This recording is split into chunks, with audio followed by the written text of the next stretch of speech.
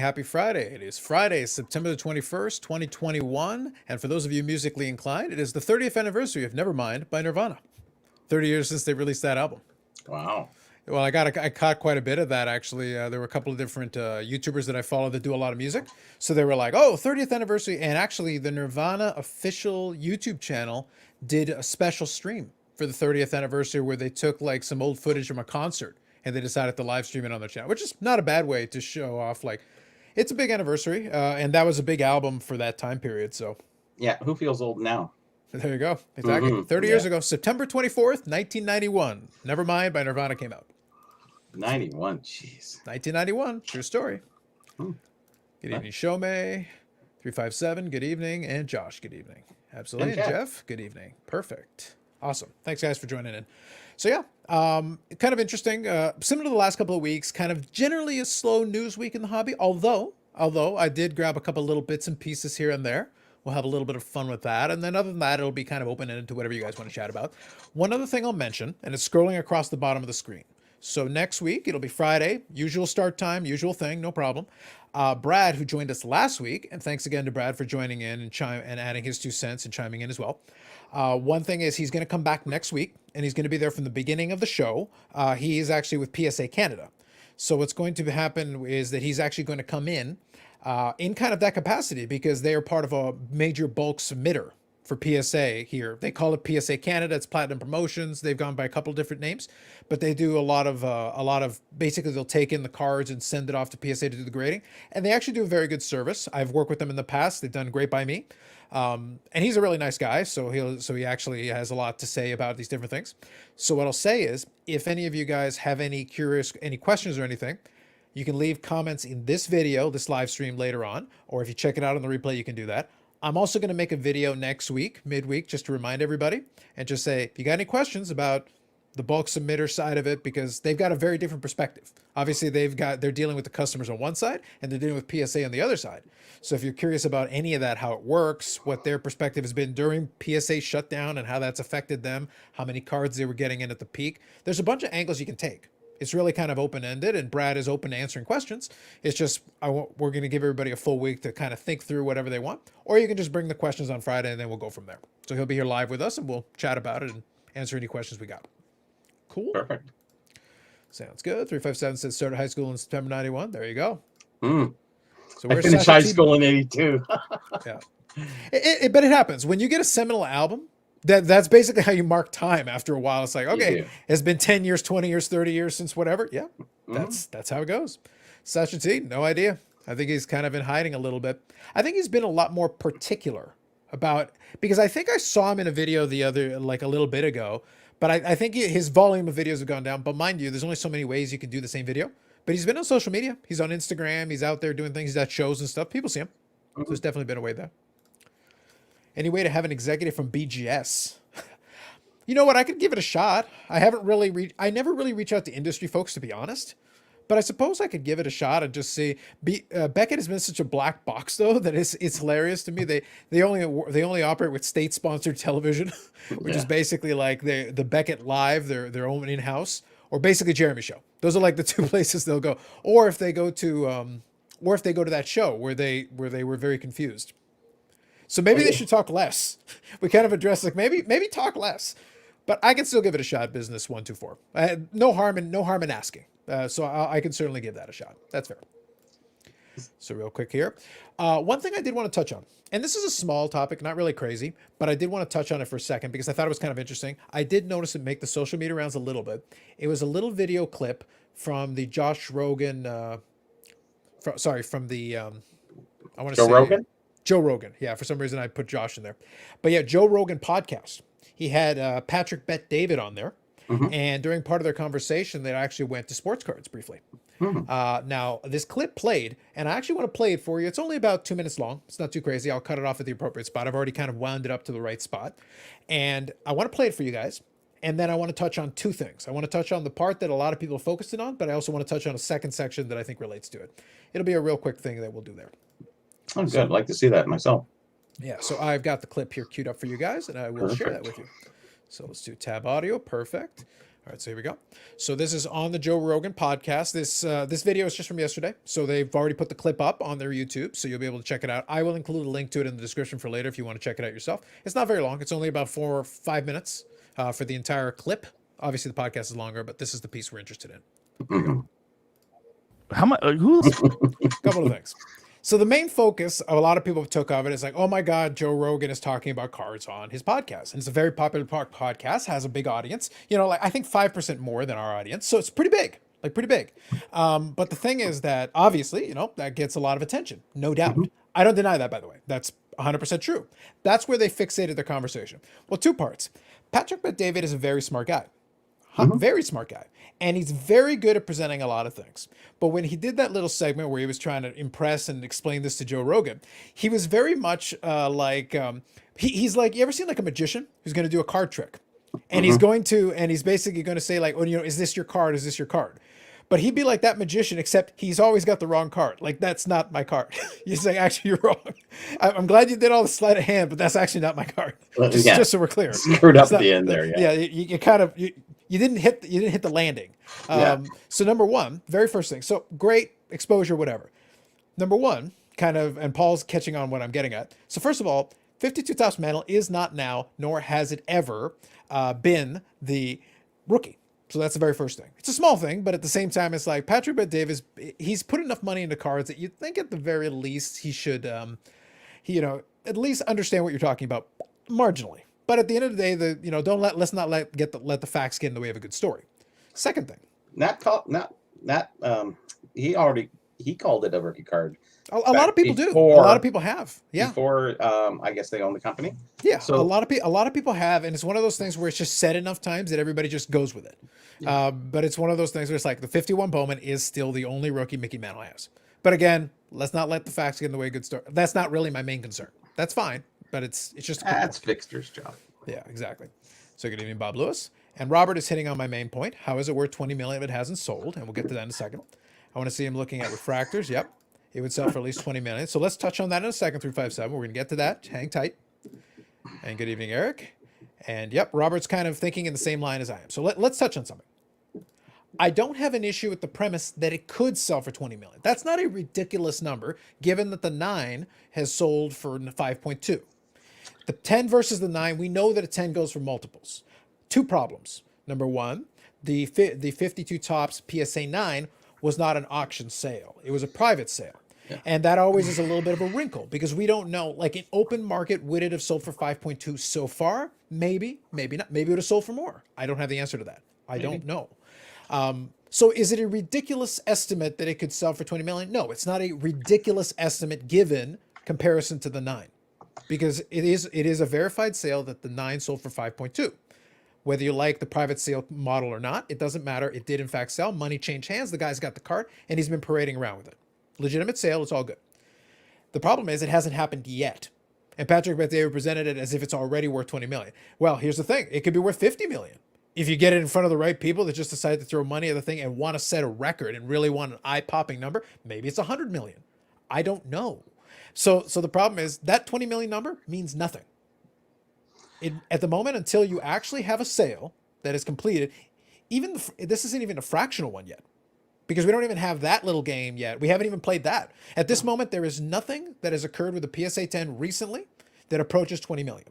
We just have a reasonable estimate based on where things have been trending up until this point. It's not a ridiculous estimate, but it also hasn't happened yet. So it's factually wrong. So he knows the difference. Now, understanding that he could have used a card that had already sold and used that price. Unfortunately, he didn't. So is he manipulating the market to a degree? That's kind of my main point, is that he's on a big platform. He's on a big stage. And saying a big number makes things impressive. And Robert touches on something interesting. If he had thrown in a higher number, would David have just agreed with it? It's possibly might have. Here's the question, though. What if Rogan had said, yeah, 2-3 million? Well, the good news is then David could be like, well, actually, a 9 sold for 5. Well, a 10 could likely sell for multiples of that. And you wouldn't be wrong. No, you'd be stating, you would be stating. And at that point, it's your guess. And if it's your guess, that's fine. That's fine. Great. Totally with you. And you can make an educated guess. It's not a ridiculous, like I said, it's not a ridiculous number, but until someone ponies up 20 million for it, it hasn't happened yet. Yeah. You know, pictures or it didn't happen. In this case, there's no pictures. Hasn't happened yet.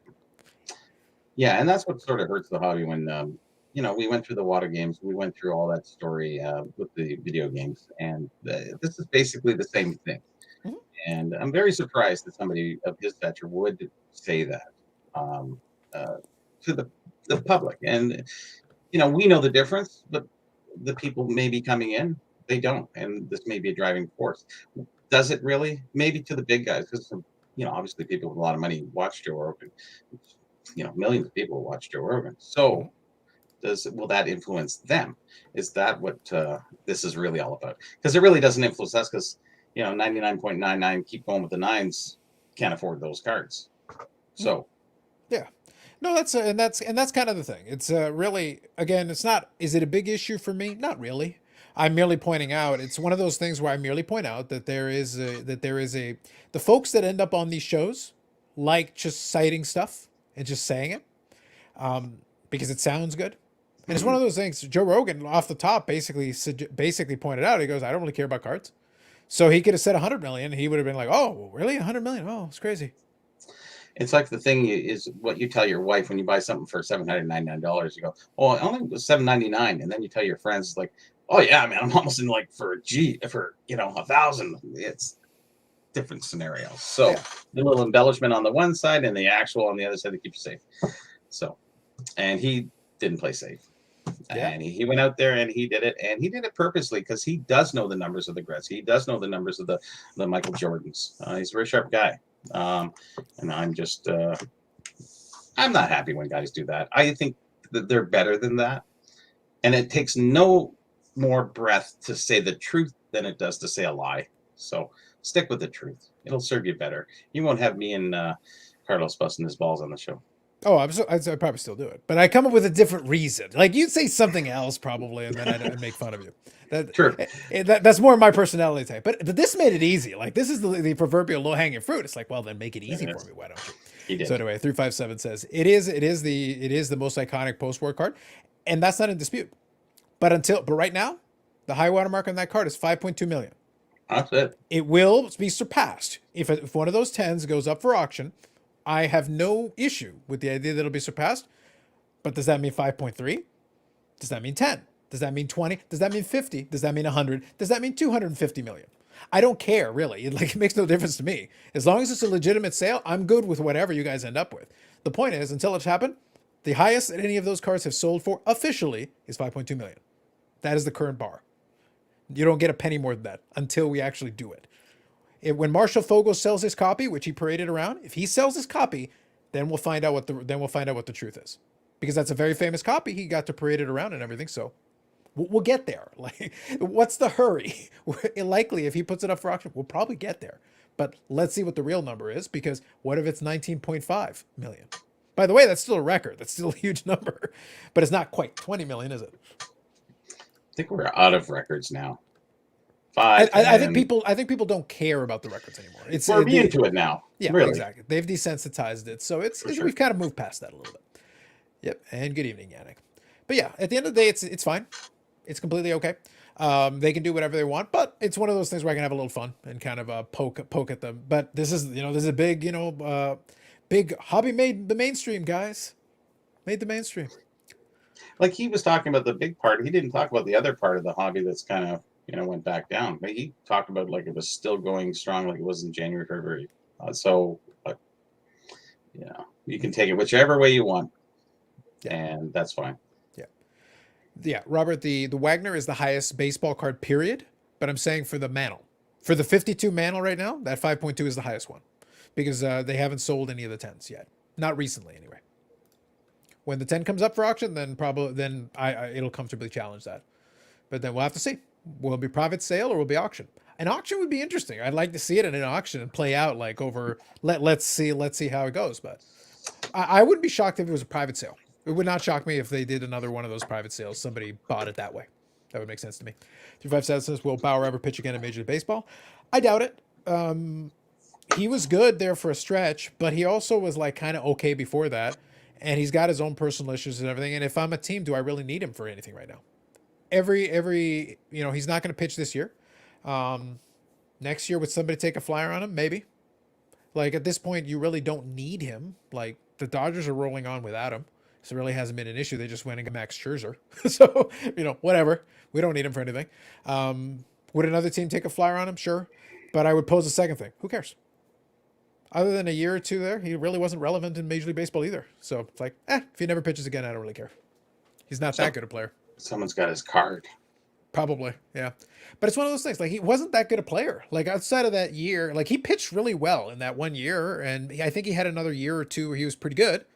But outside of that, nobody really thought of him as being like a high-end beat. He's just a dude for the majority of his run. He's like, it's okay. I thought you guys were talking about Hank Bauer, but anyways, go on. Hank Bauer probably will also never pitch again. We know that. Hank Bauer is a little easier for us to make the call. I'm comfortable making the call when Hank Bauer's out too. That's how for different reasons. For different reasons. There you go. For different reasons. But at least I knew Hank Bauer. Look at you. Look at you. All right. So I got one here that we'll have a little fun with. This one I like. It's not really.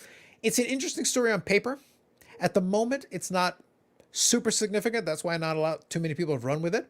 But I'll show it and then we'll talk about it for a moment. I'll explain. So let's do that. So we'll touch on this one here.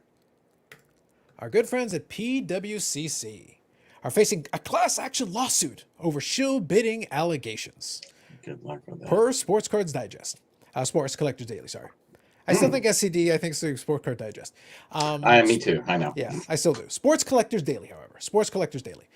So here, there's not a lot to it right now. Not shocking, not shocking. What I will say, though, is that at the moment, it's a lot of noise, but I'll give you guys a couple of details here. And this is something we should keep an eye out for later, because right now it's not a big deal yet. Just filing a lawsuit is not a big deal. Anybody can file lawsuits. What'll be interesting to see is what, if anything, comes of it going forward. And I'll touch on one thing that I was thinking about when I read it. So anyway, so they filed it, a class action lawsuit in federal court alleging the PWCC used shill bidding, kind of playing off when eBay, booted them off the platform. That was kind of helped initiate this. It's Latham versus PWCC Marketplace LLC, spearheaded by New Orleans resident Gregory Latham. Was filed in the U.S. District Court in District of Oregon. According to the documents, the plaintiffs are seeking a jury trial. They were interested in covering all persons who purchased good at PWCC through the online auction. So we got that. And basically following, PWCC getting bumped off, part of the lawsuit, I'm just skipping ahead a little bit. So basically it's based directly on the show bidding, like it says. And specifically under the proposed class action lawsuit, they're seeking minimum damages of $200 for every instance of alleged shill bids. So according to their estimate, they're proposing a class in excess of $25 million. So that's what they're looking for. Again, there's a lot of things that need to happen before this becomes a little bit more relevant and serious. It's like the first step. It's like you got to establish the parameters. You got quite a ways to go before you get anywhere close to actually getting anything.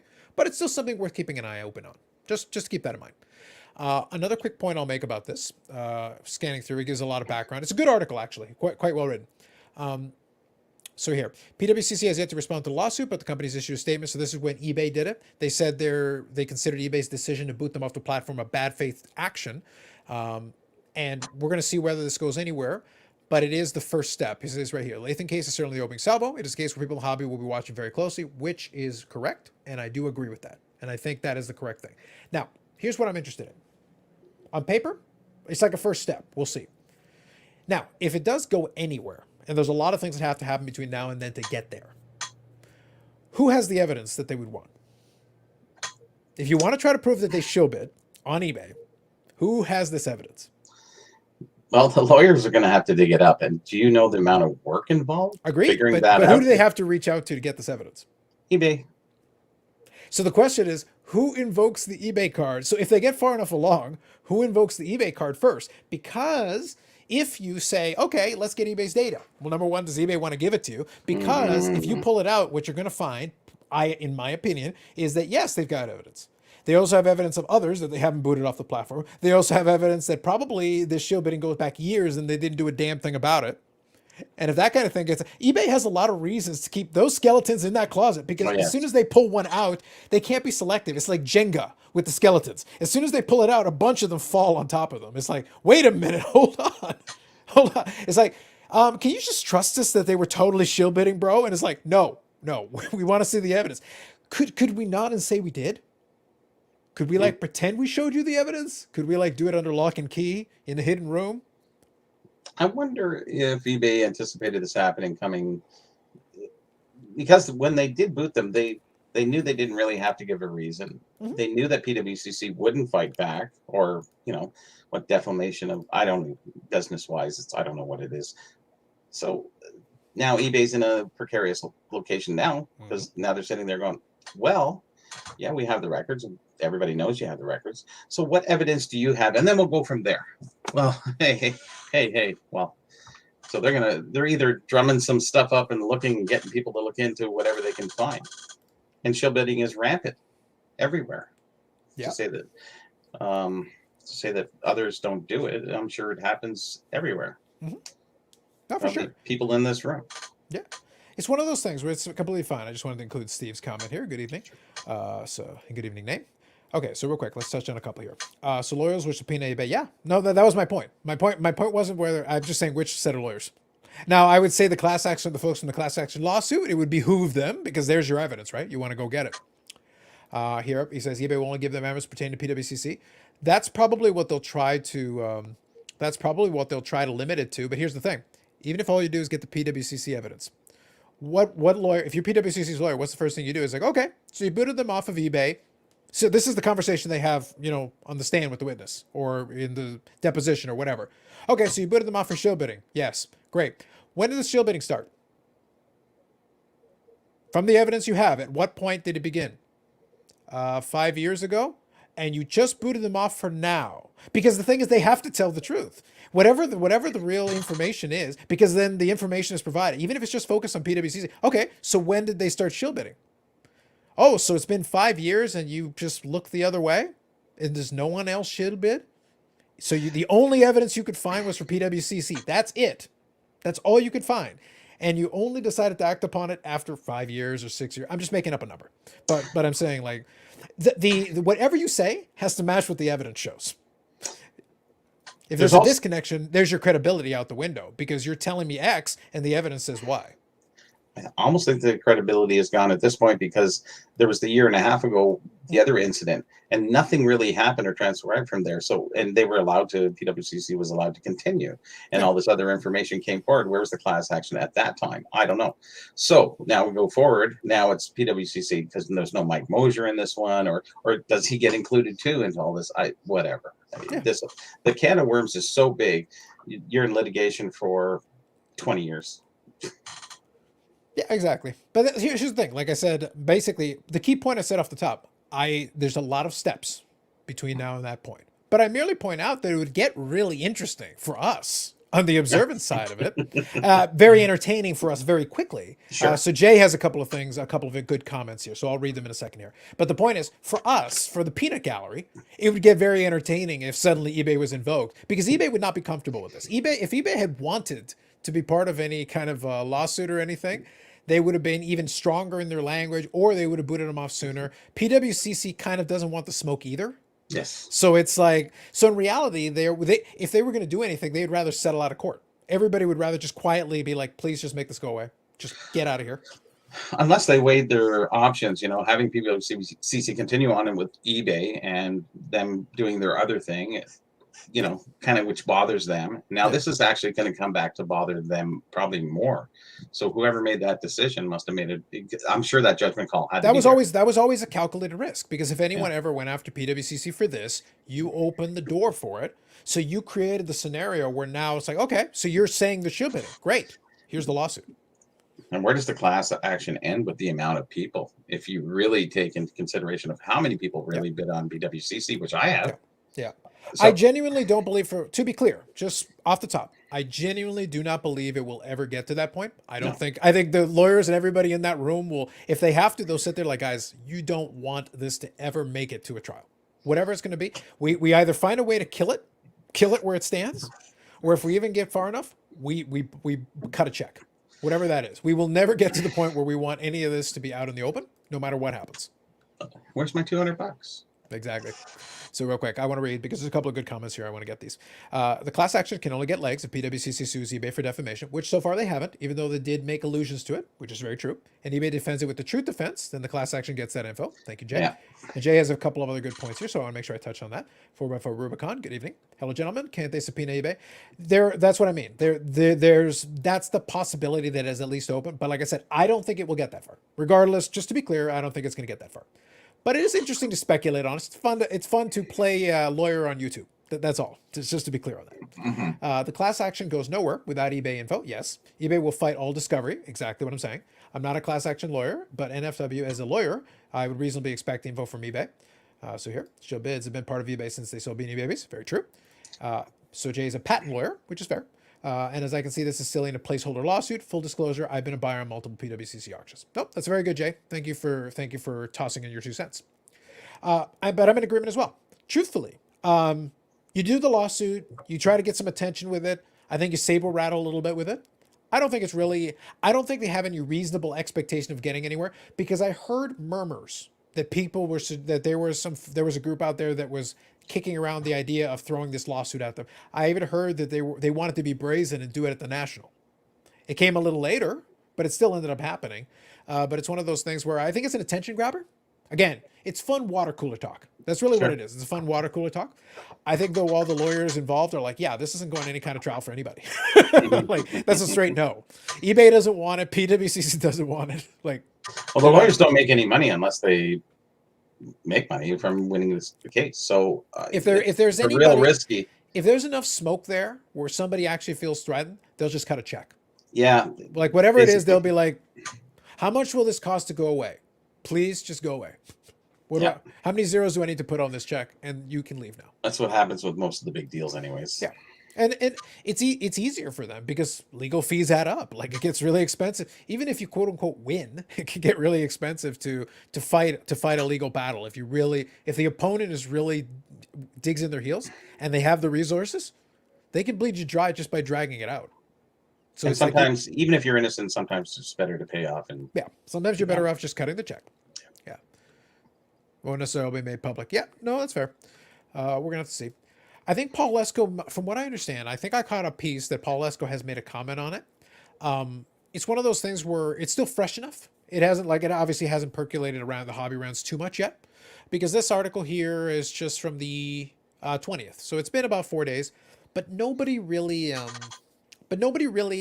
It's one of those things. PwCC, in a certain degree, is kind of Teflon, because a lot of people are like, "Look, do I make money on it? I don't care. Y'all can do whatever. Do I get my money? Yes. Okay, great. Sounds good. Do I want to talk about it because I got a card going in PwCC next month? Yep. Stuff happens. Yeah. So here's Business 124 says, with all that said, would you consign with PwCC when the new platform begins? I assume you mean the more regular one, because they're already doing the premiere. That's already happening. And the marketplace that is the buy it nows and best offers, that's already active.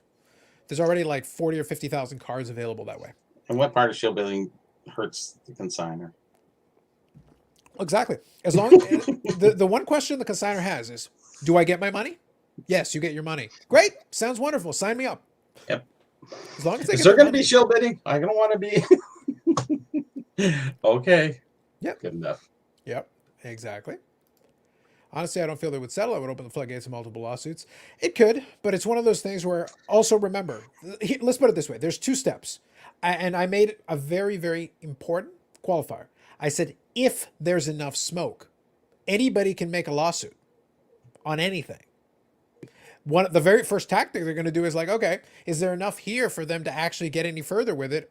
Did you write everything correctly? Did you dot your I's and cross? Because you can get out of it on a technicality. If you filed it incorrectly in any way, shape, or form, you can get out of it you could actually be 100% correct. But if your paperwork was sloppy, you can crush somebody on their paperwork, or if they didn't file something on time. There's so many legal motions and little tiny things. I'm not a lawyer, but I understand that the law is basically the rule of I need to know the full rule book. And if you don't understand one of those rules and I can exploit it and use it against you, I will.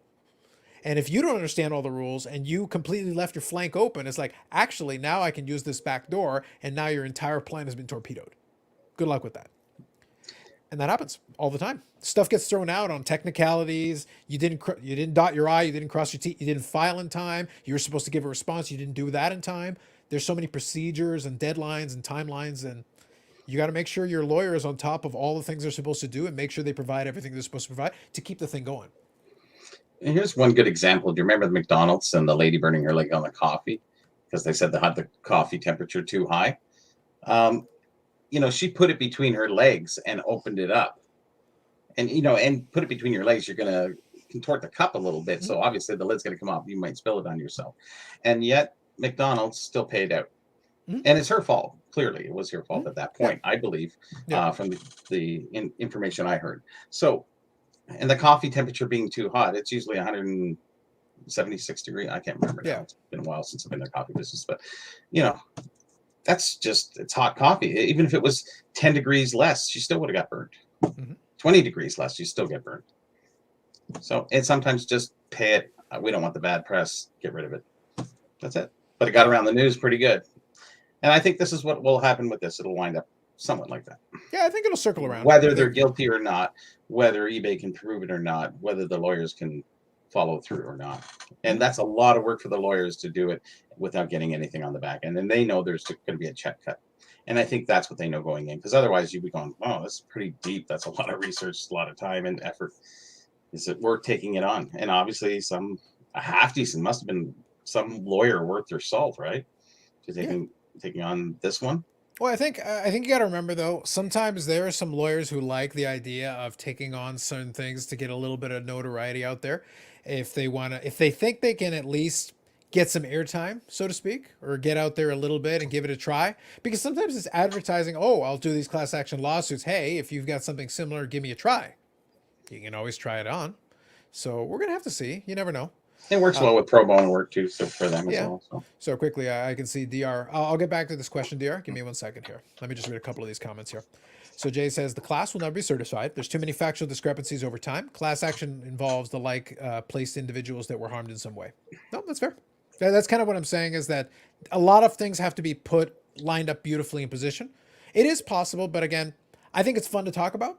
I don't think it's going to go too far. But we'll see. Again, listen, for water cooler talk, I'm open to it. If y'all want to go all the way to the mattresses for this, if you understand that reference, if you want to go to the mattresses, we're here for this. We're here for it. The content gods have spoken. I will take what's given. So Eric says he's going to sue Bobby for breach of promise. He has his new book now. Outrageous. Damn. Yep. Ambulance chasers, common phrase for such lawyers. You are correct, sir. It's a website, really. Yep. Yeah, so Robert says, already enough public evidence, PwC colluding to show the consignor, enough for a judge to not dismiss the suit. The judge, trust me, the judge will follow the law. If they put in a dot or an I or cross a T, it could literally be a confession to murder. Sorry, you didn't get it properly. That's stricken for the record. Doesn't matter.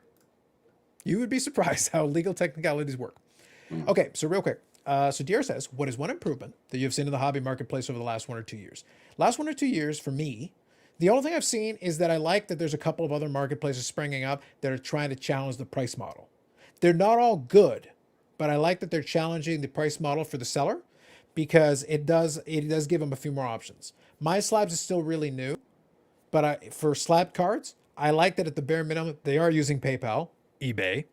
They're using PayPal, and then at the least, and they're being very stringent about if somebody is playing the shenanigans where, non-paying and also, oh, I'm going to pull that back because the price went up, the person gets blocked off the platform pretty quickly. So they're trying to be very stringent upon that. Again, down the road, we'll have to give them more time to see how they do. But I also like that they've got lower seller fees. So as a seller, you're incentivized then to maybe take a better offer for the buyer perspective, because you're actually getting more of the money anyway. So you could actually get paid less, but since the fees are 1 or 2%, then you're actually making more on the deal. So it's easier for you to sell for a better price. Buyer's happy, seller's happy. Seller actually gets more money out of the deal. Yeah, that's good. There's been a lot of improvements. I think there's been much improvements in the blogs and the video. There's been a lot of new guys added. I think who has come out early either they've sustained or the other ones have dropped away. You know, all the pump and dump kind of guys, they're kind of drifted off a little bit. Now we're getting more to the truer information. You know, Victor's site is really running good, and he's doing great videos now. And you got Card Collector 2 showing, you know, how brick and mortar can work, and all these other little, you know, Ryan Nolan, he's going around, he's going to be writing a book on how to check for cards. These things are really good for the hobby, and this is what I actually really enjoy seeing is the hobby progressing rather than just going, oh, this card, this bunny, this, you know. Now we're getting into the hardcore part of it and that information side, which really I think educates people and makes them better buyers and sellers and collectors.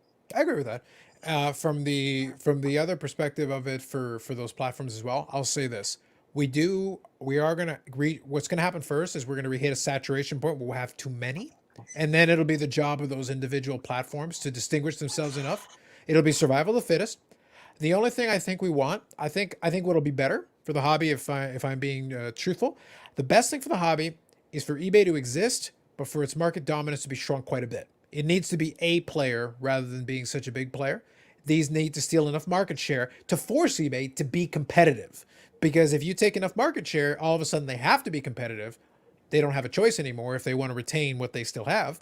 So then you can have, there's room for My Slabs, there's room for ComC, there's room for these other ones that can, lower price cards can go over here, slabbed cards can go over here, higher price cards can go over here, whether you like them or not. You got the super high end, well, if Golden can get you the best price, that's the best place for it to go. All of these can have their place. And if you as a sophisticated collector can say, okay, where does my box of these singles and $5 cards go? Oh, send those to ComC. That's probably the best venue for those. Oh, cool. What about these other ones here? Send those over to My Slabs. Okay, great. Well, put them on My Slabs and then send them that way. Or, oh, this is like a $100,000 card. Probably Golden's your better bet. Like, there can be a place for all these different things. Unfortunately, it means if you're like a collector in these different price points, it means you can't just search. It's not a one size fits all. You can't just do one search and you find everything. So it is going to be fragmented. You're going to have to do a little more work. But if they're competitive, if the pricing model is better, if the searching model is better, if they force these things to improve, it still ends up being a net better experience for you. If you're willing to put in the little bit of extra work, I would rather put in a little extra work and be able to get fair prices and be able to find what I'm looking for. I'm willing to put a little extra work for it. So Etsy, Dare I live the dream, Bobby? That's the sleeper of sleepers. Mm-hmm. So that's when they make homemade cards. Got it. We'll get to HJ in a minute. Oh, soon. Too soon. Okay, so real quick here. I'll read Leo Messi's first comment though. A live Topps Chrome soccer card break tonight. Can I get in? You already missed it. Sorry. Also said, My Slabs is a sleeper. Very true. Great platform, needs more attention. They'll get it. It just needs to keep working at it. That's the thing is for me is it's still early days for them. I'm appreciative though that they're there. I'm appreciative that they're doing a decent job so far. I want them to keep going. I want them to keep getting better, and I want them to because I think it's good for everybody. If it becomes viable and it's good and it's solid and it does the job, the sellers are happy, the buyers are happy. That's good for everybody. So I hope they keep improving, getting better. Provide some competition. That'll be better for everybody. Good evening, Baz. Absolutely. Surfing the PWCC Vault Marketplace needs some extra search options. Totally agree. Yeah, totally agree. That's what I mean. They're new too. I want to see all of them improve steadily. If PWCC's marketplace gets better, then I'm for it. Great. Let's do that. If My Slabs can get better, I'm for that too.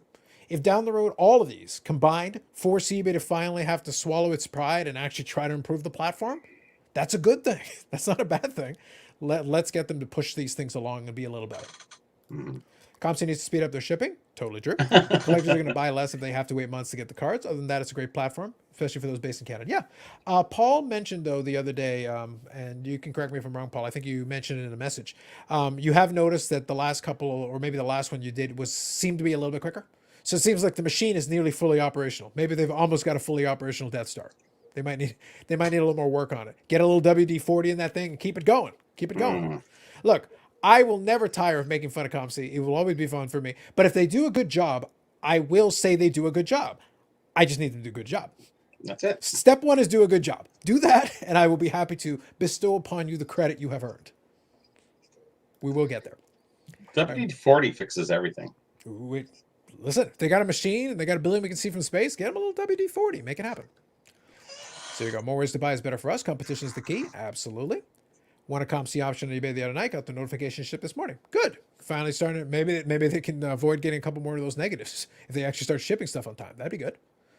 How are they ever going to get out of those negatives? Is really because you know how many sales do you have to make to really drop those out. Oh yeah. It's not going to be well. Actually, it's by they'll show the last year worth. Like you can dig deeper, but you basically got to wait it out. Basically, stop getting negatives, and then eventually it'll cycle out. But you have to wait. Well, they keep adding to it, so the waiting's still 1 year away at least every year now for the last. Yeah, they've still got they keep resetting the clock on that. Yes, it'll have to wait. PWCC, I feel they'll eventually be back on eBay because if you look at their profile on eBay, it hasn't been suspended. They're just on probation. We'll have to see because that would be a reconciliation. That would be a very questionable reconciliation. That would be interesting. It would amuse again. See, I'm back to here. I'm good for anything that involves entertainment. Yeah, look, that would be entertaining. If Ken Golden and Probstein want to have a charity boxing fight to the death, I'm in. Let's do this. I don't care. Let's make this happen. It took me 3 weeks to get approved on MySlabs, so Jay says here. I bought and sold on it. MySlabs is not eBay eyeballs, but it moves seamlessly fast on buy and sell side. Yes. One thing I'll say is that you can put your price. And if you're willing to take offers, it gives you the opportunity. Again, you don't have to take them, but at least I know folks that put on MySlabs and eBay. They put buy it nows on both, and they field offers from both. And what happens is wherever it sells, the other one then gets pulled down. Yeah. So it's I like do it all the time. You're just looking for multiple. You're looking for whoever will give you the best offer. But my point is that with MySlabs is that because their fees are lower, if I make $100 offer on eBay and I make $100 offer on MySlabs, the $100 offer on MySlabs is actually a better offer, even though it's the exact same dollar amount because the fees on eBay are higher. And if there are people on MySlabs, they're going to look on MySlabs, whereas people on eBay don't necessarily look on MySlabs. So you are seeing different eyes. Correct. At different locations, which is great. The more eyes, the better. I sometimes have listed on 3 different places if I'm trying to sell something, and you're just looking for the best deal. Yeah. As long as the person is being responsible and does take down the other listings so we don't clutter up the works here. Yes. I have no issue because at the end of the day, it's first come, first serve. Whoever makes the best offer that's accepted, that's where it sells. Bless you. How'd you know I sneezed? I'll send my people. But yeah, I think that's one of those things where listen, that's what all that future Fanatics money is going to be for. Maybe. We got eyes everywhere. I for one welcome our Fanatics overlords. We have discussed this in the past. But that's the truth though, is that when you get down to it, it's it doesn't really matter which platform it is anymore as a collector, because it's like, look, as long as I get the item I want, I get it fairly, I get it at a price I'm happy with, and the transaction's smooth. Well, does it really matter? Do you care? Not Show, really. eBay, Facebook. Wherever it works. Wherever it works. Any issues with exorbitant custom fees that come into account? I haven't had the chance to try it that way yet. I know that it's a bit tricky. You got to do it through PayPal.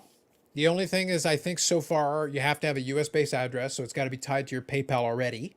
If you do that and you've got that preset, it opens up the possibility for you. I have to see if there's a good way to try it. For me, I'd be happy to use it. I just got to figure it out. You'll have to have a US address too. Yeah, exactly. So it's like there's still a couple of hurdles that have to be worked. Obviously, in the long run, if they could do it, so hey, let us have.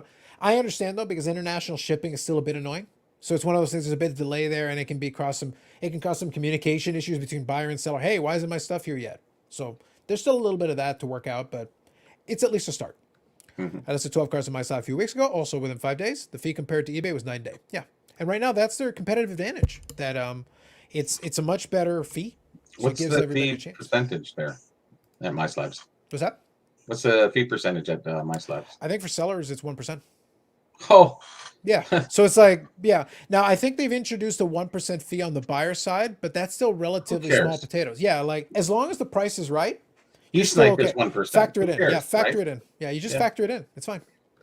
That's what I mean. Like right now, the fee structure is very friendly. It's very friendly to get people. Hey, give us a try. Well, eBay was friendly at one time too. Remember.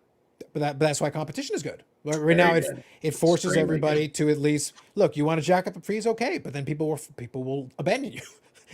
We're not that loyal. We will ditch you if you screw us over here. Yeah, eBay being a publicly traded company, it's harder for them because they're always looking for the next quarter. I don't ever see them really dropping their fees too much. I think they're gonna just slowly lose business and maintain whatever. Yeah, and they could just be. keep upping their fees. That's possible. It just means more cards move off platform, which by the way, I'm fine with. And Doesn't matter to me. Doesn't matter to me. In the last 3 years, I would say the amount of cards that move off their platform is quite a hefty number. Yeah, absolutely. So good evening, Tom. Absolutely. Shay confirms 1% seller fee. Perfect. 1% seller fee, no listing fee, and 1% to the buyer. Yeah. So 1% is still really great. It means you can make a lower offer compared to eBay, and it's actually better. So it means you look the two side by side. It's like, oh, why'd you accept that lower offer? Actually, with fees, I make more money. Yeah, a lot. So as a seller, I'm like, great, sure, yeah, here you go. $1,000 item, 1%. That's no big $10. deal. Yeah, it's great. But 13% or 12, whatever it is. $130 versus 10 is a Big. big difference. That's a big delta. It means that somebody who offers $900 on my slabs is actually making you a better offer. And it's like, for the buyer, you're like, oh, this is great. It's like, yeah, it's great for me too as a seller. It is. This is a win-win right here. But eBay did see the uptick. So as much as they've lost, the uptick of the last year and a half with everybody getting into cards and selling cards on eBay's platform, they haven't seen that difference. But I think it's starting to level off now. So I think there'll be more of a showing in difference of what they're losing off their platform in MySlabs and all the other places that everybody can go. I think it's fair. Instagram, like you name it. They're like Twitter. I even heard guys are doing stuff on Twitter. Listed things on. Yeah, Absolutely, yeah. But it's because look, if you have a big enough platform, this is where it's going to depend. The individual will be key. If you've got a big enough platform where enough people are following you, and you decide to put a card up for sale, and you can work out a deal, yeah, send the stuff, get the payment, everything, you save all the fees. If you can manage to make that kind of a deal happen, it's the best. That's even better. So as long as you're consistently doing good business and people are happy and they're buying from you, everything's good. They pay on time, you get your stuff, everybody wins. your name's on the platform. Yes. And you've been there so many years. You PM somebody, work out a deal. So much better. Absolutely. But eBay does give you the world, and that's kind of I'd just say North America for most of it. I'll say eBay has a convenience factor. We'll put it that way. It's setting up a listing is really easy, especially Very these much. days. So that's their biggest competitive advantage is that it's really easy. So DR says he feels like the eBay standard upload was the biggest shift for him as a buyer or seller. Totally fair. We don't really get to take advantage of that, but if it's working for you, that's cool. Paul says comps in the last month had 26,000 plus positive, 180 neutral, 188 negative, which is a better ratio than they were doing previously. So not terrible. Still getting negatives, but 188 is better than thousands because they were literally getting thousands. It was really bad at one point. Oh yeah. So by comparison, that's much better. I don't see anyone using standard envelope for cars on eBay. Still $5 shipping and even 90% cards. Yep. No, that's fair. If you're able to take advantage of it, it's a good thing. You still have the import fee, the international shipping program. Yeah, if you're inside of the US, selling to somebody in the US, it's great. For us international folks, irrelevant. Doesn't help us in the least. But if you can take advantage of it, awesome. And our postal rates just went up, and so did the US. And man, there's a big difference. Like, boy, when you get past that small pack, when you get into a small package or any package for that matter, they just keep jacking the cost up, and it's so unaffordable. There is a thing called Chit Chats out there. They're actually just opened to one in Scarborough. Thank gosh. And I'm going to go that route. You're saving 20-30%, and you do the math. Before it wasn't worth it because I had to drive 20 minutes to get there. If I could work something else into being there, that would be fine. But otherwise, for one or two parcels, doesn't matter. But if they're close enough, I'll just go there, print it out at home, save the money because I'm getting tired of paying. And I don't think you have to pay the what is it, that fuel surcharge that they have? Oh yes. The infamous fuel surcharge. Yes. The 13 points plus the fuel surcharge 4%. I think it is. Yeah. Well, it still doesn't beat my favorite. My favorite when I used to cross the border with my buddy is that when we would go to the Bills game or we'd go to a game over the border, I would go and pick up. Now, as short trips, I go pick up the cases of beer at the duty free. Now, what happens is if you're there long enough, obviously they've changed the numbers since then, but they used to be where if you're there a certain amount of days, you get a certain dollar amount. That's still in place, but they've changed the numbers and they've changed the time periods over time. But what happened is if you had to come over, you'd have to pay basically a duty, but they didn't call it a duty or they didn't call it a tax either, but they would call it liquor markup tax. That was my personal favorite, the liquor markup. But the thing is, I kept going. I remember for the longest time, whenever I would go, it was always like a flat percentage, but I swear there are times where they just make stuff up Because I remember one time I went over and I bought the same type of bottle I usually buy, nothing more, nothing less, similar to it. And they like would just randomly change the rate and it was like $30. And I was like, why? And I would just look at it and go, and I spent, and my buddy remembers this story because when I saw this, I paid it, but I was fuming. I got in the car, we drove back, and for like 45 minutes of the way back, I ranted and raved about the liquor markup tax, and he's never seen me so mad. It's like, look, so much cheaper than buying it here. well, the thing is, even with the duty, when you're paying the correct duty, like if it's the tax, basically, Yeah. It still comes out cheaper sometimes. Oh yeah. So it's one of those things where like it's still fine. But in that case, they had jacked it up so much that it was actually more expensive. That's why I was fuming. I was like, look, if you're going to charge me duty. But if you're just making up a thing, liquor markup tax sounds made up. Like it literally sounds like you just, liquor markup tax, make it $50. It's like, isn't it like $100 bottle? $50 it is. Whatever. It's like, so at the end of the day, do the employees at the border there sit there and go, hey, how many guys did you get for the liquor markup tax? I got 5. Okay, so dude, it's like the parking lit ticket it up. It's like a parking ticket thing. Did you meet your quota this month? Oh yeah. Yeah. And to be honest, it doesn't happen all the time. A lot of times if you just tell them this is what it is, sometimes they're like, okay, here you go. And sometimes they're like, yeah, fine. Like I've literally had it where we told them exactly what it is. They said, okay, fine, go ahead. Sometimes they care, sometimes they don't. It depends. As long as you don't look like you're BSing them. If you look like you're BSing them, it's like, yeah, I'm going to count each individual bottle. I'm going to count the whole thing because it's based on weight too. Yeah, something must be up at FedEx too, because I got a friend who I got some stuff I bought from him down in Minnesota. Now I get all my stuff from St. Louis from my other friend, and he uses FedEx, and he shipped me a half decent sized box. You know, it's weighed next to nothing. I think it was about $40, $45. FedEx, 3 days. Great, beautiful, wonderful. I got him to ship me basically the same. Maybe it weighed a couple ounces more. And they said, oh, Canada, well, your cheapest is going to be $123. And I'm going, Lad, what are you doing? What are they talking about? 140 for what? And I get my other friend from St. Louis, like Minnesota, St. Louis, like, come on. I think it's the people behind there. I was going to say, no, here's what I think. I have this at my post office sometimes. This is why I double check everything they do. You do. Everything they do, I double check it. Because if they punch in the one thing, it technically is the same, but they're actually picking a different service. So it's like, it depends on what they press, because FedEx does have weight limits. Absolutely. They totally do. But there's a large spectrum in those weight limits. It's one of those things where it's like covered underneath between, it's like up to 100 pounds. It's like this price. It's a really big range. Yeah. It's mostly based on, they've got the charge, but they mostly base it on their different levels, the different price points. And then on the way in, if you do have to pay customs, if you do, it's based on what it's declared at. They'll charge you basically, GST and HST, which then it just depends on what you declare. I do that with Ship My Cards. When I send my stuff, if I grab 5 cards, it's about $40. If I grab 15 or 20 packets worth of cards, it's about $40. A couple of cards here and there are not going to make enough difference in weight for FedEx to care. It's pretty much the same price. The only thing that changes is the customs, depending on what I declare. That's really the only thing that changes. And you pay for the custom officer. Correct. His fee is flat across the board. So if you're shipping 10 items or 1 item, it's based on the dollar amount. If you declare $100, this is the price. If you declare $500, it is that times 5, because it's a flat percentage. And getting into that, we're allowed to send in the U.S. It used to be $200. Now it's only $100 before they start charging you now, or charging you the tax. So I went to UPS to ship something over to Michigan, and I kept filling out the form online because I didn't want to go in the shop and do it, because they're idiots over there. So I did it online, and every time it kept going, oh, your duty fees are going to be $23. And I go, so I lowered the price and lowered the price. And then I finally got to under $100, and I went, nothing, it was free. And I went, so they're down to $100 now. But they're up charging me to send it to him. So that's never happened. Never happened. Now they're instilling this. This has never happened, shipping me to the States for anybody for any amount. Okay. The US you could ship, didn't matter.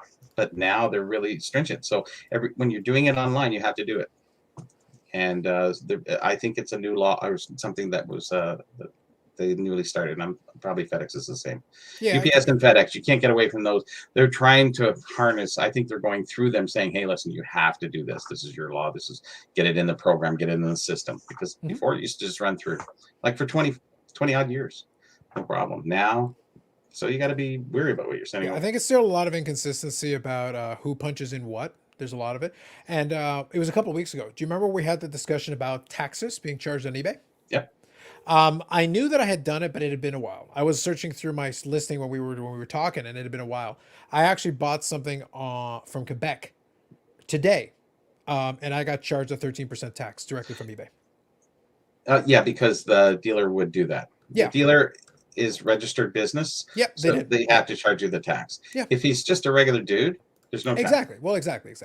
Yeah, and most of the people I deal with are regular dudes. If you deal with Cap Sports or Capital Sports or whatever, they tax, or a few other guys too. Oh, for sure. So real quick here, I'll get caught up on the comments, guys. Thank you for indulging us. I'll get caught up on the comments here. So he says, I only bought cards off eBay as far as online. Stars and Star Stock, nothing but a breaker channel. They become more of that. Star Stock's advantage, really quickly. I'll give you the use case for Star Stock. Star Stock's biggest advantage was, and it still has elements of that, but its biggest edge. If you like to flip cards, it's a really easy platform to do it. It's like a ComC, but it's focused on rookie cards. It's focused on certain, liquid flippable cards. The thing is, they will, and what they would do, and this was their kind of their advantage that they would do, is that when they get cards in, they actually pre-grade them and then categorize them into Star Stock A, Star Stock B, and Star Stock C. And one of the selling points is that a Star Stock A is considered to be a card that could grade between a 9 and a 10. In their assessment, they believe it would grade between a 9 and 10. And through Star Stock, you had the ability to then flip and send it over to PSA directly from the platform. So what they would do is then they'd put their money where their mouth is, because they would actually release reports. This is how many of our Star Stock A's came back 9s and 10s. So that basically they would audit themselves with it. Nice. And then what happened is their percentages were pretty good out of the block, but they wanted them to be higher, so they started getting more stringent. So what happens is if you send something in, it would be tougher to get an A. But if you got an A, you have a higher percentage of it being a 9 or a 10 if you choose that option, which means the Star Stock A's versus B's and C's would actually go for a premium, even though it's still a raw card. Yes. Which is to the advantage of, if you're looking to flip and that's what you want to do, it's not a bad platform for that. If you're a collector, it's a terrible platform because you don't get to see which card you're buying. You could buy a Star Stock A, but you don't actually know what it looks like because they're only using stock images. They're grabbing one off a pile that is that card, but you don't know which one you're getting. But if it's rated an A, then you have to get an A. An A just means that it would qualify as a 9 or a 10, but we know about the centering tolerances and stuff like that. So you could have an A that is 50-50 centering. Oh, this is a 10 easy, maybe even a BGS black label. It's so pretty. Versus one that, it's a 9. And they're both A's. So they both will qualify. Oh, wow. Really? There's a spectrum. Okay. They're telling you it should be between a 9 and a 10. But they're not promising you it's a 10. Because they can't. They know, unless we grade it ourselves, we can't promise you a 10. We can say, with the requirements, we believe this will fall between a 9 and 10. Got it. Real quick here, I'll get caught up. Tom says, have a good luck with shipping from Canada, but it's only from Canada, like Ontario to Western New York. Yeah. Western, when it's close by, border, they tend to do a little better job with it. It just depends on your situation. Have you ever done a TV guide, weekly preview of hobby content creators? Way too many hobby content creators for that. I love the idea, but it's way too many. Mm-hmm. That would be an impossible task. You'd be doing daily shows just to try. You'd be doing okay, today we're going to talk about breakers. Tomorrow we're going to talk about people that are collectors do showcases. The next day you're going to talk. Oh my God, it's a cool idea, but it would be like a 6-hour live stream. You just doing that. Yeah, who's going to pay you to do that? There you go. Exactly. Yes, I do know about the ComC mailbox, Robert, but it goes back to being ComC. The latter portion of your comment is the key here. But you can keep on the ComC platform or include with other cards to ship to you. Yes, but I don't want ComC to ship me anything.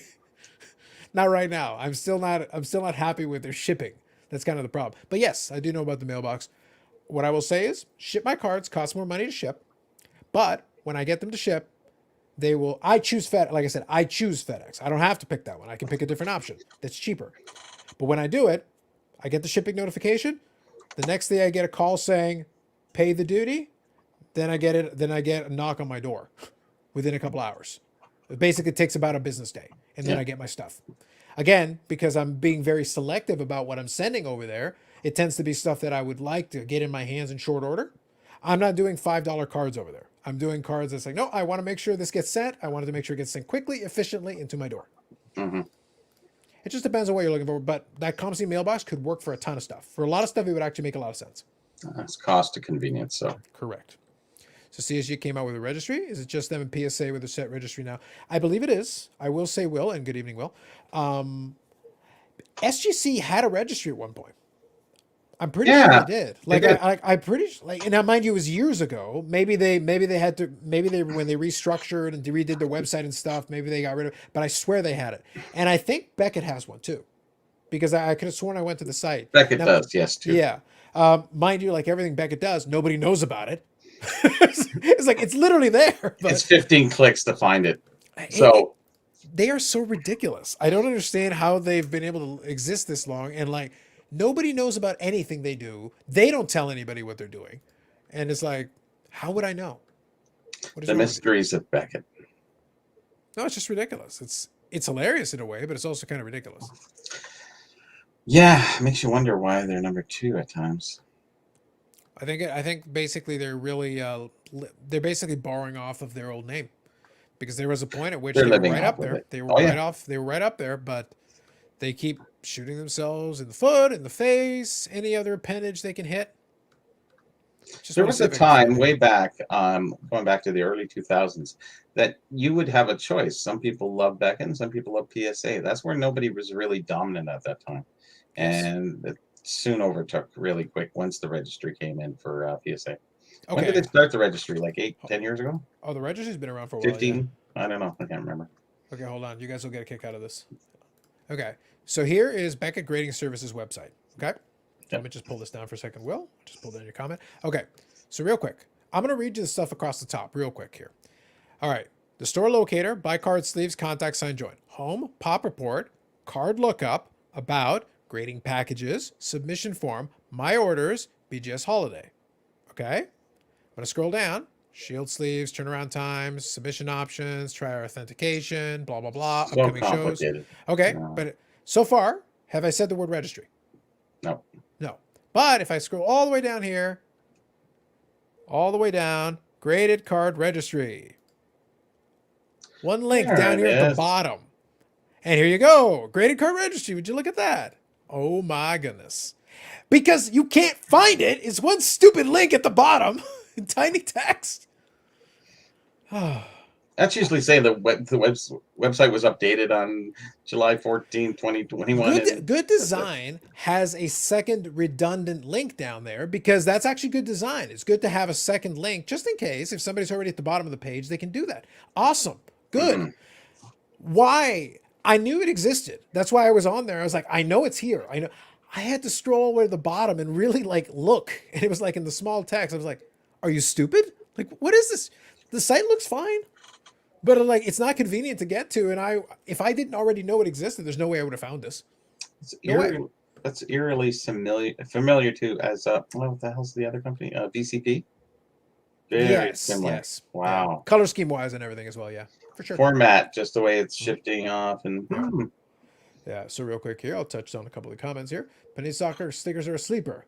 Dare relive the dream. Hashtag invest. High grades have been tough to get. I believe that. Get them now before it's too late. Hashtag invest. All right. Robert City says SGC president CEO is on Bench Clear Media or something similar. Was asked about doing a set registry. Yeah. No. I know they don't have one right now for sure. But I feel like years ago. This is years ago now. It's been a long time. I feel like at one point they did. The reason I say so, I'll tell you why I say so. Because I had some SGC T206s, and I feel like I loaded it on a set registry. It might be my mind playing tricks on me, but they were SGC cards for sure. And I feel like I loaded it onto an old registry. Like I said, maybe they discontinued it, dropped it off, took it off the site. That's all possible. But I feel like at one point they had it. Maybe not anymore, but I really don't know. yeah. It's up there, Eric. It's up there. Have the pop report. Yeah. Answer was that SEC definitely wants to, but the reason are focused on grading turnaround time and other unnamed things right now. No, I totally get it. Mm. Okay, so we'll ask this question. So maybe the real question is, what effect does having a set registry have for a grading company? For PSA, it's actually been great. Right now, it's a struggle because they're struggling with a backlog. But in the days prior to that, it was a great way. You'd have grading specials. You'd be because you have people competing with each other. People love to compete. They were spending big money on low pop commons in PSA 10. Okay, nobody wants 1978 tops commons unless you're in the set registry. Yep. There's no reason to care about those cards unless you're in the set registry. Because if you are, then all of a sudden you're competing with folks. You can do team sets. They have got theme sets, all this kinds of stuff. Why does any of that exist? Because set registry and people love to compete. Totally get it. Well, for PSA, it was a great way of making extra grading fees on cards that have no business being submitted otherwise. Yeah, that's the truth on that. The unfortunate part, I guess, to having that now is the price of the cards. They're going to have to do something special for the registry people. That's why I said they can't abandon them now because it is a cash cow. It is money in the bank for them because those folks are loyal. They've got so many PSA slabs that they're invested. They're in the ecosystem. You want to keep them. So now you got to figure out, how do we keep these folks happy? What can we do to make sure they should be able to get a service? And as long as we can keep providing it for them, they'll keep sending us those 1978 Topps comments. Might be a good question to ask Brad next week. I think that's it. Yeah. What does he feel should happen or might happen? Yeah. But historically, actually a set registry was a good idea and it worked for PSA and it was gangbuster business. No doubt. Changed though. Yeah. Yes. Today, not so great. Today, if you cannot get the submissions at a price point, the key is the price point. Because those quarterly specials and $10 a card. Well, $10 a card, there's a lot of cards you can send in that it's like, yeah, that's viable. Sure. At $50, $100, $200, $150 a card, not so. Those 78 Topps commons don't look so good because sometimes those guys are so competitive. They would send in 10 copies of the same card to try to get a 10. Well, at $10 a card, okay, they're still spending a lot of money, but they're doing it at $10 a card. At $100 a card, they're not doing that. There's no way. And doesn't make any sense. They buy up little vending lots and stacks, and then they just send them all in. Whatever happens, happens. That helped the business of unopened wax, vending cases, because those guys would buy those to try to get cards for their set registry. Well, that's the whole driving force behind wax and why it initially went up. Wax was pretty cheap back in the 2000s, early 2000s. It was like, next to that, we were opening Gretzky packs for $100, and then it went to $150, and then $175. We stopped around $200 each, because we open a pack every show, 1 or 2 or 5, whatever. It got way past that point. So now we're just sitting here going, I don't know, it's way past the opening price of anything, because you have to hit the top card and the top grade to really get your money back out of it. I don't understand, but the wax is a double thing. You have the card and the unopened aspect of it. And that's just, it's very attractive. It's the potential of, it's not even the value. It's the potential of the value is higher than the value itself. Absolutely. Yeah. But that's kind of the thing. Like I said, it created a whole cottage industry. You just got to basically remember that grouping only exists because of stuff like that. That's really the only reason it exists. The only reason anyone cares about it. Otherwise, a lot of that stuff would be like, oh, why would you send that in for grading? It's like, what's the point? Who cares about that? Well, I'm building my set. Oh, you're building your set registry set? Oh, okay. And it's been growing exponentially over the last, ever since they added the PSA registry, the graded pack to your set would give you that extra bump. That's when wax really started to go up. And that was like 8 years ago now. And it's been going up since. It's had a surge in the market and it has not stopped. I think it's kind of leveling off now. Vintage wax, mostly, guys. The new stuff, I don't even call wax. I want to use a contrast because vintage wax, understandable, but I want to use a contrast to this, and I want to have a little fun with it. So, good evening, Boston Kid. #invest. Correct, Paul. Thank you. Okay, so let's use a simple example. This is a completely opposite end of the spectrum, and this tells you how far we've come. Okay, good old baseball card exchange. 1989 Topps baseball unopened Celio box. There is nothing in here that by 1,000 count would be worth $55. These Celios were 50 cents. Now, it was a long time ago because I used to buy stuff from Baseball Card Exchange, junk wax stuff to open for fun. 87 Topps rack packs. I enjoyed opening. That stuff was fun to me. You just cut it open, buy it, and pull stock cards out. They were like $1.50 each for the rack packs. 87 tops is way better than 89 tops. Mhm. And I grew up on 89 tops. I had a bunch of them. They're fine. There's nothing in there. Nothing in there's worthwhile. Oh, but it's a sealed Celio box. Great. The Celios were literally 50 cents each. Literally 50 cents. By the way, that was in the early mid-2000s. But here's the thing. They were 79 cents in 1989. I was buying them cheaper than they were in 1989. Yeah. $55? No, I think not. Hilarious, but I think not. What was the price of that box? $55. $55. That's what they're asking for you. That's not so bad. It's not so bad, but $55. It isn't. Consider that you're talking about the top. Basically, you're talking about 89 tops. And here's the fun part. Robert, go check the checklist of 89 tops. You're thinking 89 tops traded. Yeah, Griffey's not in 89 Griffey's tops. not in the regular. Yeah. He's in Fleer. He's in Donruss. He's in Upper Deck. But 89 tops regular, no. 89 tops traded, yes. That's amazing. So you don't even get the Griffey. You can't. But there's other boxes out there that are worse example. They're like $700, and there's really nobody in there. It's $55 is no big deal. Because they're just guys are doing a run, so they're going to add that at $55. No, I get you, but it's a run of unopened. It's not even has to do with the cards. Nothing. Yeah. It's about the unopened. It's not about cards. Yeah, the cards are the basic effect of why we collect, but this is beyond the collectible. It's into the other collectible. But here's the thing: you want to bet there are some folks who actually thought. You want to bet there are some folks who actually believe that, that the Griffey's in it. They don't say anything one way or the other. There's no description, by the way. I can't eBay. I bet you eBay. If somebody has an unopened box there, they'll probably say Griffey in the title. Mm-hmm. It could be. Yeah, it wouldn't surprise me. They don't false advertise. They don't say anything of the sort. They're not saying anything like that. No. And we're not saying anything. No issues. No worries. But it's just like, I don't know. Like I said, I grew up on that set. I have a couple of complete sets of it. It's a nice looking set for what it is. It's cheap as dirt. It's really legitimately cheap as dirt. Yeah. It doesn't deserve anything else. Yeah, no worries, Robert. You've had a pretty good track record, so you can miss one once in a while. It's all good. Okay, so real quick, I want to touch on a couple of these comments, and I see one here that I'll get to in 1 second. There's nothing in that box because it's full of baseball cards. Easy, Sanderson door. You collect hockey cards. Everybody knows that's like the 18th professional sport. Who wants to talk about soccer? Or cricket? They're still here. Nobody wants to buy the damn things.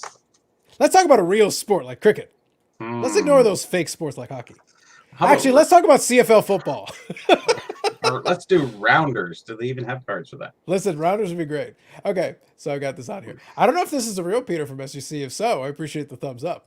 If this is a real Peter from SGC, this could be very interesting, very entertaining. But anyway, thank you. Good evening.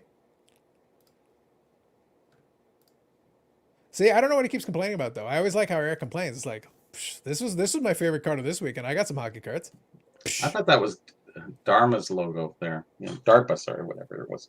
Yeah. No, Dharma, remember? What was that? Lost? You lost me on this one. Don't you remember? Literally and figuratively. Okay, you mean the TV show? Yeah. I heard about it. I never got into it. And then after I heard about people disappointed in the ending, I'm like, okay, I'm not going to bother. Oh, don't worry. On the third season, it was finished anyway. Yeah, so. I'm not going to invest time then if it looks like there's no payoff here. It was all the rage. Well, if you watched it. It was it's just that logo looked like they... I forget the logo now, what it was called. It was like DARPA, Dharma, something I can't remember now. Jeez. I had it there, and it just kind of reminded me of that. And I went, so Peter from SGC. Yeah, well, it says Peter from SGC. Yeah, that's kind of that logo that kind of made me look like, what? Well, it's the only thing you got to remember that you take everything you see with a grain of salt. You never know, because it's like anybody can take a logo and put in a name. Oh, I know. Like, so it's like, take it with a grain of salt. We'll accept the thumbs up anyway. We'll take thumbs up however we get it. Speaking of which, if you haven't already, if you could hit thumbs up on the video, that'd be awesome. Wow. Hey, come on. Peter from SGC says hit the thumbs up. Right on. I'm not telling you what to do. The man's telling you what to do. Good evening, Brad. Hey, Brad. How do you want for Krydoff and Muller, Bubby? There you go. How much? I don't know. So I got to get it graded first. To give it some thought. Oh, get it graded. There you go. They don't go for much. I've seen some raw ones go for 75 US, and then other ones go for 30. They are terribly miscut. Not these examples, but the ones that I saw on eBay. I just all the paninis they're horrible. They're totally off. The backs are way off, like way off compared to the fronts. Even though the fronts and they're all miscut, diamond cut. They're just so hard to get a high grade. The thing is, they're stickers, right? Like they're super thin. Like super thin, because they were designed to be peeled apart and put in the album, right? I think they're Durex then. Yeah, they're oops, sorry. Yeah, they have some, not much. There's a little flexibility to them, but very little. I want to get centering is a tough bugger on these. Even if you got them centered, they're still a little diamond cut. So I got the whole set anyways. There's 288, and I wouldn't break it up. Sounds fair. But it'd be good for somebody at a show who sells soccer. So I'm gonna have to do something when I go to the expo, if we have the expo, which we should, but I don't know. All right, sounds fair. Sounds whatever fair. that means. Sounds fair. So here we go. So Rick, Vintage Oddball Cards. Good evening, Rick. Absolutely. Will the real Peter please stand up? And Peter responds with the sunglass emoji. We're gonna communicate in hieroglyphics. Incognito, are we? We got to work on our incognito then, Hey, it's all good. Okay, so actually what I'll do is we were talking about it a little bit earlier. So what I'm going to do, let me see if I can get to the right spot here. See if I can show you guys. Let me move forward, fast forward a little bit here. Yes, here we go. Okay, I have got a video that we're going to show a little bit of. More videos. Talking about wow. It. Well, why not? Listen, we've got the interactivity. I like videos. I wish you'd have more. Hey, I do what I can when it's appropriate. When we've got the right videos, we do. And good evening, the Bob Lewis. I can buy them off you at Expo, absolutely. Dharma Initiative. That's what Bob Lewis says. Okay. Is that what you were thinking of? The Dharma Initiative? Well, let's make a deal. Come on. We're here. Let's do it. Live online. Nice. Another platform to sell your cards. I was going to say, bidding. Well, I've seen YouTube auctions. I've definitely seen that. Okay. So this video is called HGA. We've got a problem. So Peter, you can stay. Peter from SGC, you can stay out of this one. Just sure. Smirk from the distance. Okay, so real quick. So this was an individual here who went and sent in a couple of cards from HGA to get graded. And originally they had an issue, and the customer service took care of them, and then they went and resubmitted the cards, and then they got them back, but then they encountered some issue. So what we're going to see here is we're going to see the particular issue that they had. So this is the replacement set. Basically, they had sent in the cards. There was an issue. They sent them back in. Then they got them back. This is the second time. Okay? Just so we're clear. I moved it forward a little bit. I think I got the right spot, but let's double check. We'll see here.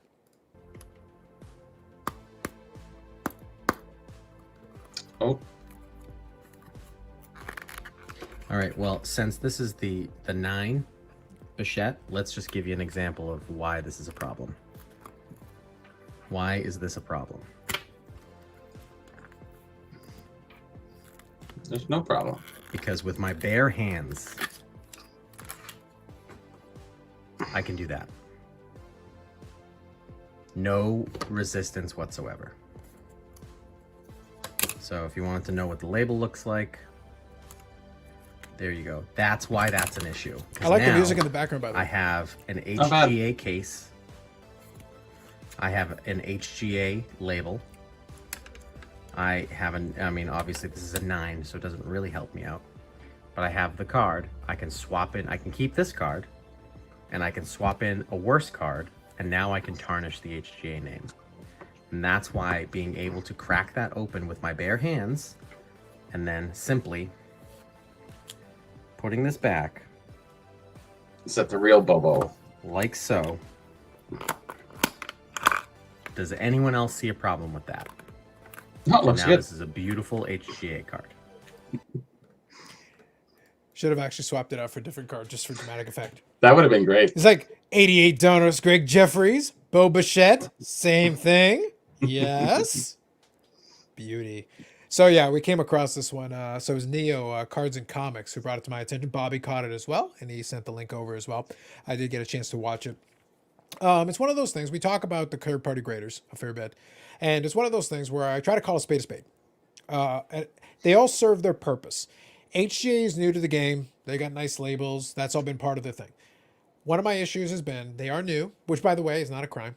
You can be new and, produce good work and develop and build your basis. But when CSG came in, they didn't come in from scratch. They borrowed some senior graders from Beckett. That's kind of what I said to Bobby offline before we got started, is that at least they came in saying, okay, these are guys who have been working at Beckett for 20 years. They've got this experience here, this, that, and the other thing. And then at the very least, we're going to be starting with this as our baseline. These guys are going to in turn train people. And then, okay, so great. Because one of the key things is with third-party grading, it's out of the word now. PSA is the only one who has it. The A is supposed to be authentication. So if you have no experience authenticating, that's a missing thing. So even if these cases were perfect, I actually don't know who at HGA is qualified to authenticate anything. Now, that doesn't mean I need a Rolodex of everybody's name in a resume, but like I don't know, you're new. So it's not like you're saying, oh, we hired some folks from PSA, we hired some folks from Beckett, we hired some folks from SGC. Does their website list their graders and their experience? No. That's kind of surprising. No, their website is very basic. It's not. It looks nice. It's kind of a modern-ish website, but it's very straightforward. It's very generic. You know, one thing is that color, the insert that is very colorful outside the holder. Oh, 100%. Yeah, that's kind of the thing, is that the holder itself looks nice. So real quick here. So there's the site, about us, why submit, how to, our pricing, et cetera, et cetera. It's a better site than Beckett's, so you know they got that going for them. It's a little simpler. It's a low bar, but at least at least all the navigation is at the top. It does work. But yeah, there's not a lot going on. Yeah, it's fairly new. It's straightforward. No, absolutely not. Nobody really says who their graders are. Yeah, you're right. Yeah. Nobody. You don't know who PSA's graders are, really. You don't know who SGC is. A general statement. You know, we've hired guys with lots of experience, without being name specific. I think that would be good to do. Mm-hmm. And if anybody really wanted, they could disclose that if they had to. Yeah, but right now I would say the major issue is that they've had issues with labels. They have had issues with cases. They've had issues with scuffing on some cases I've seen. CSG has had that as well. Yeah. So it's like, it's a bit tricky. So anyway, quickly I'll touch on these. I don't think it was sealed with the laser. I don't. Well, yeah, I believe the issue is that the sonic sealer didn't actually complete the job. Like it's supposed to be a tighter seal than that. But if you don't, you see what happens. Like if you don't, you can pop them apart and then just pop them back in, because that sonic seal was supposed to do this. It's supposed to almost melt it to the next piece. Yeah. There's like I don't remember all the science behind it, but it's like a vibration. It's not dissimilar in concept to like the micro because they literally exactly. Same thing.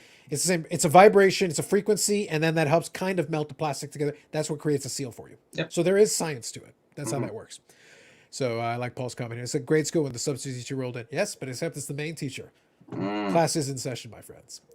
Yep. Rick says, "Wow, nice quality control." True. Quality with a K. Facts. Rough these days being new, every mistake goes viral. Yes, and that actually, Will is making a very valid point. This is actually a very valid point, because unfortunately, the new businesses do not have the luxury of being able to make. I can guarantee you PSA had this at the beginning. Guaranteed. But they were new. It was early days. We didn't have Instagram. We didn't have YouTube. We didn't have social media to bury them every time they screwed something up. They've had 30 years now to perfect this. SGC has had 20 years to perfect this. Beckett's had 20 years to perfect this. Those companies have had a very long time. CSG, at least, is starting with some people in the room who understand how this works, so they can be like basic quality control. At the outset, they're like, no, be tight on your tone. Because at CSG slab, I've shown it here on here before. I like the slab. I don't like the label. But the slab is solid. I was very impressed with the slab itself. Is solid. They do a pretty good job with it. Does HGA have a machine stored in buildings you can receive from space? We can only hope. Paul. Cardinals going for 14 in a row. How do they do it almost every year? Consistency. Peter from SGC says, that's why you need to go with the proven long-standing names in the hobby. Like GMA. Ooh. Yep. Peter was love this. This is true. Where does more secret? Graders or Area 51? Beckett. That is the answer to your question. Every answer is Beckett. Beckett. Yeah. Correct. There's a part of me that would fear for the safety of the graders if you knew the actual. Now, this isn't important. This is actually. So here's your catch-22. Okay. I don't think you should have I don't think you should have everybody on the roster identified by name. Head grader, I think, though, it is valid that the person who's in charge, like the head grader to that degree, I think it's reasonable because they theoretically are super experienced. They can be like, this person's been in the hobby for 25 years. They've worked. They at know blah, the blah, blah. cards. They know what Yeah. to look for. They have the vintage. Yeah. And their credibility then sprinkles down to the rest of the graders because they can say, look, I'm around here. I'm responsible. Like if there's an issue, I come in and help resolve the dispute. That's my job. So then you can understand, especially if it's a high-end card or something, like, look, I'm going to come in and at least take a look. I'm going to give it my 2 cents as well, just so we make sure everything's cool. Give some quality control. That's it. Yeah. You get a mantle rookie in, like a 52. Like a 52, And, yeah. and I only acknowledge the 52 myself. you call him over. Get Victor over here. Yes. Where is Victor, it's the 52, right? he? I don't This know. is what I've been told.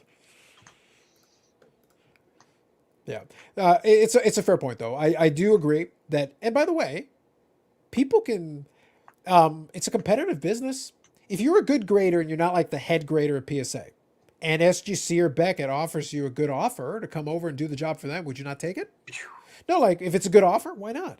Absolutely. You get an opportunity. Maybe you get an opportunity of promotion. Maybe you can be the head grader now. But you've had years of experience at PSA or SGC or whatever. 10 years of experience or 15 years of experience. That's worth something. You heard what they were charging, or the guys were making as good graders. Big money. Even that said that, I think. Yeah. It's one of those things where I don't know. I'd have to see that for myself.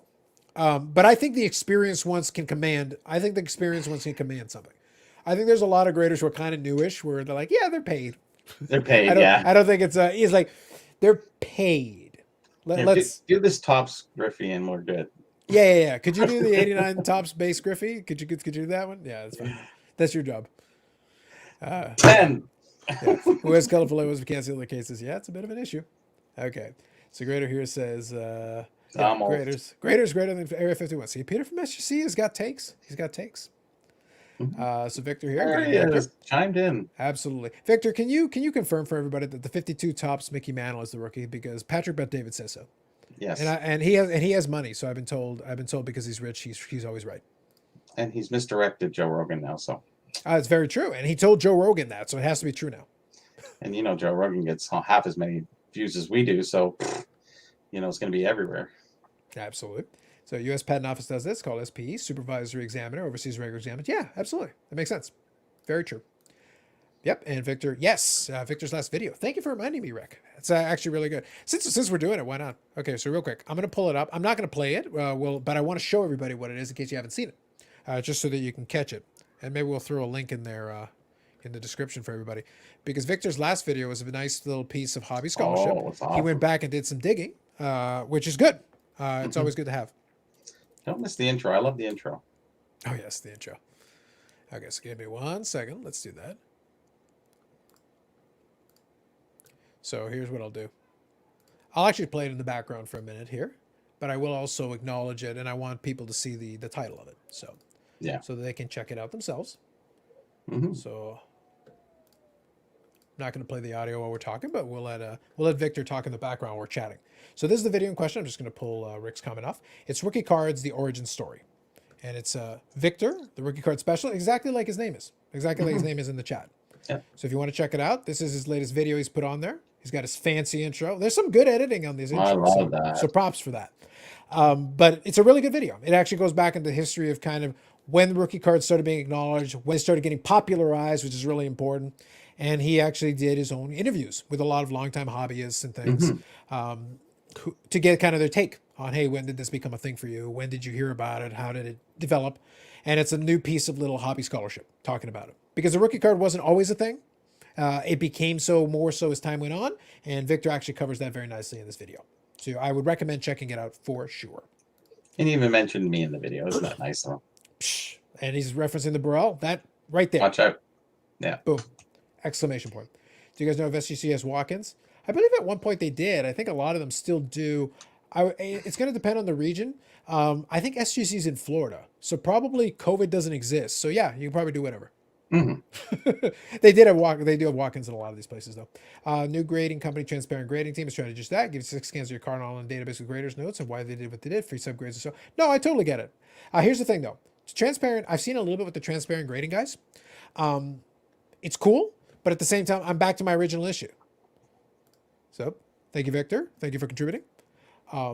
I think But what I was it'd going be to say was, appointment walk-ins. I don't think it would be anything beyond that. yeah, You'd yeah, have to call them and say, I think it'd be "I'm going to something be where coming in." yeah, it's something where you'd reach out most likely and be like, hey guys, could I drop off? I'm in the area. Could I Can't just drop be, off a couple? "Hey guys, yeah." Yeah, I don't think you could just casually strut in. It would be something like, "Hey guys, do you mind if I drop off 50 cards or whatever's going to be?" And then like, "Yeah, hold on. We'll have somebody there to come and pick it up from you." Some guy looking at a 52 Mantlebrook being graded through the window. That's not good. Yeah, it probably wouldn't work out. But one of the things with the transparent grading guys is that yes, they do the scans, they do the information. Here's the thing: the transparent part, that's cool. I still don't know who these graders are. You can give me scans and you can be like, "Oh, I saw a thing in the corner. Who are you?" Like, again, I'm back to, do I need personal IDs of all these people? No, but it's like, okay, have you been in the hobby for 6 months? Have you been in the hobby for 6 years? Have you been in the hobby for 60 years? Are you able to do authentication? Because you can give me explanation of how the grading is on everything. That's cool. But you realize that's a fake card, right? So you told me what the grading was on the fake card, but it's actually a forgery. Oh, we didn't know. Yeah, I know. But you were very transparent in the grade. Like, I know where the nicks and damage is, but it's still a fake. Mm-hmm. That's the main thing. The authentication piece is kind of a concern for me with a lot of these new companies. It's like, I can't just assume you know what you're doing. Grading, I can teach somebody the principles of grading. But if you're grading reprints and grading them as real, that's actually still doesn't work. That's actually still bad. Even if the grading is accurate, even if we have a bunch of scans, it's still not, doesn't work. So real quick here. I hope to make a splash to bring some more accountability to some of the other companies. I think it's nice to have them give it a shot. I actually think we have too many grading companies right now. We're kind of in the saturation point with those. It's going to be really hard to get much of a market share. It's one of those things we're going to have to see. I really don't know. There's some pole positions at the bottom that keep flexing, but other than that, most of the other ones that have their place. You can basically call them as you see them right now. Yep. Well, there's kind of a second place is strong, but there's very strong 2 and 3, I would say. Down the rest of the line, it's kind of. Most people have different orders, but you can pretty much figure out what 1, 2, 3 is. It's where you go beyond that, where you start having debates. Yeah. CSG has acquitted themselves, at least gotten themselves in position to be in that next tier. Again, all they would have to do is just make a tweak to that label. And honestly, I wouldn't hesitate to send them certain things. Again, not everything, but I would be comfortable sending certain things because at least, again, it's a decent holder. I'm just not happy with it myself. It looks very milk toast. Yep. The holder's nice in general. It feels nice. It's great. Very good look to it. But the label just does no justice to it. Now, I don't think going HGA on this label would help them in any degree. But I just think there's something, I don't know, something not professionally enough done to that label. Yep. Interior designer, get somebody who's got some flair and just go, hey, why don't we do this and just make it look nice and just the number font. I'm not digging it. No, it's fair. Big. That's the one good thing about it. I do like the big number. That's nice. So there you go. Peter from HC. Contact customer support for drop-off info. So there you go. That is your answer, 454 Rubicon. Love it. Which it makes sense. Makes a lot of sense. So real quick here, let me just scroll through. Imagine the lines of grading companies compared to Target and Walmart lines if it was a walk-up service. Yeah, that's what I mean. Like, I really don't think for any of the grading card companies, even at their peak, they don't want you just randomly trolling into the office. No. However, if you reach out and ask ahead of time and be like, hey guys, I would love to drop off some of this stuff. I know that in the past, they have been willing to accommodate. I know that, but again, it goes back to reach out first, ask, explain what you're trying to do. And they're like, okay, yeah. Come between this time and we can probably figure something out. We'll grab it from you and we'll make sure everything's done. And they might do it for key cards, like big cards. No, sure. But I know in the past, like if you're going to grab a decent amount, if you're going to send one card and it's just like one regular card, is like, guy, just mail it in.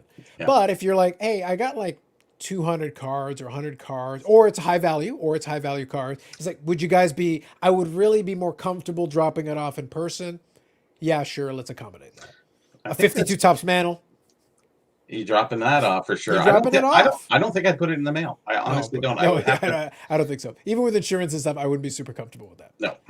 Yeah. I haven't submitted anything, but probably try some stuff. I know a guy, Pittsburgh 74. Yeah. No. I know it's got some folks that are associated. I'm not worried necessarily per se. It's very difficult to establish a new player in the space when it's in this. If you're new in the space, you almost have to do what CSG did. They named names on a couple of their lead guys because they said, no, I know we're new, but we're not 100% new. We're part of a conglomerate of other third-party graders. We're part of this group that does all this stuff anyway. We're not new to this concept. They did they've got their sister company that does the CSGs, the Pokemon cards and stuff. That's similar type of a holder, but it's not exactly the same. But so they can say like, no, we actually have holders and stuff. So we're actually borrowing off of our own technology and our own type of holder. So we're not new to this at all. We actually have some experience, and we brought in some experienced guys. So, give us a shot. Past history too on top. Exactly. But all of that helps. If you got at least a track record, you got a little bit of backing, we know you're not a fly-by-night, this is going to help. All of this is going to help. Being a popular YouTuber, that's awesome. That's a start. Like, that's not nothing, but you're going to need a little more before we can get there. Okay, yeah, Yannick, that's a good one, the alt one. I'll touch on that in a second. A few weeks ago, a Free Cristiano Ronaldo first-year sticker showed up in a Beckett's Lab. Very possible. Now, was it a real Beckett's Lab or was it a counterfeit Beckett's Lab? Because they still haven't resolved that issue. That issue has not been resolved. We still haven't heard anything back from it, just to be clear. We haven't heard Or was it in an unsealed HGA's lab? Who knows? Fan of SGC and CSG slabs, but the labels, yeah. No, absolutely. Thank you, Brad. No worries. Have yourself a good evening. Night, Brad. Peter from SGC said we can usually accommodate you somehow when possible. Yeah, that's fair. Do you have a pecking order for supplies? I do not. I really don't have a preference. Usually Ultra Pro is just the most available. I'm not morally opposed. I haven't cracked it open yet. I've got some semi-rigid Beckett Shield ones. I actually want to crack it open and check them out and see how they are. They're useful. So it's one of those things where I have no tribalism for that. I think it's whatever makes sense. I do notice though some holders I do prefer slightly, like on one touches. I do prefer the BCW one slightly, and there's another brand, I think ProMold makes ones that I think are pretty cool. But it's just a personal preference. It's not like it's better. It's just slight personal preference. That's all. But no big tribalism on supplies for me. Whatever works, as long as it's quality, I'm happy. So that's good. Uh-oh. Presidente. Peter is El Presidente. Yeah. So Rick says here, Bobby, what do you know about Maple Crisket hockey cards? Do you have any in your collection? If so, what is the key card in the set?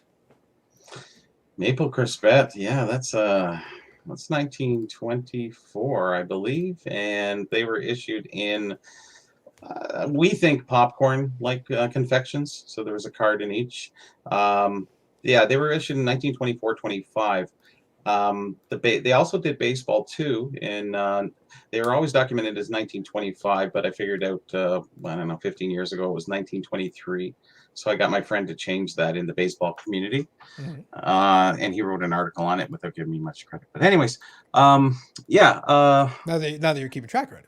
Not on giving track or anything. So you have Sprague Cleghorn is the short print. He's the number 15 card. So that one is actually 10 times harder than Bert Corbeau or any of the other short prints. That one is actually one of the very toughest of all, I believe. And for the baseball, it's number 15 as well, and I think it's Casey Stengel. There's a Babe Ruth in that too in the baseball set. So there's how many cards is there in there? Is there 30 cards in the set? Boy, that's really pushing it here. Jeez, I got you. If you want to look it up for a second, let me grab a couple of these comments here. Sure. If you want to double check it, Bobby's going to consult the Burrell. Love the promo. The old book, actually. That's the only one handy. What do you mean all the expensive chips, Skybox Metal Gems are not going to bet more than the PSA 7 rating? Probably not, I'm afraid. Not been well. And good evening. Promo guy himself. Sounds fair. Now, guys, I actually put the link, and I did pin it. And I did pin it. So here's what I propose. Usual thing. We're still hanging out and we're having a chat. Now, we got Peter from SGC. The name says so. I would love, again, if you're willing or able, I would love for you to pop on for a couple of minutes. I don't want to monopolize too much of your time, but I'd have a couple of questions for you if you'd be interested. It doesn't have to be a full-fledged thing. We can always arrange something later if more time. But I'd love to get you on to ask you a couple of questions for a couple of minutes if you've got a couple of minutes to spare. Otherwise, if any of you guys who have been around before want to pop on and chat, by all means, you're more than welcome. I have the bouncer at the door. He will be keeping an eye. He'll be checking ID. So make sure you got it with you. As long as you got that, you're halfway there. And your passport. Can never be too safe, my friends. Never be too safe. Especially on the internet. There are viruses all over the internet. For years. Yes. For years. Quite so. This isn't new. This isn't new. This ain't our first internet rodeo out here. Just saying. So there is 30 cards in the set. All the rest of the information is basically there. Okay. We don't know what product it came in. A lot of products, like cards or little prizes, came in small little satchels. You know, as you can see in my book here, I went down to the rare book library, and you can see there's John Bull popcorn and little satchels with see, there's different color. This was multicolored popcorn, so they had different flavors and what have you. So in these little baskets, it always says prize inside, and one of them was a card, and very much like Cracker Jack, a card inside. So basically the same thing. We haven't found the package that had the card. It may have been generic, but it does say Maple Crispet on the back. Okay. The funniest part of that, there is some other cards found that are colored. Some are green, some are yellow, and they're under the maple. They're not even called Maple Crispet. They're called Molasses Crispet, and it has the address on them. And we have no idea where these ones came from, but they're different color ones. And there's only been a handful found, and we don't know much more about that. That's the deep details of that set. Beyond that, but if they were fake cards, how would they know Molasses Crispet? Because I have seen packaging saying Molasses Crispet opposed to Maple Crispet, which is generically their name. So everything tied in. Somebody would have to know way too much information. Like a person like me, like I could make up something like that, but I can't believe that anybody could go that deep and really find that information just to put something out in the marketplace for a one-time gig. So, anyways, seems reasonable. So that's Maple Crispet. There you go. You Very interesting. Get stars. Rick. Hope that helps out. Sure, may say a Ziploc baggies work too. I actually did a video where I joked about that at the end. I actually put a 52 Topps card in a Ziploc bag. Ultimate protection. Yes. It was in reference to a book from the early 90s that was like a Grand Slam collection. It was actually, I was able to get this copy because I had read it when I was a kid. I was able to find a cheap copy on eBay. And I was flipping through it. The nostalgia was good. But in one of the pictures, they actually put, I think it was I want to say it was a 58 Topps Stan Musial. And they literally suggested a Ziploc bag as a way of protecting the card. And I was like, yes, 1992. And then I said, absolutely. And I had a 52 Topps card in a Ziploc bag as part of it. Well, that was almost top tier at that time, like, for packaging. Guys, bros. I had this. See, Shomei says it as a joke, but I did it in a video. True story. There you go. True story. Pro Bowl is the best strong magnets bay in the USA. Yeah, I will say I've heard good things. From what I understand, they've done a good job. It says Wander Franco has extended his bond base streak to 40 games. Hey, good for him. It's off to a good start. In comparison to HGA or other pop-up slab companies, yes, in comparison to them, a Ziploc mag might work. I don't have a preference, but I know I don't like Ultimate Guard one touches because they average at least 3 out of bad 20 with magnets. Yes, I will say it is important that if you do get a one touch, you do want to make sure the magnet is good because that's really all that's holding the thing together. So it's if things aren't aligned right or if it's wonky, that goes back to quality control, right? So it's they work really well. They're a good way of storing cards if you don't need them to get graded and you just want to have it in. What I would say the biggest thing with a lot of those one touches is good clarity. You want them to be quality made, you want the magnet to be good, and you want them to be nice and clear. Because if they're nice and clear, then you can actually see your card, especially if it's a nice shiny card, a refractor or an atomic or something, or cracked dice or whatever. You want to actually be able to see that. You want to be able to look through and go, hey, that's cool. Nice. I like that. Yeah, so Rick says, I have the Ruth. Correct about the Casey Stengel. They want to screw the kids. I don't have any. Yeah, and a lot of times in those eras, and that goes back to the Nap Lajoie card that didn't exist until enough people complained. It's like you do shenanigans to try to be like, and then it becomes a scarcity because you play little games by making it tougher to get than it should be. But nobody knows until they've opened enough of it to be like, wait a minute, why does this not exist? Why does nobody have this card? And then people start to figure out something's up. So it makes sense. Now, so I'll say two things. So number one, I'll remind you guys what I said earlier. I put the link in there. If any of you have been on before, you certainly can pop in. If you want to comment and chat, you can. You don't have to do video. You can just do audio only if you wish. It just makes a nice discussion because then a couple of us can be talking. Bobby and I can certainly talk, but it's one of those things where it's nice to be able to kind of get other voices in the room too. And I don't mind that. Otherwise, if you prefer staying in the chat, then by all means, feel free to throw it in there and we can read it as we go. Can custom stickers made for 1 touch to keep them sealed. Yeah. That's what a lot of the, well, technically that's what Leaf does, right? Leaf in their products, a lot of it, they put them in 1 touches and they put a sticker on it. Breakers do that. I've seen a lot of them. I bought 1 touches from Breakers where they put their own custom stickers on it. Yeah, it's a pretty common practice. Yes, I agree with that. The slab itself is actually pretty good. The clarity of the plastic, though, is really good. I found myself really appreciating it. I had 2 copies of a Juan Soto Heritage Rookie, and I actually sold the PSA one because the value was good, so I decided to sell that one. But I have a copy in CSG, and the grading on it is fairly accurate. I'm very happy with it. But the clarity on it was really good, just from a collecting standpoint. The Heritage is not the most expensive one, but I was just like, no, I like the look of it. The label still bugs me, but I like the look of it. The clarity on the plastic is really good, and it lets you really see the card. So that's what I mean. Like, fix the label, and you're halfway there, because it's an appealing slab otherwise. It was actually a lot smaller than I thought it would be when they originally proposed it. So I was like, okay, makes sense. I like it. So from that perspective, they've done a good job. Now let me kind of scan through here a little bit. So we talked about PWCC a little bit.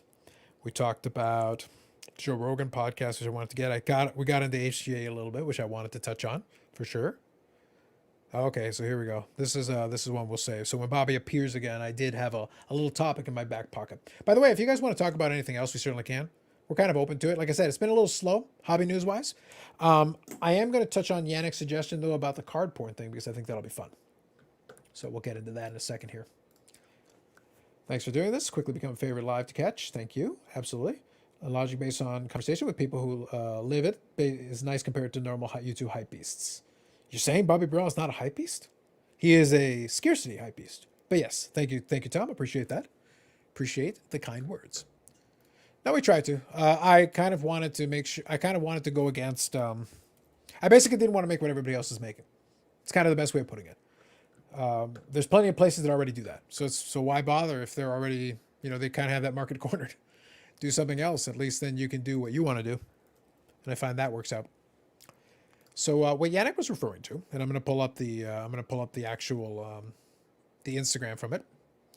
Our good friend Card Porn has been having a lot of fun with alt. Now this one was a bit of a stretch, but I think it's kind of fun. So we'll see. We'll see what we got here. Here we go. Bobby is a YouTube hype beast. Hype beast, not just hype beast. Absolutely. So this is kind of playing off this comment, Bobby. Tom here had some nice words to say. He says, thanks for doing this, Carlos and Bobby. Quickly become my favorite live to watch and catch. Very reasonable logic-based conversation with people who live it is nice compared to normal YouTube hype beasts. Wonderful. Thanks, Tom.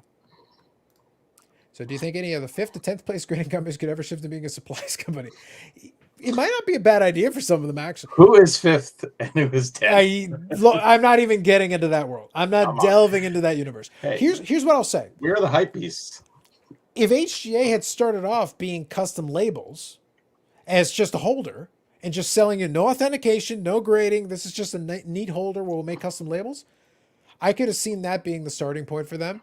Refine their process, refine their thing, and being like, hey, we'd like to do some grading. And then you hire some people with some experience. Then you can be like, okay, we're getting into the grading game. You already like our holders, and now we're incorporating this into it so that you can do. And you can have 2 separate businesses. You can have a custom label business with no grading, and then you can have one that actually does grading. And they're 2 separate divisions.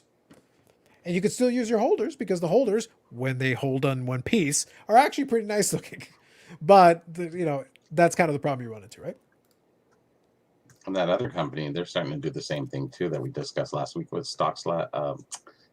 What was their name? Last week we were talking about them. They were on that other show. CardScore? CardScore, yes. Yeah, CardScore. Yeah, so we haven't gotten in grading yet, but but the thing is, minus the really dumb, not innovative thing they do, it's basically the same idea, yeah. But it's like, no, but here's the thing, if you refine a good holder, like people actually like good holders. The reason 1 touches are popular is because, as a collector, I don't always want to send it in for grading. Sometimes like I just want a good holder with a nice label that shows off my card because then it's a good display piece. I don't need everything graded necessarily. Maybe I already know the card's beat up, or maybe it's my childhood version and I still want it, and I would just like it in a nice holder with a label on it. That might be all I want, and that's sufficient. So Shomei wants the birds and the bees. Google.com. All questions. The Oracle of Knowledge. Bobby is a YouTube hypebeast, at least for soccer. Facts. Facts. Don't get him started on cricket. You wait until that prison bowling comes, and then all bets are off. Yeah. I'm still looking for that 7-limb bowling card. True. Okay, so here's what I was referring to. So Yannick made reference to card porn post from the other day, and here it is. So they were the ones that kind of cracked the thing with Alt and their browser extension. This one is a little less insidious, but it still might be worth a moment of conversation. We can definitely bring it up here and chat about it for a second. So basically, the issue here was that Alt had an auction going on for a National Treasures Josh Allen BGS 9.5. It had about an hour and 10 minutes left on it. It was running, the card was at $6,250, low relative to recent comps. The head of marketing for them posted an Insta story featuring the card, and the caption said, "Do your due diligence, but could be valued around $25,000." So it's one of those things where you kind of interjected the price in there. Marketing, to be clear, off the top, because I put the disclaimers at the beginning. An auction company or a platform that is doing auctions, promoting their auctions, not unusual. Golden literally does this all the time. All the time. He does the unboxing where he talks about the potential value. He does this about 50,000 times. And a lot of people in the comments will cite that. So it's just I want to get out ahead of it a little bit. One thing I'll say though, is that usually Golden doesn't explicitly say, it says this card has a couple hours left on it, has 1 day left on it, whatever. He's promoting the auction, but he doesn't say, oh, this card should be at least 10 million. You steer out of the price discussion. You just say, hey guys, it's got an hour left or 6 hours left or whatever. You just say, hey, just so you guys know, it's on the platform. Check it out. It's got an hour left. Here's the price. And you're just showing the price. You don't even say it. It's just on the screenshot that you take. So it's like, it's a gray area, but I understand. But card porn likes to kind of extend it into the next logical. Is there something nefarious happening? Are there shenanigans afoot? So anyway, it says here, a number of people posted that it was inappropriate. I was given investment advice on a card listed on a sale platform. Now the post was taken down shortly after.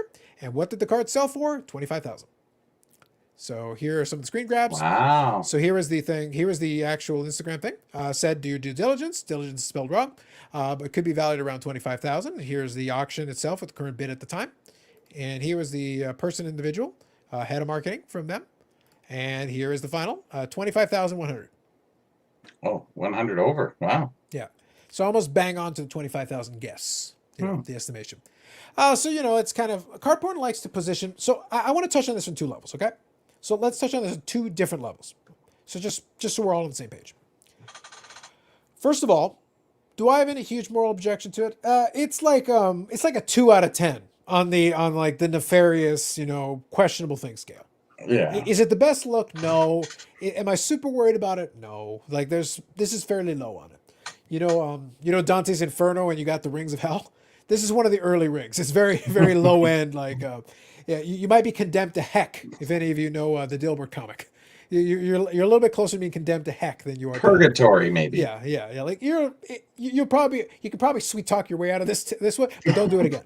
You can probably talk your way out of this one. Not the biggest deal. But here would be the question I pose to you. So if you want to take a stab at it and you are morally opposed to it, by all means, explain why. I'll hear your case. Second question, and it kind of plays into a topic from a couple weeks ago. Card porn is a self-appointed watchdog. They've kind of positioned themselves in such a way where they do take very strong stances on stuff. Even when they question it, they'll question it on an angle of like, so is this shady? It's not so much what do you think about it? It's like, so is this shady? But is it shady? It's like, that's kind of leading the witness. Card porn, you're leading the witness. You got to leave it open-ended and be like, do you guys see any issue with this? Like, leave it open. That's the question I'm asking you. Do you see any issue with this? Yes or no? If the answer is no, that's fine too, by the way. That's fine. That's no different from the hype you see on other people's posts. No. So that's why I'm saying, like, I feel like if you're going to get condemned, you'll get condemned to heck, not so much hell. It's very low.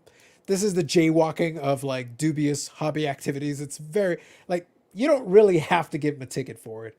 You can if you want to, but it's a slap on the wrist at most for me. Not a big Yeah, HE double toothpicks. I get it. yeah, it's not the most egregious thing I've seen.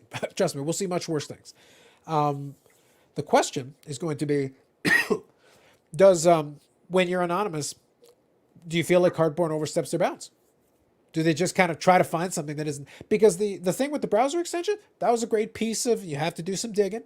Mhm. I think it's a very valid thing to bring to people's attention. They should know that their data is being, taken. That's important. I think that's actually a good thing. So like Cardboard has a bit of a mixed bag. Sometimes like, yes, actually you should bring this to people's attention. It's a really good thing you did that. This is a good thing you did. Good Cardboard. Good Cardboard. Other times like, are we really just seeking like the bottom line infractions over here? Is this really a big deal? Provocateur, I guess. They like getting things out there, and Sure. and it doesn't matter if it's yes or no. It doesn't have to be. It's just, hey, things that make you go, maybe there's something going on there. I'm not sure. Sure. Do you think it's problematic though that a lot of times they tend to kind of take the accusatory tone with it? Because I posed the question, but I left it very open. I just said, do you see any concern with it? Yes or no? They didn't outright say yes or no. Yeah. So they left it open. So the title, yes, but the whole thing, it's up to you. It's up to the user to decide, the reader to decide at the end of that. Did they show enough evidence that make you wonder? But is that good for business for other companies that, are really doing earnest work? No, it doesn't really help them. Because it's the PWCC, eBay kind of thing again. Like, who do you believe? Sure. No, I think that's fair. The only reason I posed the question, so I'll actually read off a little bit lower in the post. But they did get their hand in the cookie jar before. So. They did. No, So this is kind of adding into. They make the point that they have been a previous that they have previous infractions. That they have previous infractions, so they're looking at them a little more closely. Sure. Which is fine. I get it. But they posed 3 questions to Alt, which does Alt really have to answer you directly? But No. You must answer, Cardboard. The Inquisition has begun. Sir, I am a lot closer to being Spanish. I will invoke the Inquisition if we're going to do that. And like Monty Python, you will not know when it's coming. And nobody knows who Cardporn really Correct. is or who they are, actually. I think it's more of a they than I agree. person. Yes. I agree. So, but so after the 3 questions they posed, they said, if Alt doesn't provide an official response to each of the above 3 questions, the inference should be drawn that they know what the bids are. As we have previously seen with Bill Mastro, this is a big problem. That's a bit of a leap. We've jumped from over here all the way to over there. Premonitions, like there's a bit of a, we had to take a bit of a jump over there, Cardboard. Let's just rein that one back just a little bit. Yeah. We can't. That's where you try to invoke the Spanish. Listen, I'm going to need to see some ID that says that you have the Spanish heritage to be able to invoke the Inquisition, sir, madam, thing. Sure. Yeah. I will not assume your substance, but nonetheless, I need to see some ID before I'll allow the Inquisition to play this way. But if Cardboard did that all the time, you would expect, that to be nefarious. But I don't think it is. I think they're just poking the bear, like you like to say. Yeah, I think that's fine. And That is why. okay That is to why do I that. merely. That's why I merely posed the question. I leave it to our audience here to be like, what do you guys think? I'm leaving more open ended than Cardboard. What do you think? Good, bad, or whatever. It's open to you guys. So real quick, I'll catch up on the comments here. Some of the whatnot sellers are the worst at doing this. Bid this up, guys. Should be going for at least twice as much. Yeah. Like it's a standard kind of over promotion tactic. But everybody always says, this is undervalued. So Sure. it's the same statement, really. Sure. So Paul puts it, the margarine of evil. Yeah, it's very low end on that. Like I said, it's low end on the scale. Ink Paper Wax Collector has an interesting question. I like this one. I know what he's referring to. I like this one. This is a good one. I'll come back to this in a second. This is actually a really good one. Thank you for bringing that one up. Sometimes being anonymous helps and sometimes it hurts. Yep, absolutely. But if you reveal, you can never go back. And that was my opinion when we talked about the anonymity part of it. One of Cardboard's powers is that because we don't know who they are, they could actually be somebody who has proximity to some of this stuff and be able to see and say things that you can't say and see when people know you're at the table taking notes. So it's like there's a bit of a catch-22 here because this Sports Card Nonsense guy like reveal yourself, and it's like, but what if them revealing themselves completely torpedoes their ability to do some of these things they're able to do and say some of the things they're able to say because they know that. But to their point, Anonymity is also a very powerful enabler. You can say whatever you want about whomever you wish, and where's your accountability if we don't know who you are? But I don't think they outed anybody where they were wrong. There's a couple of them that are really borderline because they didn't actually establish. They put it out there without establishing. They know that they went to the line, but they didn't cross it. Yeah, it's one of those things where. But what you do though is then you got to be careful that you don't become the boy who cried wolf. When you decide to go all the way on it, you got to make sure like, okay, I got this nailed down. You know, like we're going for it. It's like eBay with the shield bidding thing. If PWCC actually brought them to court, eBay would be like, okay, here's our paperwork showing all the stuff. They've got it. It's like sitting there in their back pocket in case they need it. They don't want to have to need it. They would rather like, just let it go. Just let it go and we'll move on. But they've got it in their back pocket. They've got the archive back there if they need it. But do they? Yes. eBay with PWCC, I promise, I could walk in and it's probably sitting on the front desk. Like I'll just grab it. It's like, all right, so in 2017, this person, she'll bid this one. Guys, should you leave this in the front desk? Why are you leaving this in the receptionist then? We got so much, man. We got warehouses full of it. It's almost presumptuous to a degree, though. I get it. How do you know that, this guy, and this guy came in? What if it was a real bidder? And what if they got that one wrong? Saying, hey, I'm always bidding. I don't ever win. Then like Probstein, PWCC is just really good at getting higher prices than anybody else for the equivalent card at the same time. Amazing how that works. That's all I'll say. Like Probstein, they just have this magical Midas touch that if I'm selling the same card at the exact same time, theirs will go for more. Mm-hmm. Things that make you go, indeed. Yes. Like Parkour, don't get me wrong, but the obsession with negative aspect of the hobby hurts the hobby, in my opinion. I don't care if it hurts the hobby. 'Tis but a flesh wound. I understand your point, Rubicon. I totally with you. Here's the thing. I'm the last person in the world who's going to make, no, I bring the negativity to me. Look, guys, we got to stop being weak about this. And I'm not picking on you, Rubicon. I understand your point. Let's just be clear. And I want to be very clear on this point. We got to stop being weak about this whole, it brings negativity to the hobby. Look, man, your hobby is what you're doing. People do shady crap. They do.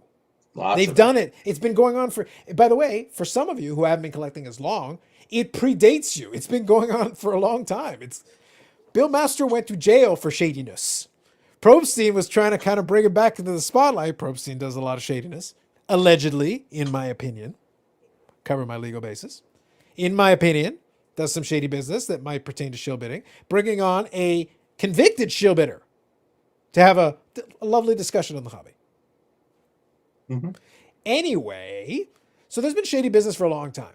Yeah. The whole negativity thing, I get the idea, but that's basically like, but you're totally like ruining my vibe, man. And I'm like, dude, I've been at this. I've seen people steal. I've seen people lie. I've seen people lie and steal at the same time. Like, this is standard. I'm sorry. This is standard operating procedure. It's not even negative. It's just amoral at this point for a lot of it. I just did a post on my Facebook group. I just put it out there because I seen a couple things on eBay. These were these crests, and they're in this package. And there's 2 staple marks, 1 staple. So I'm sitting there going, okay. And they keep coming up, and I've never seen them before until 3 years ago, and all of a sudden everybody's got them. And it's these same crests, or 3 different kinds of crests. And every time there's a new crest, it's like, I'm just tired of it. It's restapled, obviously. Someone took the staple, said it was a generic crest. If they put a hockey one in there, it sells for, they can sell for $20 opposed to $5 for the crest. So this is what they're trying to do. So they take it out. So I actually emailed both of those sellers, and I said, the stuff that you have here, it's been obviously, it didn't come in this original package. Yes, as you do state in your auction, this is an original patch of the original period. The packaging isn't, though. So I posted on my Facebook stating that, and I get nice compliments back from people saying, thanks for being the watchdog. Thanks for looking out. Thanks for pointing these things out and what to look for and things. And these are the things that helps the hobby. Is negative. Yeah, I get it. But let me push back on one thing. Sure. I think you can be negative in pointing out the bad actors, but you're also tacking on the education piece. I go, this is wrong, but by the way, let me explain to you why. Let me explain to you what is wrong so that you will be better educated in the future. It's not just me saying, by the way, he's stealing your money. He's a scammer. Yeah. That doesn't help me. Well, it does, but it also doesn't. It's a teach the fish thing. It's like, Yeah. oh, by the way, here are the things to look out for. Here is why I was able to deduce that there's an issue here. Here's what I saw. Take these lessons and use them to help you so that if you see something like this, you will be appropriately suspicious. That's an education piece. You're adding a value. Yes, it's negative, but you're actually adding a value on top. And I think that's beneficial. One thing I wanted to add, and I know Paul answered a lot of Rick's questions on this. I want to add one more thing to this. This is pertaining to our favorite KSA. Sure. I understand KSA doesn't grade tough enough. How should collector approach buying a graded card? And Paul interjected and includes some information. Thank you, Paul. Really good stuff. I want to add one more thing, though. Definitely not a premium for KSA holder. Absolutely. I want to add one more thing, Rick. Paul here mentioned the PSA equivalent will be 1 or 2 grades below. I've seen a lot lately. You might want to go 3.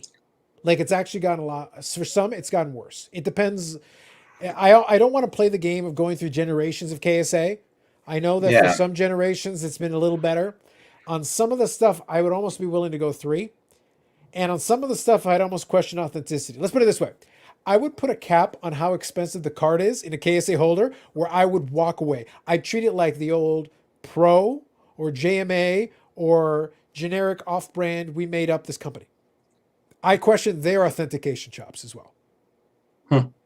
They can do certain things, but like, I don't know. I get it. Yeah, so it's like, you can definitely get good cards in KSA holders, as you can with a lot of these other, off-brand third-party graders. But you have to be really comfortable with the subject matter. And if you are, and you really understand what you're buying, you can probably get some great bargains. But you got to be really careful. I would pretty much only do it at a show if I can see the thing and really look at it and be really careful. And I definitely wouldn't pay a premium. I would pay a huge discount over what the grade normally goes for. Huge discount. Buy the card, not the holder, guys. With those ones, it goes triple. With those ones, like Triple. like emphasis, exclamation point. I can't even emphasize that enough. I feel like the hobby is crowdsourced watchdogs because the business leaders never really have to answer tough journalistic questions. I was told on Saturday evenings they answered the tough journalistic questions. Yeah. Really, really tough questions. Evening. 8. Yeah, Saturday evenings. I've been told all the industry leaders answered the tough questions. And there's going to be a PWCC guy. No, sorry, a Golden Auctions guy on Saturday. Tough questions, guys. Tough questions. But no one's going to go on with the tough questions. So it's podcasts like this, blogs. Could we ask the tough questions of why water graded video games went for half the price of what they did on Heritage? On Golden? One did. The big one, yeah. Yes, I know. 1.5 to 800K, yeah. Big difference. That's a different discussion for a different time. I did have fun with it, though. And I knew something like that was going to happen. It was good. I enjoyed it. I appreciate it. My Schadenfreude was appeased. But see what happens, and this is the problem with that, is those guys were threatened. Mm-hmm. Not only Jobs, the other 2 guys who were, the video game collectors there. They're getting threatened with, hey, don't play with my money, you're threatening my money. It's like, but it's dishonest, but in a way. Yeah. Now, real quick, I'll say this, and by the way, this applies to cards too. So because it's valid for both. Whenever you have a limited market where something is setting a record price and something else comes immediately after, and we had this with the Jordan rookie too. Very important thing. One important thing with that was Golden's first foray into video game grading auctions. Golden's audience in terms of registered bidders may not all be in that genre. So that's a factor. There are factors that you have to consider that may also play into it that may not have to do with whether it makes sense or not. Yes, this one set a record. And then we don't know how many are out there. There's no population report. That's a factor. This is another one of the same. Maybe that high bidder was the only person who would pay that price. Their underbidder was willing to pay close, but the third bidder underneath was not willing to pay anywhere close to where those 2 went. In an auction, 2 people can take it way up. My question then is always, if another one's going to come on the market later, how much is the third guy willing to go with? Because if it turns out they're actually willing to go much lower, then the next time it sells, it will automatically go much lower because the guy who really wants it will still bid the highest, but the one underneath him is only willing to go so far. So the price will not reach those fourth guy is the true price usually, 4th and 5th. But I'm just saying, depending on how many there are out there, you have to look at underneath. The top one and the immediate underbidder, that's nice to know, but it's not going to help you because you could have an exceptional case where they just got became ego. I will win this at any price, and it shoots it way past. You try it again with a different one, way lower price. Yeah. And it could be, and by the way, the same game was also in the same auction in VGA, and it was available at a fraction of the price. So all of a sudden, you're like, I've got a cheaper option over here, and it's an equivalent quality. It was. They say their 95 is actually just like the 98. Same thing. So simple example. You got, and this happened on PWCC auction. You had the Jordan rookie that you had the Jordan rookie that had the sticker on it that went for the record price, 800,000. And you had another Jordan rookie that was like a BGS 95 or something that went for like a fraction, like 100 and change. Well, if you want a quality Michael Jordan, I'll buy the BGS 95. That's a great card. You're getting a high quality piece, same card, same auction, fraction of the price. Seems good to me if I'm the buyer. I'm the smart one. I got to leave with a good card and I paid a fraction. Sounds good to me. So you're buying the card, you're buying the holder at that point. Correct. Just bear that in mind. There are real factors too. It's not as simple as, oh man, population report change. Sometimes it's also real factors. They play into that too. Just to be fair, to be even handed on this point.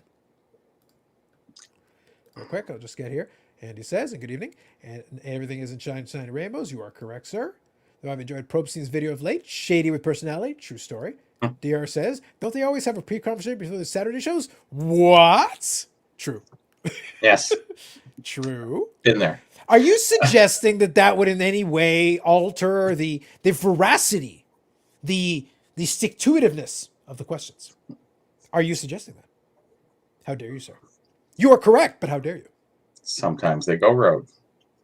However, just getting back to the email that I sent to this gentleman about the package, I said that these never came in this package, but you know that though. And I put an exclamation mark. Right. He said, I got them all in packages. I also got baseball packages in these packages. Okay. Oof, patches in these packages. Oh, okay. And then he goes, I really don't know. Very nice. Very nice. The best answer was, I really don't know. Love it. Okay, so real quick here, I'm just going to, Eric, if you're good, just nod. Just give me a thumbs up or nod. Beautiful. How's it going? Eric's got his glasses on, cigar in his mouth. Oh, no, sorry. Something on your screen. It's dirty. I think it's just a reflection. I can see a little bit of light there. Oh, yeah? Yeah, it's just a little reflection on the screen. You're fine. I just want to... Yeah, maybe that will help. No, it's on your chair now. It might actually be just a piece of dust or something on the camera. Oh, yeah, because possibly. you can literally see it's like a little piece of... Yeah, it's probably just a He's little gone piece of now. dust. Yeah, it's okay. Yeah, it's you fine. stay It's there. okay. It's good. It's all good. How's it going? What's happening here? Can you hear us? We're talking to you, sir. Keep looking. We are talking to you. How's it going? Yeah, it's something's not right with the mic. There's a delay. Okay, gotcha. Okay. Do you want to pop out and pop back in? Because Bobby sometimes has some audio. You can just flip out and flip back in. We'll give it a try in a second. Give it a go. Nah. I'll put you back on. Okay, so while he's doing that, I only had the problems. Not today. It happens sometimes. Not today, actually. It happens sometimes. Good evening, JJ Bama. Thank you, Peter. Appreciate it. Next time we got to get you on. We can ask some very light questions. We're very gentle. Mm-hmm. Okay, not that much. But we'll be fair. How's that? Fair. I think works. But I do have questions. Just saying, I do. But anyway, that's fine. Appreciate everybody that hangs out. Cool. So yeah, so if Eric is able to pop back on, we'll definitely have him back on here. We do like chatting with Eric as well. And like I said, guys, a couple of you who have been around before, and some of you who haven't been around before, if you want to pop on for a little bit, you don't have to stay the entire time. Sometimes I feel like I almost like folks like feel almost compelled. It's like, no, it's okay. It's fine. All right, sounds good. I'll reach out directly. I think it might be a good conversation to have at this point. So I think I might have to make that happen. I think the time has come. We will do that. Shh, Rick, don't tell them. They don't know. He's not tough. He's fair. Yes, I am fair. Fair is different than tough. Well, you can be tough and fair. That's more than possible. Absolutely. Yeah. Yeah. All righty. Our audio a little better? Are we kind of more synced up now? Yeah, we're definitely synced up. Can you guys hear me? We can Yep. hear you good. We can hear you just fine. You're good. Perfect. Okay. Can you explain why there's such a desire for DNA type card grading? Not sure what you're referring to. Are you talking about like the additional explanation, or are you talking about I guess more scores? Like what are you referring to? The DNA, PSA DNA. So Oh, okay. Well, that's more. Well, PSA DNA though is just authentication. It's just like they call it DNA and everything, but it's just autographs. It's like it's autographs. yeah. That's specifically what it's for. Yes. Which that makes sense. Like that makes. There's so many fake autographs out there. Yeah, well, if Eric comes back, I'll bring him back. He's having a couple of issues with it. I get it. But what I was saying is if with so many fake autographs out there, you do want, again, it's an inexact science. And they acknowledge this, that it's like they're doing it based off examples, they're doing it based off experience, they're doing it based off patterns and things. Nobody is perfect, honestly, in that. It's not a perfect thing unless you have a picture. Yeah. And even then, it's like if it's like a perfect auto pen and they do small tweaks and modifications to it, because what you're looking for is variances. You don't want it to be perfect. Never. If it's too perfect, then that's suspicious. But a human being can be pretty consistent. They'll have certain telltale signs, little things they do. Like when I do my autograph. Some are better than others, yes. Yeah, when I sign my signature, and I've made the comment before. My dad and I have the exact same name. Our names are exact. But you put them beside each other, like, how on earth are those? How are you both writing the same? When I write it, it looks like my name. My dad is a C and a squiggle. But he can match that squiggle 1,000 times out of 1,000, and it is very consistent. The little pieces, the way the C is done, consistent over and over and over again. Whereas mine is pretty consistent too. The way I do my C, though, is different than his. We both have the same name. How does that work? Because he developed his way, I developed my way. It's how much, how many complicated numbers you have, or letters, sorry. You put a C, you can get pretty consistent with the B's. I'm very consistent. It's the rest of the other, because an URRELL, it kind of gets you going every once in a while. You're not flowing, and certain times of the day you're better than others. Just the way it goes. What you're sitting on, where your arm is positioned.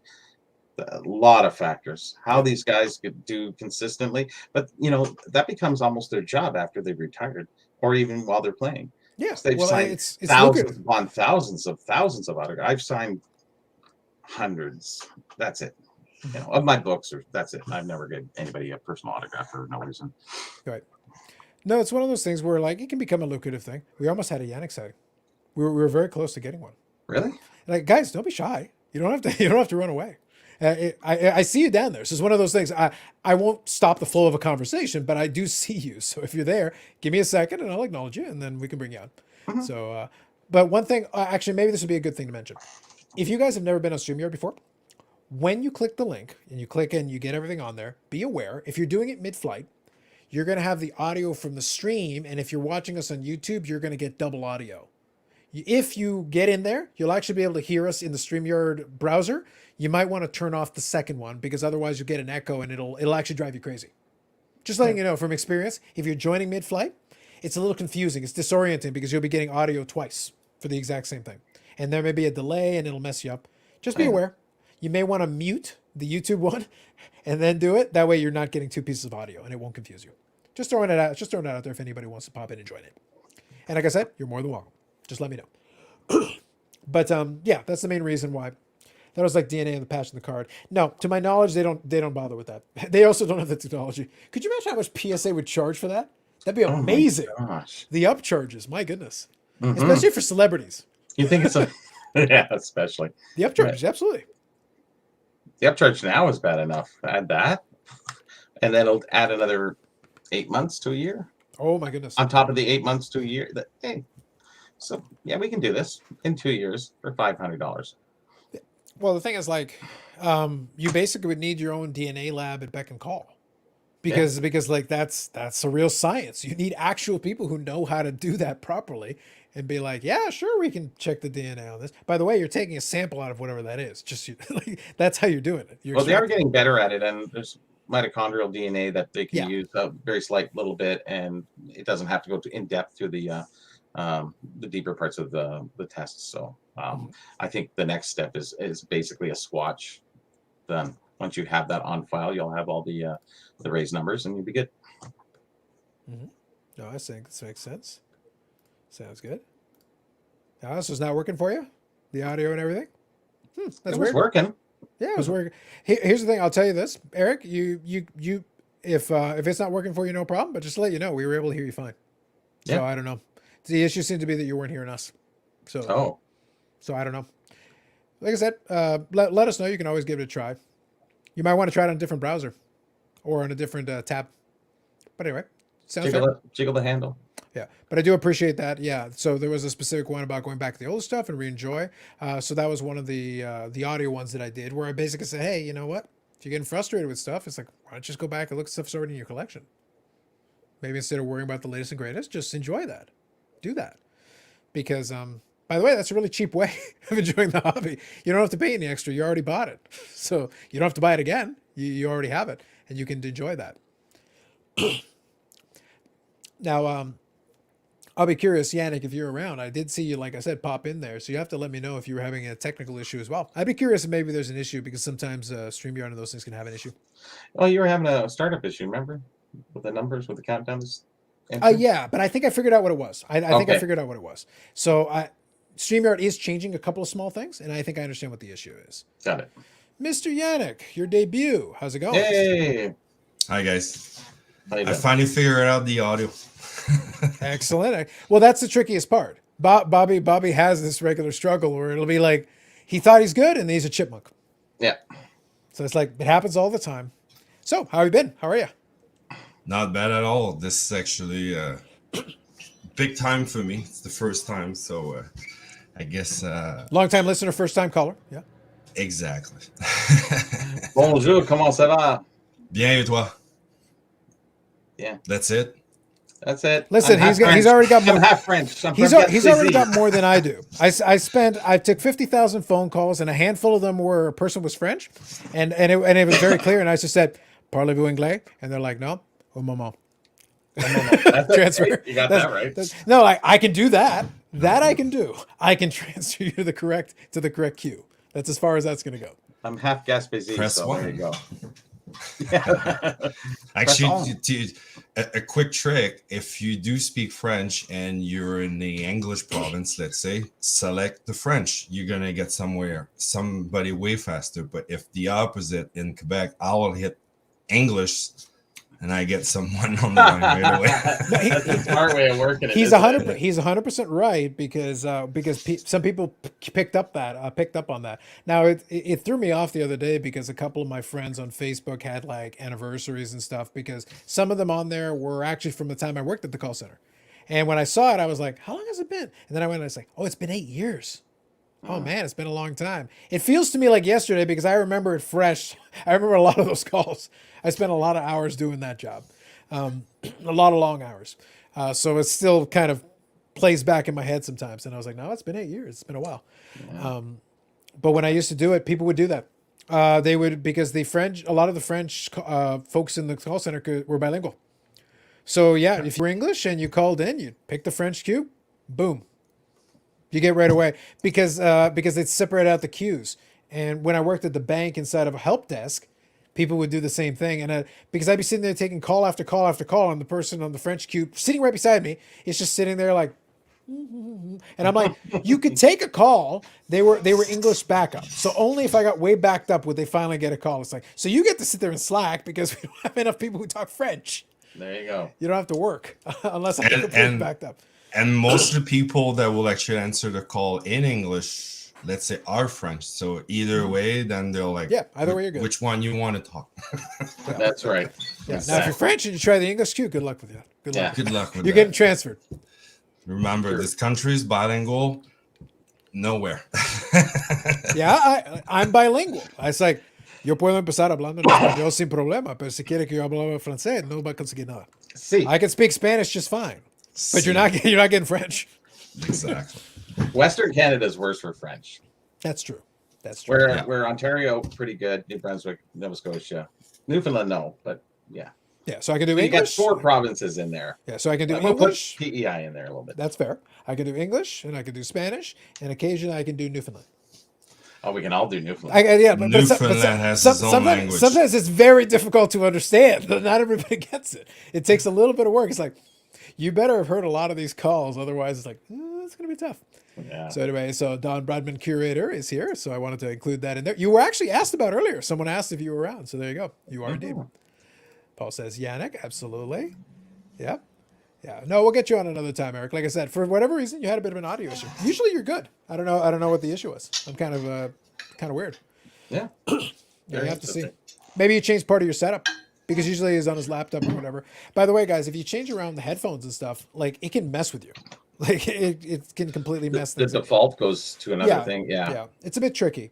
What I recommend, and I just say from experience being on other folks' podcasts too, if you already have the stuff plugged in first and you're able to hear the audio through this, you're like halfway there. And then whatever microphone you're using, just make sure that's kind of on because it shows you a test. You'll be able to see if any sound is coming out. So if you can hear us and it hears you, you're gold, man. And you can change things in the background before you even go into the backyard stream yard there. Yeah, it's just a little bit easier. Yep. There you go, Yannick. You got all the praise. You got praise from YouTube Sports Card Hall of Famer Bob Lewis. Wow. And chair. That's awesome. And More chair. importantly, chair. And chair. And more importantly, chair. And we Let's know be chair, honest, yes. more importantly, chair. Bob too, but more importantly, chair. Actually, I do have a question for you guys right now. Go ahead. Go for it. Speaking of how you setting your things up, I am actually watching this on StreamYard, but of course, nothing is matching my YouTube. my words or the image. So Really? Well, what will happen is what happens is when you're on the live stream, you are better off watching the StreamYard. Do you still have the YouTube? Is it still going? yeah, the YouTube is like on mute right now, but Yeah, but I would pause it. I- Pause the YouTube entirely because Turn it off. you don't want the bandwidth to mess it up and it can take you out of sync and it just kind of messes with you. I just I Gotcha. click it off. Yeah, It's the a only lot- thing I have is StreamYard. That's it. Yeah, you have to be careful. Here's the thing. okay. As- Now I yeah. can follow Is the it- chat. yeah. There we go. Yeah, it's going to make your life a lot easier. Just take it from the person who has to drive.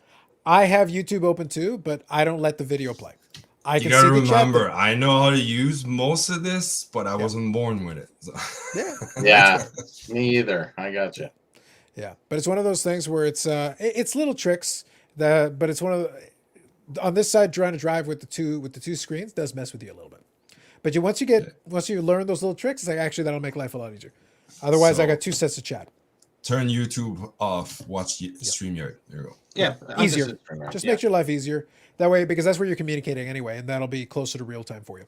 And you can see the Awesome. comments if you click comments because it defaults to private chat. I That's- just did. There you go. Okay. Yeah. Yeah. Because I couldn't see him for the longest time. I was going, where's he reading that? Yeah. 'Cause I it's- cheat it's a little back- bit. I cheat a little bit because on the YouTube, the live chat, sometimes it'll give me a little more information. So that's really helpful to me. Yes. But you guys don't need that. The chat that you've got on here is perfectly fine. You'll be solid. Yeah, we can You'll be see solid. everything pretty much real time. The stress is gone now, so go ahead. Beautiful. Beautiful. So let's actually touch on a couple things. By the way, folks in the chat, if there's anything you'd like to chat about, we definitely can. So we'll get in there. So why don't we do this? Let's start off with this one. Let's start off with an easy one. You mentioned the thing about cardboard. What do you think about the thing because right now he's got a bit of an ongoing thing with Alt. He's catching them on anything they're doing. They're keeping a close eye. So is he paying a little bit too much attention? Is he justified in kind of trying to, like I said, this last one is kind of a minor transgression, but it's still something. But they're not the only ones who do it. So kind of where do you stand on that a little bit? I wasn't ticked about it. I was more like come on. When I saw the final sell price, that was more like okay. And less than It was an very hour, exact, right? It was very exact to mean, what they suggested. Yeah. It's like you had the dealer's table and he's calling you the number before it's coming down a little bit. You're like, okay. No, I think that part of it is probably the most interesting, because if That's they had it. said 25,000 and had gone for 20 or 15, whatever, or if it had gone for 30 or 35, really, whatever, even stuff 23. happens. Yeah, something happened, but within $100, bang on, like pretty much within $100. That's like the price is right, Lucky. Yeah, getting in with $100. Yeah, that's Yeah, it. You it's very win. very tight. You pretty much nailed it almost to the penny. So it's just, Yeah. that is a little bit on the suspicious side. So from that perspective, I'll agree. So, but it as is a- far as anything else, nothing new here really on the card porn. I think sometimes does what his thing, I guess. And does that surprise anyone really on the how scandalous this is? Not really. So, Well, I think we take advantage of allowing overly positive to be accepted, opposed to slightly negative to not be acceptable to oh, that's it's like going to see a movie. It's well hyped, and then you get there and then you see the end, and you go, Well, I enjoy that we've gotten to the point where now you've got people who complain about being overly negative. You got people that are overly positive to compensate. What about the grumpy middle? What about if I'm just There mildly isn't. perturbed? Like, what if I just want to operate in that middle space? It's like, look, I don't hate everything, but I also like making fun of things that are worthy of making fun of. It's like, but Carlos is negative. I know that's part of the fun.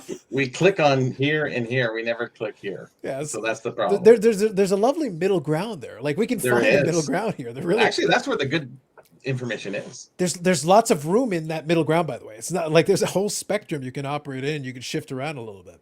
Yeah. So quickly, I'll grab this comment. PS Collectibles Philippines. Really appreciate the content. Big fan from the Philippines. There you go, Bobby. Huge in the Philippines. There Thank we you very go. much. Appreciate that. Market manipulation. Could be. I think the only thing that helps that one, I will say, is that the Josh Allen did still end up falling in line with some of the recent comps. Like, it had been way off the comps. I think it would have been even more suspicious. Like, but for that particular card, it's within a certain range. That's kind of why I asked Bob about the PWCC thing when he was on last. I said, if you're buying something and it normally goes for about $1,000, I'm just making up numbers. Normally goes for about $1,000, and you buy it for $1,050. Are you that thrown off? Like, are you that bothered? Probably not. It's within like a margin of error that it's like, okay, maybe not, but it's not out of whack. Now, if it's $1,500, I got a serious issue because then like, okay, wait, why? Why is it that far off? Or if it ends up at $900 or $950, you're probably not going to cry about that. You're like, okay, no. There's a certain tolerance where it's like something can happen, but it's within a spectrum. But if it's way out of whack, now we got questions.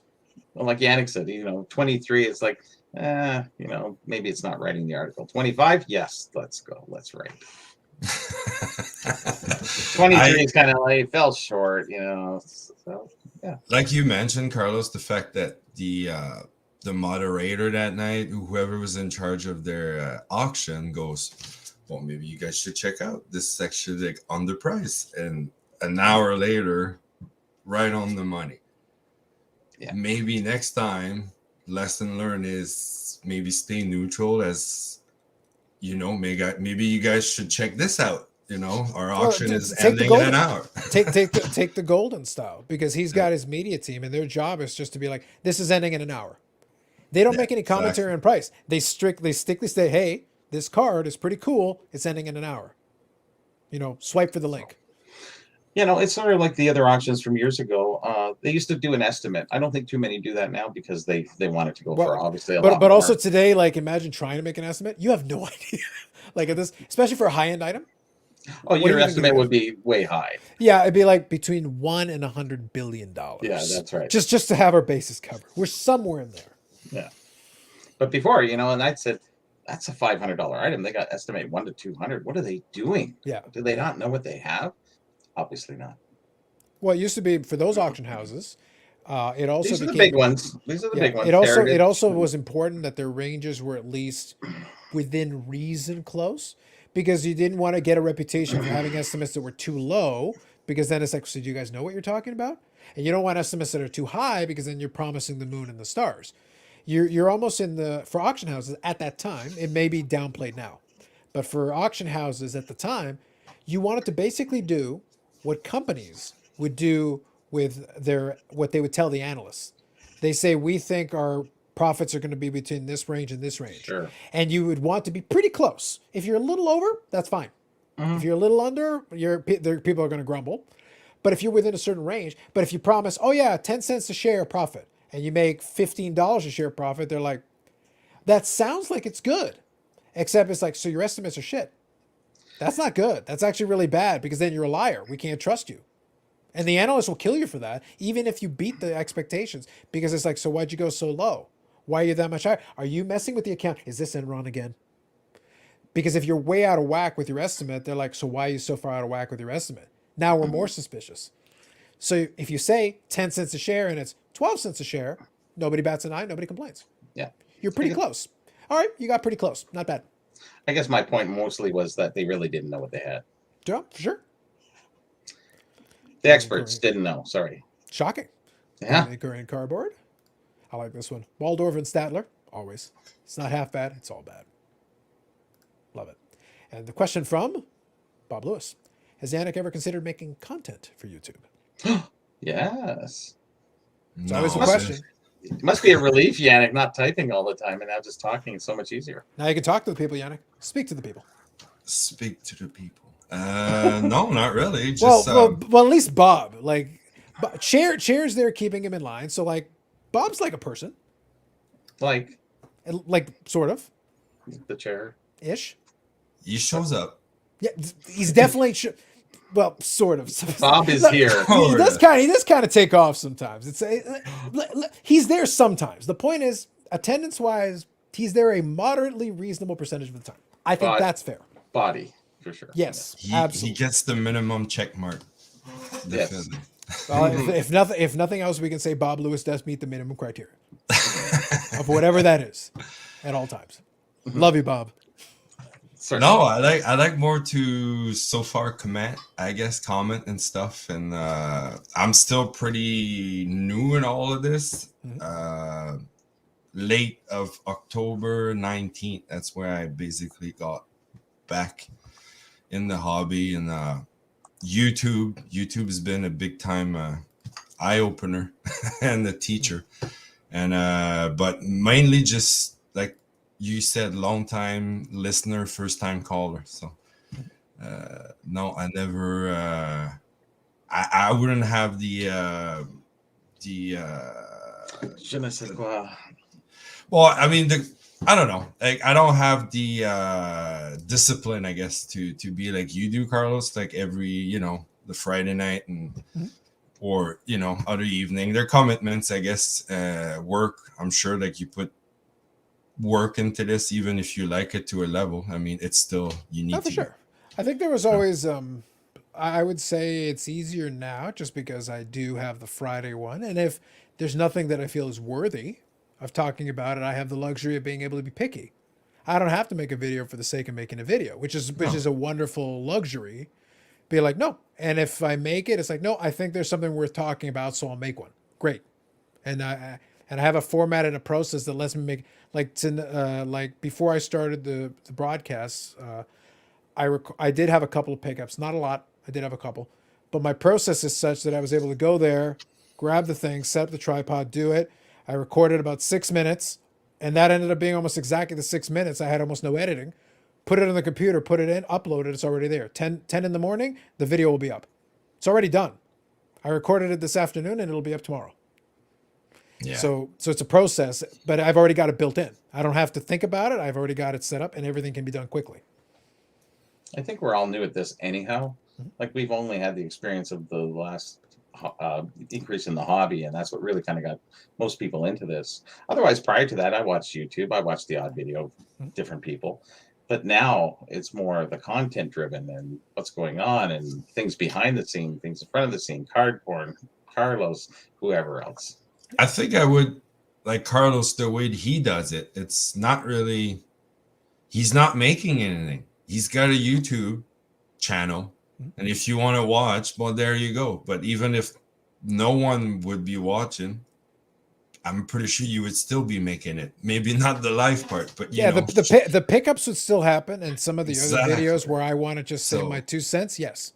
So it's not like you feel like you got to make stuff, like you're enjoying it, you're doing it. That's the end of it. Other channels, other creators, sometimes you feel like it's like they're Job. making stuff to make stuff. Well, Yes.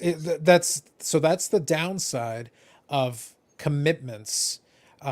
If you do take the sponsorship, and there is an expectation, when things were really busy and there was news all the time, I would record during my lunch hour. I did I think one of the SGC ones live. I actually did it because I had a window between meetings, so it was just easier. So I didn't have to edit. I just went live, and it was like in the middle of the day, And people were like, what the heck? Why are you on in the middle of the... It's like, because this is easier way for me to record. And when I hit the button, it's already on YouTube. I don't have to do anything. I've already done it. There's going to be no editing to this. I'm going from point A to point B. I'll tell you what I think. I'll tell you what's going on. Here you go. Videos on the channel. Enjoy.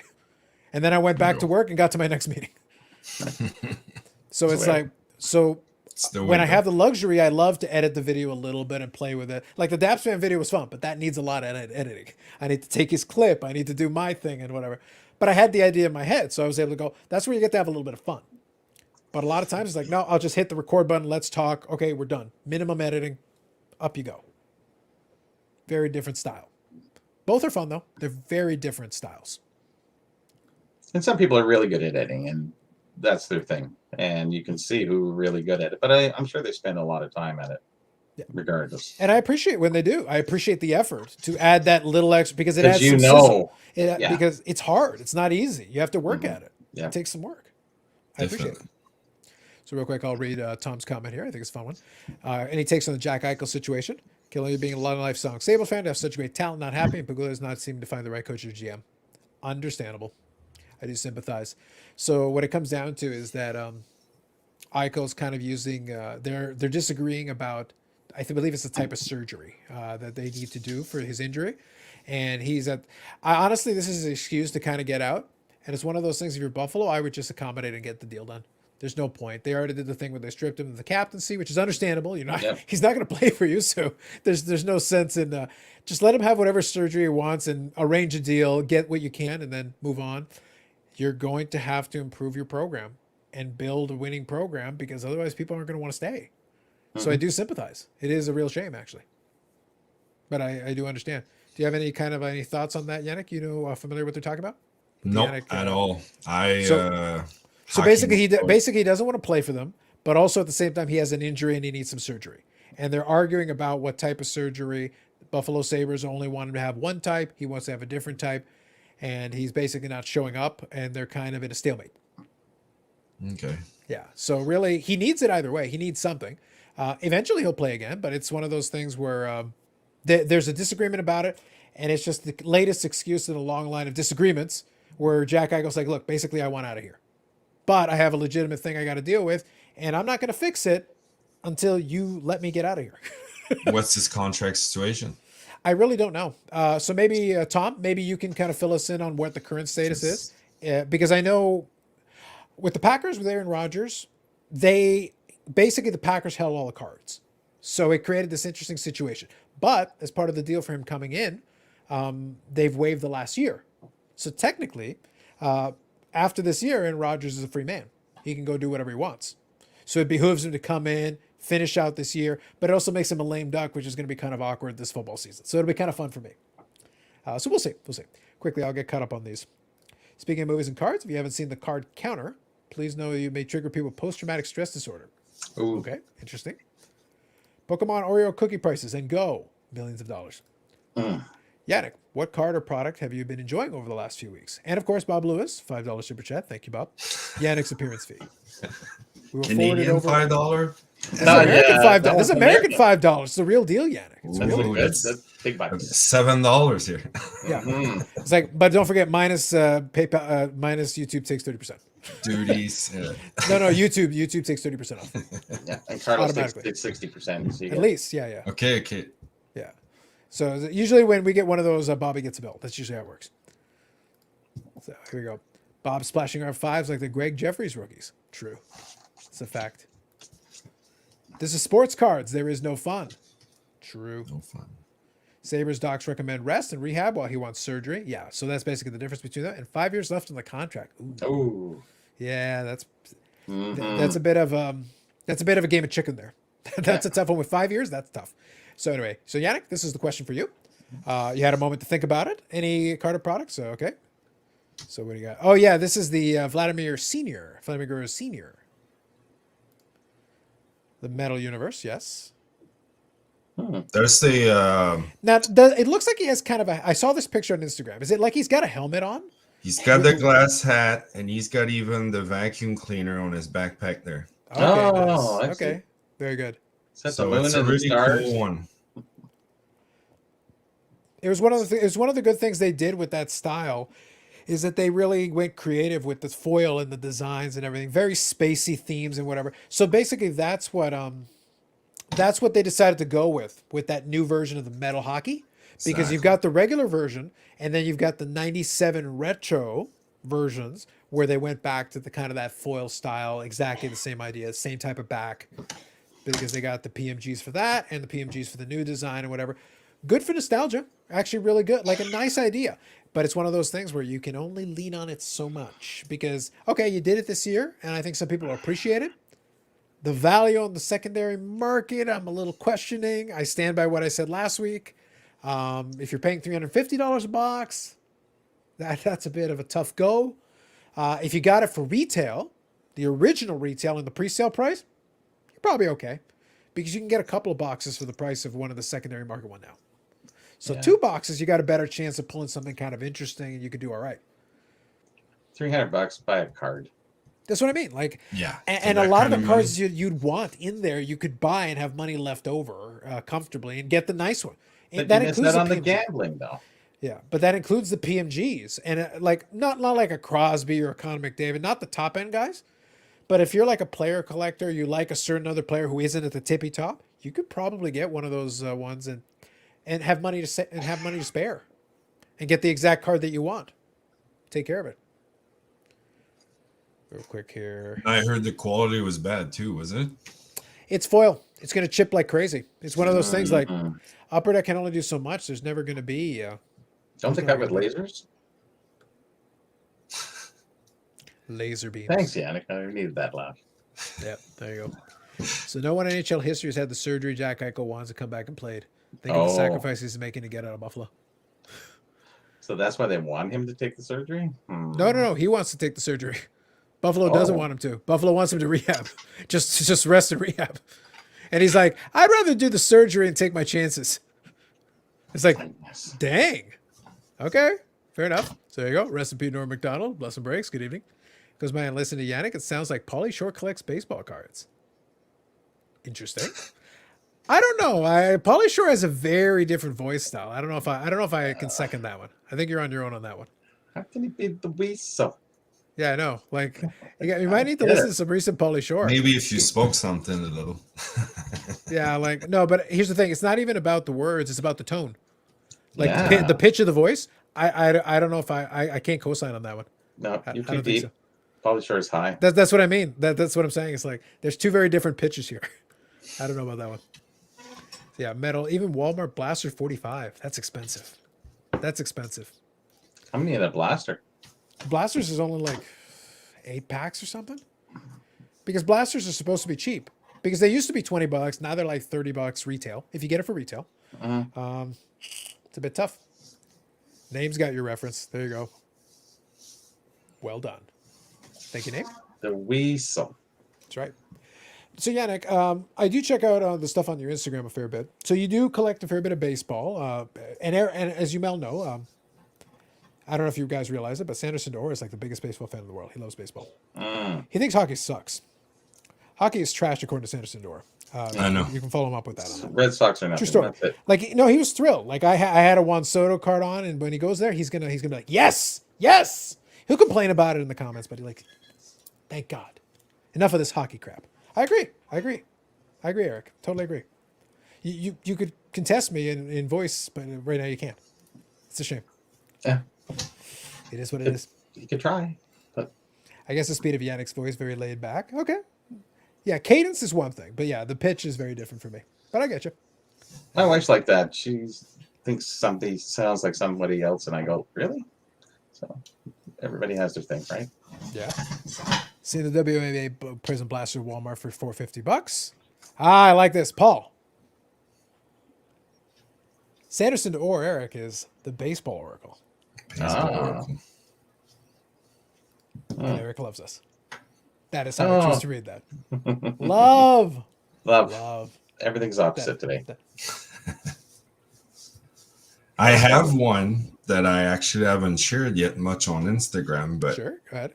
this actually Okay, 79. Okay, 79.80. Nice. this is actually a pretty tough one to find in a fairly good condition.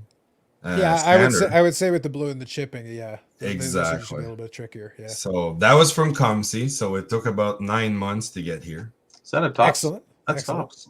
So it is the tops. Yes. Yes. Sorry. Because in They the didn't. The Peachy's different. Yeah. Anyway, so OPG, they only made the team logos, the Whalers, the Oilers, the Jets, and the Quebec. Nordiques had the team picture. Actually, hang on a second.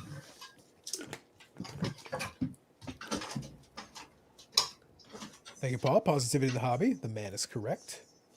Oh, 5 packs of Metal Blasters. It's worse than I thought. It's terrible. Yeah, I thought it wouldn't be so much in the blaster because there's how many in the box? There's 16. Well, it kind of depends, right? I've seen both. So I've seen, so Metal obviously has decided to go this route. What they used to do sometimes, again, not all cases, what they used to do sometimes with the blasters is they would just put less cards and then just make small packs and be like, Yeah. okay, you get more packs. Yeah, but you got like 3 cards. So it's like, it ends up being the same amount of cards. It's like, that doesn't, you're not fooling me, man. You don't buy blaster packs individually. It's No. inside the blaster box. Like, you might as well just put a couple more cards in the packs and put a more reasonable amount of packs. You You're would ending up think. with the same number of cards. It's whatever. All right, here we go. Okay, Oh, there's so- the Nordiques. Yep. Okay, very good. Nice. And that's the O-Pee-Chee one. Very good. Yeah. Here's Jacques Demers there with the brown suit. Uh-huh. That was the 70. Yeah. And then basically there's Nice. the Whalers and Okay. the Oilers Nice. and the And Jets. the Jets. Yeah. Nice. So that means I like that tops card actually much better than the big cards. that's Is I it- started with the OPGs first, but then I find out that was the tops version, and I thought it was Yes. pretty neat as well. There are some different versions. Like Top has less cards, but they do have some different versions. And like people like to add those to their OPG sets, the different player versions. You know, if they were traded or such as like that one that Yannick just showed. I like it.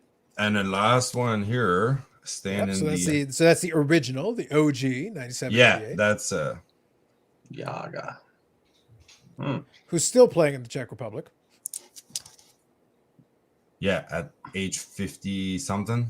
So thereabouts, yeah. But he has had. I do feel kind of bad for Yager though, because he did. I believe I'd have to go look again, but I feel like he did some interviews a little while ago where he basically, because I think his dad owned the team or something like that, and he went back and he wanted to play, but at this stage he's like, I kind of need to keep playing to keep this team viable. Oh, So it's almost My like bad. yeah. So he kind of, because he's the star attraction. He's the reason that team has fans in the stands basically, and he kind of wants. But at the same time, it's like, I think Yager still likes playing, but I don't think he likes like I have to play, like to keep fans in the stands, to keep the interest up. And he's not playing at the level at which he's accustomed to. This year, apparently, he's off to a good start, but it gets harder. So because he's acknowledged as much, he's like, yeah, I can still play at a certain, but I try to do certain things that I used to be able to do really easily, and it's a lot harder. Which, yep, very understandable. Yager had a really long career being very high level, though. Like even at the NHL level into his 40s, he was still very effective. But it doesn't get easier; it gets harder. So it's like, and if you feel like you're compelled to play, that takes some of the fun out of it for you. Whereas, like Gordie Howe just wanted to keep playing forever because. And Gordie Howe just adapted his game. He knew what he was doing, but he wasn't as fast as he was in his 20s and his 30s. No. But he was still tough, so he would use the physical side of his game, and he just adjust. But he was still skilled. Smart player though. Of course, That's why. absolutely. So, But that's what you have to do: adapt. Like you've forgotten more about hockey than most of the players you're playing with know about. So you know what? Use that to your advantage, and just be smarter than everybody else. So I'll grab Jordan's comment here. You're Yannick, getting all the love, Yannick. So Yannick, cool to see you in action. Really appreciate the support of his new podcast. And oh, hey Carlos, Hey, Jordan. love it. Here we go. This is a good question. Oh, actually, let me read this first, and then we'll come back to this one. In the U.S. Metal Hockey Blast, $29.99 at Target, 7 cards per pack, 5 packs. Okay, so that's 35 cards. But think about it, 35 cards for $30. Doesn't feel great. Feels dollar bad. card? They should be worth at least that, right? It's more than it's more than $1 card. I would prefer spend my dollar in a dollar box personally. Yeah, like it's pretty rough. A lot of those cards are not even going to be worth that $1. But what if you get that hit? That's what it's all about. The gambling. look, I like gambling, but I still want to feel like I get a couple of cards thrown in there just for, because sometimes you're like, okay, at least give me a couple of cards for my team. It's like a consolation prize. It's like, throw me a couple of commons, a couple of base cards in there just to fill it in, to make it feel like there's some weight, because then you're actually wasting the package, because you're actually at the point like, okay, so you gave me this box and there's 35 cards in it. How much wasted space in packaging on the inside just to hold the cards in place? And then you just compress it, and it's like, there's your 35 cards. You got almost nothing out of it. Not so great. Maybe you didn't. Yeah, exactly. Because isn't that why the people buy them? No, They I think something's in them. the blasters though are such long odds that you're on. Going into a blaster, the blasters really were designed for basically like, oh, you're at Walmart, your kid is complaining. Here you go. We'll take it and open it. That's really what it was designed for, because really it's not viable to pull anything interesting. Your odds are so long to get anything good. It's like, you're not buying it for that. You're like, I really want to rip something. All right, I'm already here. Let me grab one. Yeah, That's what it's meant to be. It's an impulse buy off the shelf. I went by Walmart today, stopped by the card section. I always do, just to look at, and for the first time, they are locked behind glass now. Oh, really? They don't want to deal with the nonsense. Like, it's stupid. They're like, they don't want lines. They don't want any of that idiocy. Nope. They're like, no, if you want the damn thing, you're going to ask us. We'll walk over when we got a moment. You grab your thing, get the heck out of here, pay for it, and leave. We don't want any of this silliness. And I totally understand. I agree. Yeah. Because it's not worth it to the store. They don't make any extra money. I was more like, oh, okay, it's here now. Yeah. But just think, if you're a manager of one of these things and you had a bunch of idiots sitting there in line to like wait for blasters of stuff, and you're like, why are you here? Oh, we needed to get these blasters. And after a while, you complain to head office. I'm like, can you just put it in the warehouse? Just sell it online and let the bots buy it. I don't care. I'd rather put some home furnishings on the damn shelf and be done with it. True. Like, True. put some Funko Pops or something. Like, get this out of here. Trust me, they'd rather put just about anything in there that they don't have to do, because then people steal. Because that used to be the problem back in the day. People would like weigh packs or like feel the packs to try to get inserts. And it's like, this is stupid. Why am I having to have somebody keep an eye on this aisle? What benefit? We're not making any extra money from this stuff. The amount we're making is so small for the amount of hassle. That's what happened at the card store I went to. He would, there would be, hey, why's that box not, just opened it. Well, there's a couple packs. I opened a couple and said, yeah, you knew what was in there. You were feeling them, weighing them, whatever. Yeah. Well, that was the thing. People. That's why I never got anything. Yep. Sad. So this is a good question here. So Tom puts in, any cool recommendations for a cheap, cool, under the radar insert set to put together? Any sport or non-sport? So that's very broad. That leaves a lot of room, a lot of possibilities. I have a few thoughts. But here's what I'll do. Yannick, do you open any new product yourself? Vintage. Do you open any new product? You probably in vintage you'd be hard pressed to find insert sets, Bobby. Although I suppose there are some. Tons. Do you consider them inserts in the same way though, or it's just kind of like Same way. insert in the Not pack? parallels, but I mean inserts, yeah. Yeah, but there's no real odds on a lot of those. What I mean. Oh, they're there's no odds on those. Yeah. But that's fair enough. I would say throw some in there, because right now he left it really open. He said any sport or non-sport. He also didn't specify any era. Go for it. I'm gonna do a quick refill, but if you guys got a couple of thoughts, go for it. It's any sport or non-sport. It's really broad. Go any era you want. Really, you're kind of open for it. Yeah, there seems to be a few out there. I know of, you take the early 70s of, let's just say hockey or even baseball. They had 70, 71, 71, 2, all the different series, all the different inserts, the rings, the team crests. So there you go. It's in there. Let's read them all out. Why not? There's a lot. Non-sports,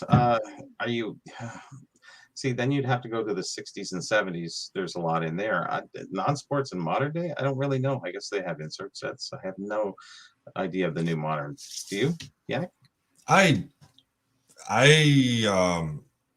like some of the stuff you do collect, Bobby, like all the food and odd ends and novelties that you used to find in the toothpaste or other stuff. I have not really complete sets, but I do. Yeah, that's like the Colgates, I think. The hockey heads. Yeah. There you go. So I have some post serials baseball stuff from the early 80s, my era. So they used to have like team cards with the logos and stuff. You would collect all 20 some teams back then. Nothing other really that I can think of right now. Is Tom talking about insert card sets, like card sets with the, you know, one sticker per box or per set, whatever like that? Or is he talking about like what you're talking about, inserts in cereal or inserts in This is cigarettes? glossy vintage stuff to modern. So What did he say? Sorry, I didn't read that. he says like some of the glossy vintage Oh. stuff up to modern, so anything. Oh, that's a wide, canvas to paint there. Well, I did mention a few as we hit after 1990. The Red Army, I guess, in Opeachy 90. And then, you know, Carlos can take over from the 90s up. Carlos, help. The 90s, I figured once we started talking about the Red Army one, I ran from 70 up, so what am I going to do? I got you. Okay, so real quick, I'll hit you with a couple. You did say any sport or non-sport, so I'll hit you with a few quick ones. If you go into the 90s, there's tons. One of the ones, like some of those Leaf sets from the mid-90s, later 90s, you've got, what I would do is do a Google search or do an eBay search for things like Lethal Weapon. Because they've got a lot of inserts and insert parallels. And here's the advantage of the insert parallels. Sometimes they would tack on a little technology, and sometimes the insert parallels are not actually so difficult. They look more attractive. They would borrow a lot of the design elements, but they would be a more attractive version of it. So you could get the nicest version of it. And sometimes it's available for a small premium over the other one. And the other category that I would go into, because in the 90s, what you're looking for is, do you like the design? Number one, because a lot of them still aren't expensive. If we're in the world of hockey, it's not so bad. We're still okay. Gretzky's still going to be Gretzky. Lemieux's still going to be Lemieux. You know, Martin Brodeur, Patrick Waugh. There's a lot of them. But a thing you want to bear in mind is a lot of them have very nice and fun technologies because you can get Dufex. Go for it. You can Dufex, you can get acetate, you can get refractor type technologies. And some of those insert sets are like 20 or 30 cards. The checklist isn't so ridiculous. And if you get a checklist that's 15 or 20 cards, you're getting star players. You're getting the top end guys, which means the checklist is tight. You're not getting any filler for the most part. You might get one or two young guys who they thought was going to be good at the time, and it just didn't work out for whatever reason. But then you're still going to get the Gretzkys, the Waz, the Lemieux, and stuff like that. And if you're interested in that, baseball is the exact same thing. In that 90s period, there's tons. One of the sets I did, and actually I'll grab one card as an example, but I've shown it before. Just an example.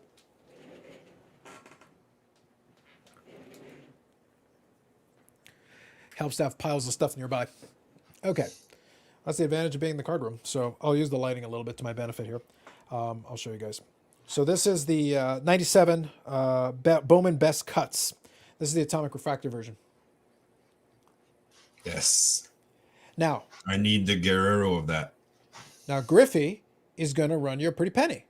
But the last one that I needed for the set was Jeter. And that one might be on the way. This set is 20 players. You've got Griffey, you've got Frank Thomas, you've got Cal Ripken, you've got Chipper Jones, you've got a lot of the top guys of that era. You're hitting all the spots. You can carry this principle over into the early 2000s. There's still great sets in the 2000s. A lot of that time, which you were just looking for shine.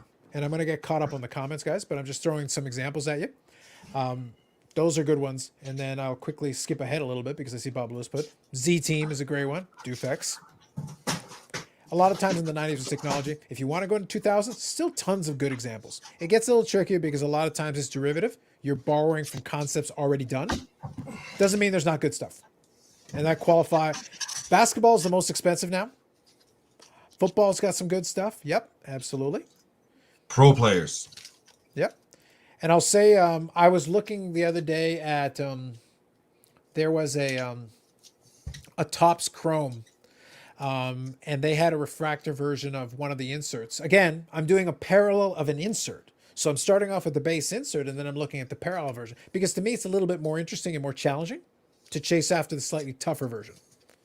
But that's just kind of how I would... That's the approach I take.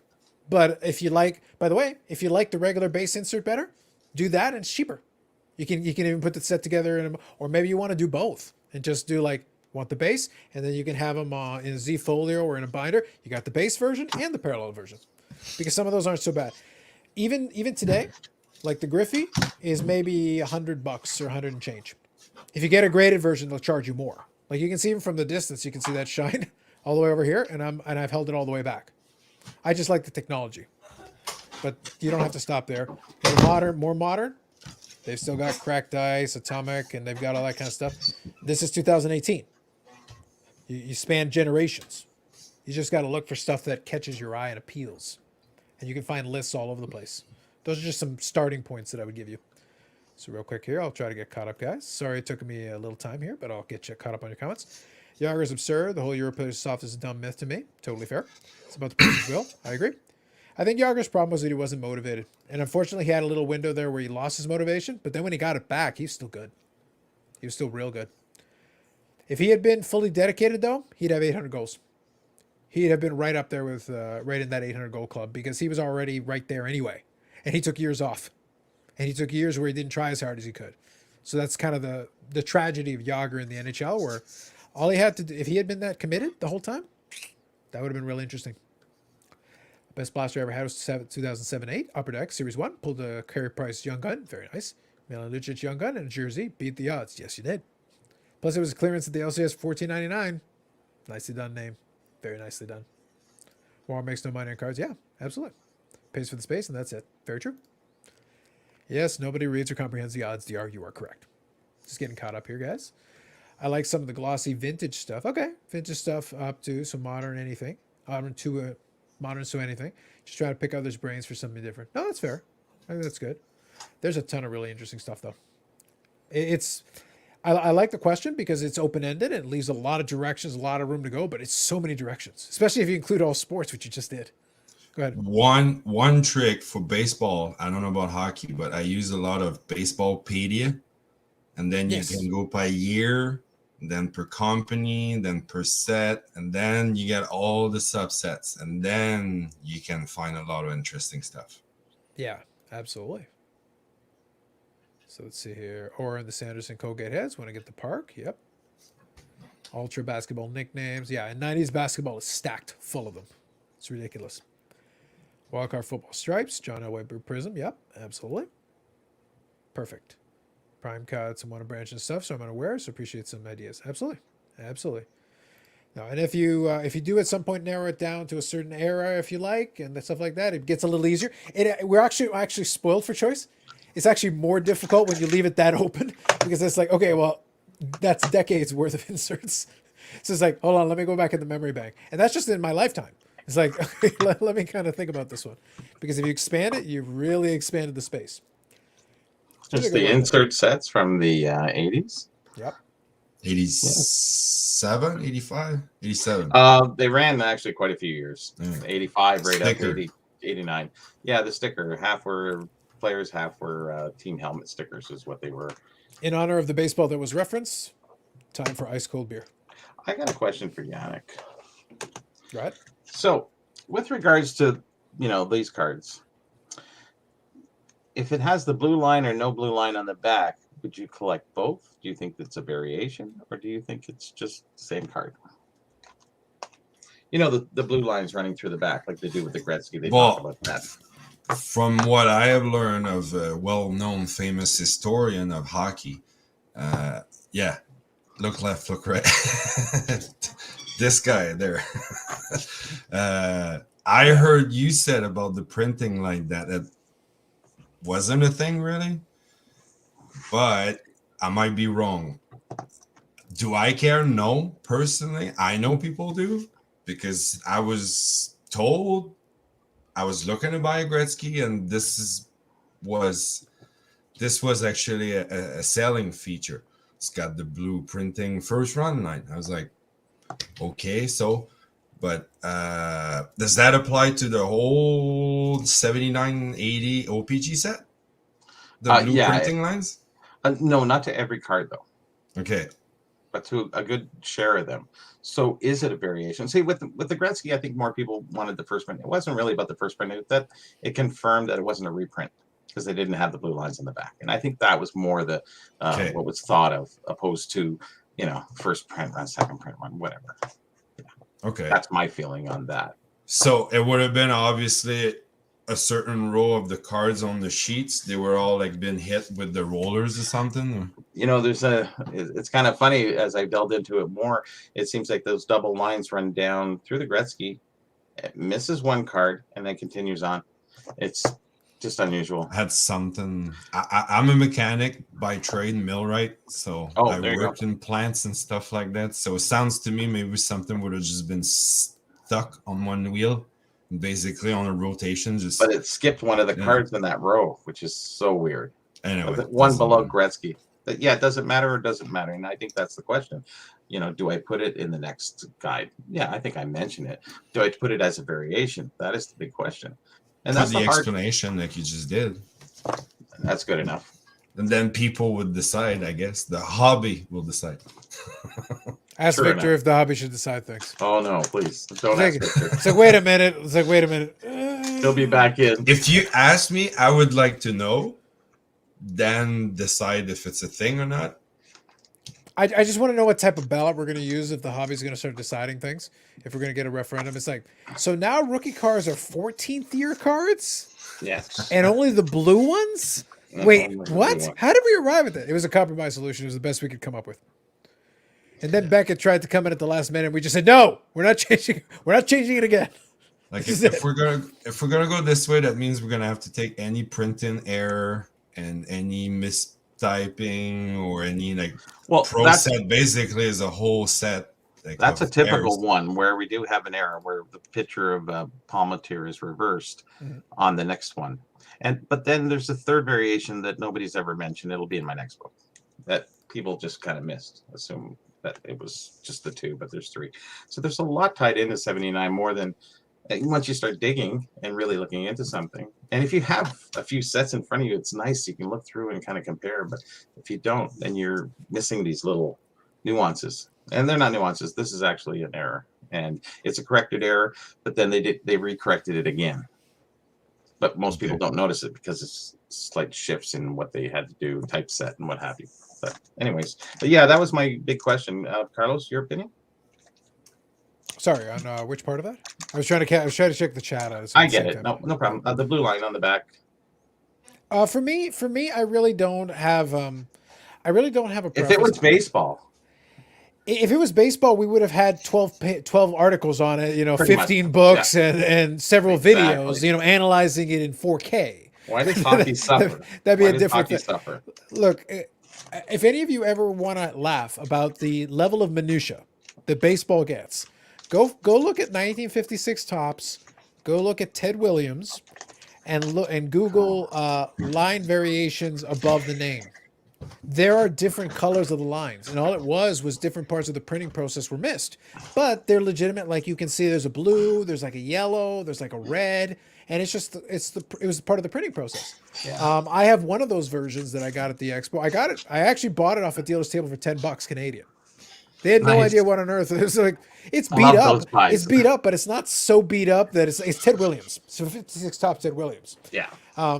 But there are variants, and there are some people that are so hardcore that they're like, "Oh, I want all the versions." There's like 5 versions.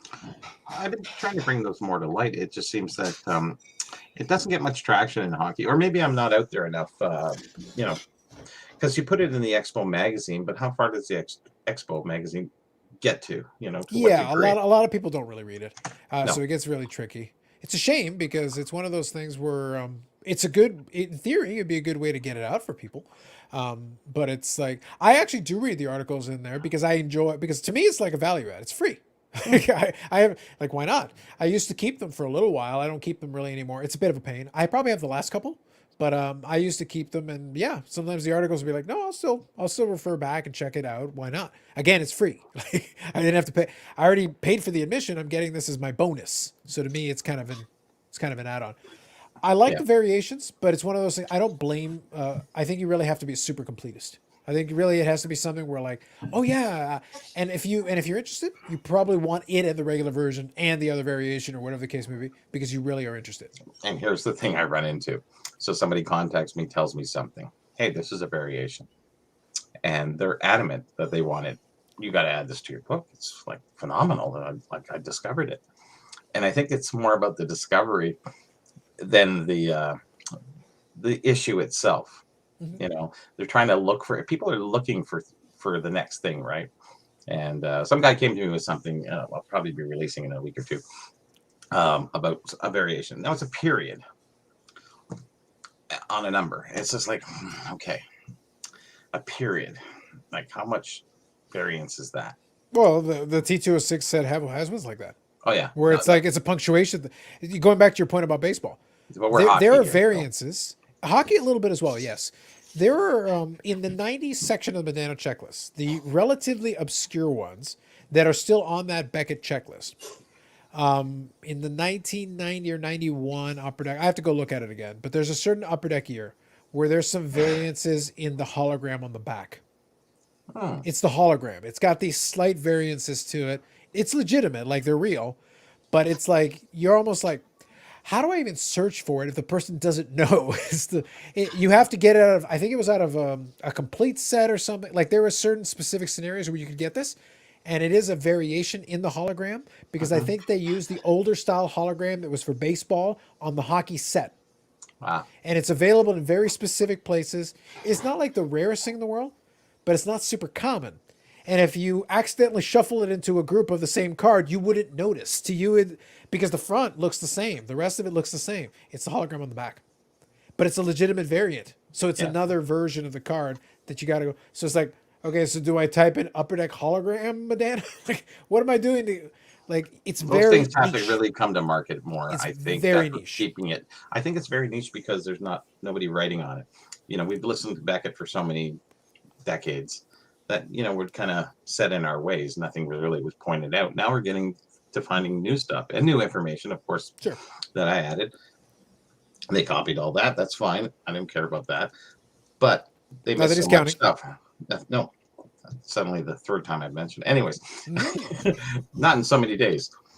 So going forward, do we add more information and get some justification for some of these things that maybe should stand out? As they do in baseball. Like we copy baseball, we mimic baseball. We always have. We've always been about 5 years behind at least. So, you know, are we to catch up? Because if you look at SCD, Sports Collectors Daily, the SCD, they used to like great articles. Yeah. But there was very little on hockey. It was mostly baseball, football. You know, basketball never really got much love either. And hockey was, you know, was the Well, the sports guy. Look, if you guys ever want to laugh, again, it's a different genre of collecting, so I understand that. I'm merely going to point it out. If you guys want to laugh about the distinction in levels of scholarship, because I when Victor made his video, in my comment, I said an excellent piece of hobby scholarship. I was very specific in the word that I used because I'm a history major. I come from that background. Scholarship is the material. Those articles are scholarship, especially if they're written well, but they're scholarship. It's somebody took the time to research a thing, and therefore now it's a reference that you can draw to. When I bring in references from other hobbies, it's because I've studied and at least paid attention to them with enough depth to be able to bring that reference to you so that I can present it to you. Well, if you go back in time to a different hobby, in the coin hobby, they study nuances on nuances. You take it to another level of nuance to the point that the grading card companies are able to, and you can provide them material to tell them what variation this is because you've done your research. Then they will research your research to confirm that is correct. And if you are in fact correct, they will put the designation on the label of the holder. They have not only acknowledged it, they have now confirmed it. They've done their own scholarship on it to confirm what you found. And now they acknowledge it officially. And now the rest of the hobby must know. Will they call it the Carlos variant? No, what they'll do is they'll put numbers in different... Not like stars and... no, you don't get to name it after yourself. But what happens a lot of times is you'll have these different variances, and then it'll start getting added into the books on the particular year, on the particular variant, a type. And that's what we're lacking in this. And all of a sudden, and they call them the red book. And I've got a couple of copies of some of the red books but the thing is the red books, they'll actually focus in on certain years, on certain sections, and have an article in the a set of articles in the red book studying pennies, studying nickels. And every red book every year, they'll focus on a different category. So if you get a collection of the red books, you're actually getting a book on pennies, a book on nickels, a book on dimes, a book on this, that, and the, in a run of them. So the set of the red books is its own reference library. Yeah. So it's like you're building this. So they do this normally. This is normal for them. This is what they always do. Coin World was their big publication, like SCD. It was full of articles researching all of these things, and lots of people submitted. And you'd be like, "Oh, so who's this random dude who wrote this article?" Well, actually, he's been running an auction house for 35 years, and he has sold $50 million coins, and he's been collecting for 50 years, and Yeah. he's dealt with some of the biggest collections in the hobby. $1 million plus, that's normal. That's his bread and butter. So of course he knows that stuff. Yeah. So he's done his research, so he knows what the heck he's talking about. So when he tells you, his reputation is on the line. You better know what you're talking about. You can't just be screwing around. Yeah, that's why I like to see other people like, whoever, just somebody else to come out and write an information article. And I really like that. I can't write them all. I know there's people who have specific desires in other areas that they're, make beehives, like they wrote that beehive book. That was great, and other people who have that specific experience in a certain year or issue.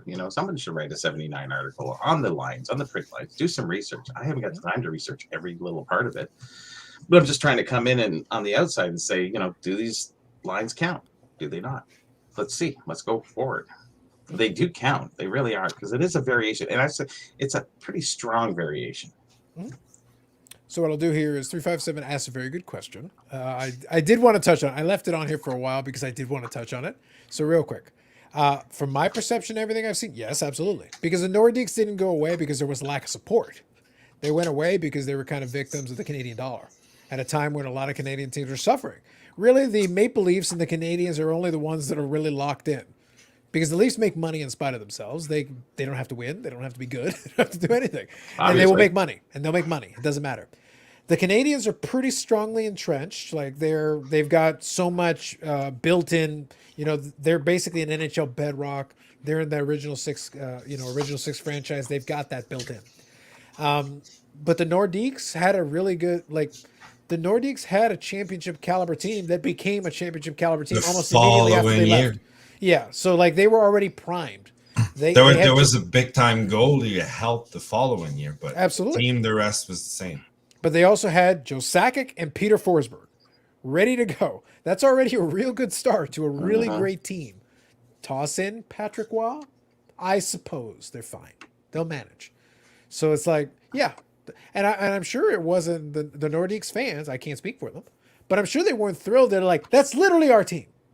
We're literally watching our team win the Stanley Cup in Colorado, and it's our captain Joe Sakic, it's our player Peter Forsberg, and it's if it had been 10 years later or 15 years later, that still would have hurt. But it's not. No, Joe Sakic literally played in Quebec. It's we know this guy. He used to wear number 88 at first. Yeah. But it's a little extra sting to the whole situation. It's like that this team was already right on the precipice of being at that caliber, and then you got to see it realized elsewhere. Yeah. For at least with the Expos, who had a similar kind of situation, at least the Nationals didn't win immediately. They actually sucked for a long time. They're actually terrible. Alouette. When they won the World Series, it was in 2019. Enough time had gone by where that was not the same team. Nothing to do with the Expos. Exactly. That's what I mean. It's not the same team. It's not the same players. Everybody, the last Expo who played on that team had already gone or retired. They were all gone. There was nobody left. Ryan Zimmerman, I think I don't think he was. I think he was the national. I think he was Nationals draft pick though. He was exactly. He would have been the last vestige of the Expos or something like that. Brad Wilkerson is their last first round pick, and the last guy is retired now, I think. Yeah. So, but that's so. At least I said it's not much consolation, but at least there was some separation where the fans could be like, yeah, that's not our team, really. No. Like we know it's not. Whereas the Nordique fans like, no, that's literally our team. Like literally, this is our team with a different uniform on, and we're having to watch this. It's a bit of a slap in the face, so I do feel for the Nordique fan. It wasn't. They moved the team for what they thought that they would never be able to afford the salary cap, which was no salary cap then, but they were all in awe for 50 million a season back then. And back then, I think the salary cap, the team salary was $15 million back in 94 or so. Yeah. And now what's a team salary? It's like 80, 90, something like So that. there you go. It's pretty up there, yeah. So It escalated very quickly after the 90s. So, and the fact now that living here in Quebec City and thinking that they're gonna try to get a team back, I highly doubt it. Like, you guys left for 50 million and 15 million back then, and you were planning on salary would go up to 50, and now you're at over 80, and you still think you're gonna bring an NHL team here? Well, I think one thing that's going to kind of complicate matters is that there are a few of those, like literally everybody and their brother knows that Phoenix / Arizona / whatever the Coyotes are called now is a joke. It's an abomination. No one believes it. It's like, look, just move the damn team. Just get over it. It doesn't work. It's never worked. It's never going to work. Get over it. Move on. There's a Arizona team in Arizona in that TV deal. It doesn't matter. It doesn't matter. It's one of those things where like they've had such the NHL. Gary Batman's just sitting there. That's his one headache. He goes, "We got rid of Atlanta. We fixed that. we figured out a way to get rid of it. Just move it on. Send it to Winnipeg." Yeah, he's like, "All right, fine, Winnipeg. You get old Atlanta. Take it." And they're like, "We'll take it. We'll accept it." I'm pretty confident. Again, we'll never know. We'll never know for some time. But I guarantee you, if they said, all right, Quebec City, look, here's the deal. If you take the friggin' Coyotes, you can have it. They're like, we accept your terms. Oh, send them over. Send them over. We'll take it. We'll make it work. We'll figure it out. Yeah, building's ready. It's empty. That's what I mean. Like, that's usually the hang up now. It's really hard to get a building at this point. So if you happen to have one that's ready, like legitimately ready, that's half the battle right there. 5 years old, I think. Yeah, it's a lot more attractive than whatever Arizona's got going on at this point. It's just not working. So we'll see how long the NHL wants to embarrass themselves with that. It's not working, and they need to move on. But Gary Bettman has to get on with his life somewhere. Yeah, he's just got to move on. At that point, if I was advising him, I'd be like, look, just do it, just so that at least you can say, look, fine, we gave you this back here. Just take this and don't bug me. If they still suck, that's your problem now. That's not mine. You figure it out. Get a GM and figure it out yourselves. They want another team, what, in Hamilton? And then they were talking. Well, they did for the Cops Coliseum only exists because they were supposed to get a team, and they're still waiting. And it's like Cops Coliseum is not getting rebuilt. It's way too late. I like Cops Coliseum because I would go to Cops Coliseum to watch well, before they got rid of them, it was the Hamilton Bulldogs from the AHL. Yeah. Hamilton Bulldogs. That was fun, but you could tell that building was super dated. Like by that point, because it was made for the early 90s, it made sense in the early 90s. By the late 90s, early 2000s, it didn't make sense anymore. Like it was already super out of date. Yeah. And you knew what the problem was. And it's Hamilton. These are facts. Okay, so real quick here. If Yager didn't play behind Lemieux, he would be more appreciated, possibly. Although he was so young when he started with the Penguins, it helped being a winner early. It helped being right there with a great team early, because we can't discount the value of you're playing with Mario Lemieux. You're playing with all these other great players. Ron Francis was on that team. Like this team was really good. Mm-hmm. Brian Trotte was at the end of his career on that team. So you got these veteran star players who were stars all in there. Lemieux was still in his peak of his powers. Who was the coach too? Yes, Scotty Bowman, I think, was in the second one. I think he was. The first one was the U.S. team guy, wasn't it? Something like that. I know Bowman was around. I think Bowman was around for the second one. Yeah. Was that Herb? No. Herb Brooks? Oh, no. Yeah, was it Hitton? No. Something like that. I don't know. I'd have to Miracle on Ice. That's Herb Brooks. I have to think back. Yeah. That sounds right to me. I don't know. Yeah, it is Herb Brooks. Yeah. All I'll say, though, is that, look, that team was so good, they got Pierre Maguire ring, okay? We know that's how good that team was, all right? And he's been milking off that forever. He's going to the Hall of Fame soon. Exactly. There you go. See? Okay, so real quick here, Paul says, if the hobby decides, instead of 2 options, we'll have 17 different answers and everyone yelling. Correct, sir. That's it. I'm way behind on these comments. That's why I'm trying to get caught up right now. See the Bowman Chrome baseball pack open in the Optic football rookie in it. Talk about a mess up in production. Oh, interesting. I did not see that. Kind of curious.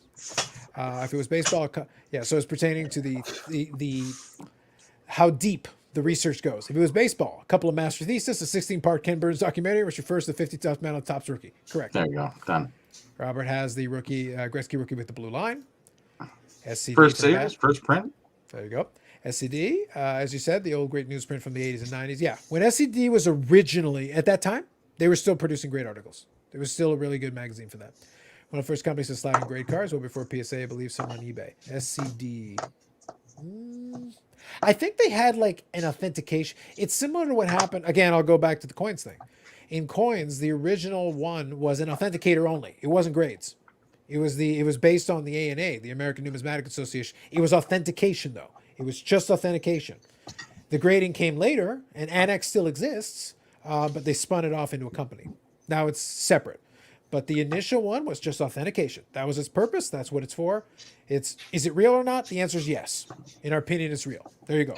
SCD was such a huge publication in the hobby everywhere. It was great articles. Everybody wanted to advertise. It was phenomenal. And they just, now they're nothing. Lousy little fluff articles here and there. Oh, you know. no, now it's basically... Sort of like the Beckett, it's just not that. Well, here's the thing. It's because the joke always was, we have a newspaper here. We have the Mississauga News, where I live.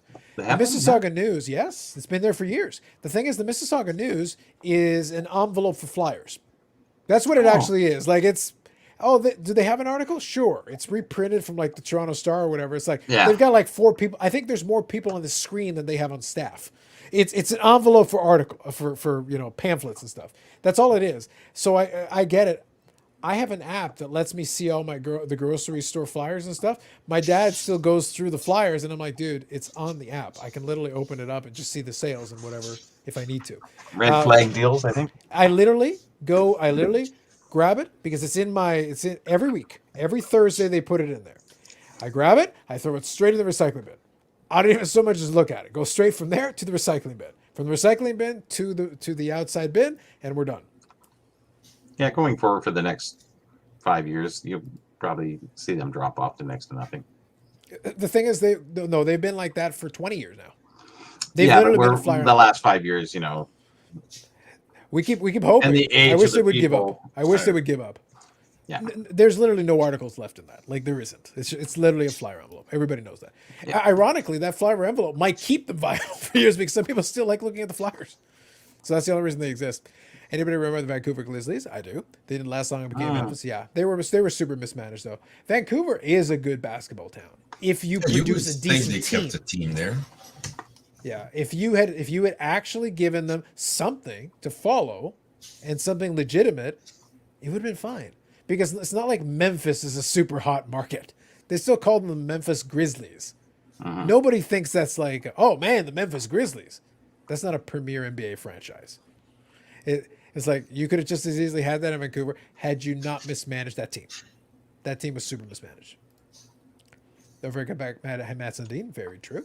That is a fact. Michael Jordan's salary was $33 million his last playing year. What would that be worth today? $333 million. Well, no, like that's PSA 10. Sorry. Yeah, exactly. It's not even what they would pay him. It's like Jordan's last year was actually, I don't know. Was that Jordan was getting $33 million from the Bulls? What was he getting from the Wizards? It wasn't that much. Because he was doing it on an arrangement where he was going to become a part owner. So he cut them a bit of a sweetheart deal. So that wouldn't have been his. I'm going to assume we're talking about Bulls. So the Bulls would have been 98 was his last year, 97, 98, something like that. 97. Yeah, something like that. So That'd be about 20 years worth of inflation, 40 million. Now, in today's NBA with supermaxes, different conversation. In today's NBA, different conversation. He was making more Nike promotions anyway, so. Well, Jordan always made way more money. Jordan became a billionaire from Nike. Yeah. That's where he really made his money. And he still makes the money to this day. Jordan Brand still sells shoes. They still sell shirts. They still sell hats. That's where he makes his money. Yeah, I still don't know who the Penguins coach was. No, I was mistaken with something else. Gotcha. All right, no worries. No worries. But yeah, I agree with the general consensus. I did finally get caught up on the comments, so thanks, guys, for the comments. What I was going to say, though, is that, no, I agree with the general consensus. There used to be a bit more of a tradition of scholarship in the sense of actually writing articles. It's very hard to do that right now. Sports Collectors Daily does a good job in terms of compiling something, but it's not going to be the level of research that you're going to expect. It's not that type of publication. It's not that type of format. I'm reading it and I'm going, oh my gosh, some of the stuff is like, but it's not that type of format. Here'd be maybe a question. This is something that's why I've been putting more in there. Yeah, let me pose a question. I want to pose this question to the chat as well. Assuming they had, because Basketball Card magazine, the Basketball Card guy is doing his for basketball cards specifically. There is a little bit more research done because he is trying to do it as a magazine with an article focus. So respect for that. That is, at least it's an attempt. But that's niche because basketball is super hot and people do enjoy it and they do like supporting him. He has he's built a little bit of a following in the hobby Does too. he do vintage as well? For the basketball magazine, yes, I believe so. I believe they do talk about, because it's basketball cards. Anything basketball cards is fair game for him. All right. Because he's interested in just, you want to write an article on vintage? Go ahead. You want to write an article on modern? Go ahead. You want to write an article on 90s? As long as it's good, because obviously he's the editor, he's going through it. As long as it's good, let's do it. We'll put it in there. The more thought-provoking, the more interesting it is for him because he's got interviews and articles and stuff. So that's good. It's kind of a throwback to the tradition of like a magazine with that kind of thing. But here's the question. For the other sports and the other genres, would you still be interested at this point? Because we got to remember something. A quick qualifier. If such a thing were to occur, you would end up having to pay a premium over what it was back in the day. Because the thing with Beckett's and stuff and SCDs is that at the time, they were able to produce quantity. They actually sold enough issues to spread the cost out of publishing and publication. Today, if you get 10,000 legitimate subscribers, that's actually really good. Back in the day, not so great. Today, amazing. If you're actually getting 10,000 people to pay for the subscription every month to get something, either physical or digital, I don't care. If you're getting them to pay consistently, pay. I joke about the hobby being cheap. We'll spend millions on a card, but we won't spend $10 on content we like. I know. We just won't. We won't. I won't. I get it. I understand. But now think about that. So you don't get the content anymore. No. Because now free content, you get what you pay for. You get what you pay for. If it's free, Sports Collectors Daily is free. By the way, thank them for producing it. I do appreciate that because it at least writes something, gives us a starting point, gives us a baseline. Yeah.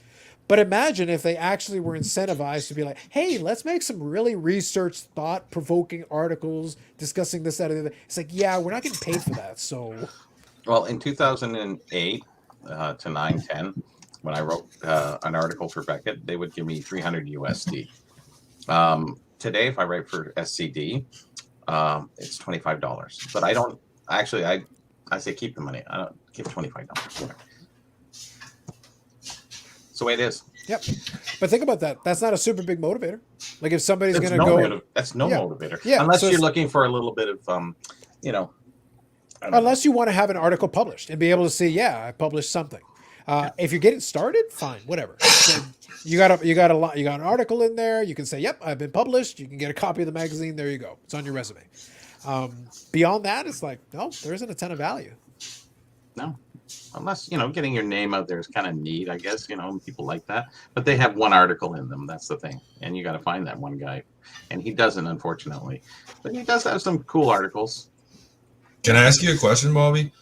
Yep. When you do write an article, how much time, ballpark, let's say, you put into?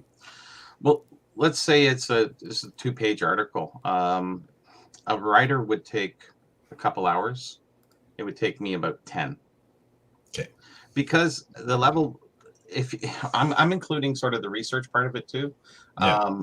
but also the writing, because I'm not I'm natural writer. I'm more math than I am English. 95 in math and 55 in English. So, I had to compensate. But life experiences helped, and I actually really like writing. But I do fix it along the way, 15, 20 times. I have to reread it. Adjectives, verbs, adding different things, structuring the sentences properly. Very difficult for for a math guy. So, but I do like doing it, and the time that I put into it, and the details are top tier. Maybe the writing isn't, but at least the details are. So I'm happy about that. So yeah, it takes me 5 times as long. I appreciate that. And like you, Carlos, mentioned, me personally, I still read books. Like I still read paper. Yeah. So the digest reader thing with sport. Sorry, how do you guys call it? The daily. Sports Collectors Daily. Sports Collectors. Exactly. Let's say you would get me a $10 subscription that I get a magazine every month that I can roll and read and stuff. I still do that, but I'm not definitely probably their target or the general consensus, let's say. So yeah. But, so that would be like the basketball card fanatic magazine type of thing. because that's basically the reason why I use that example is because that's basically the model.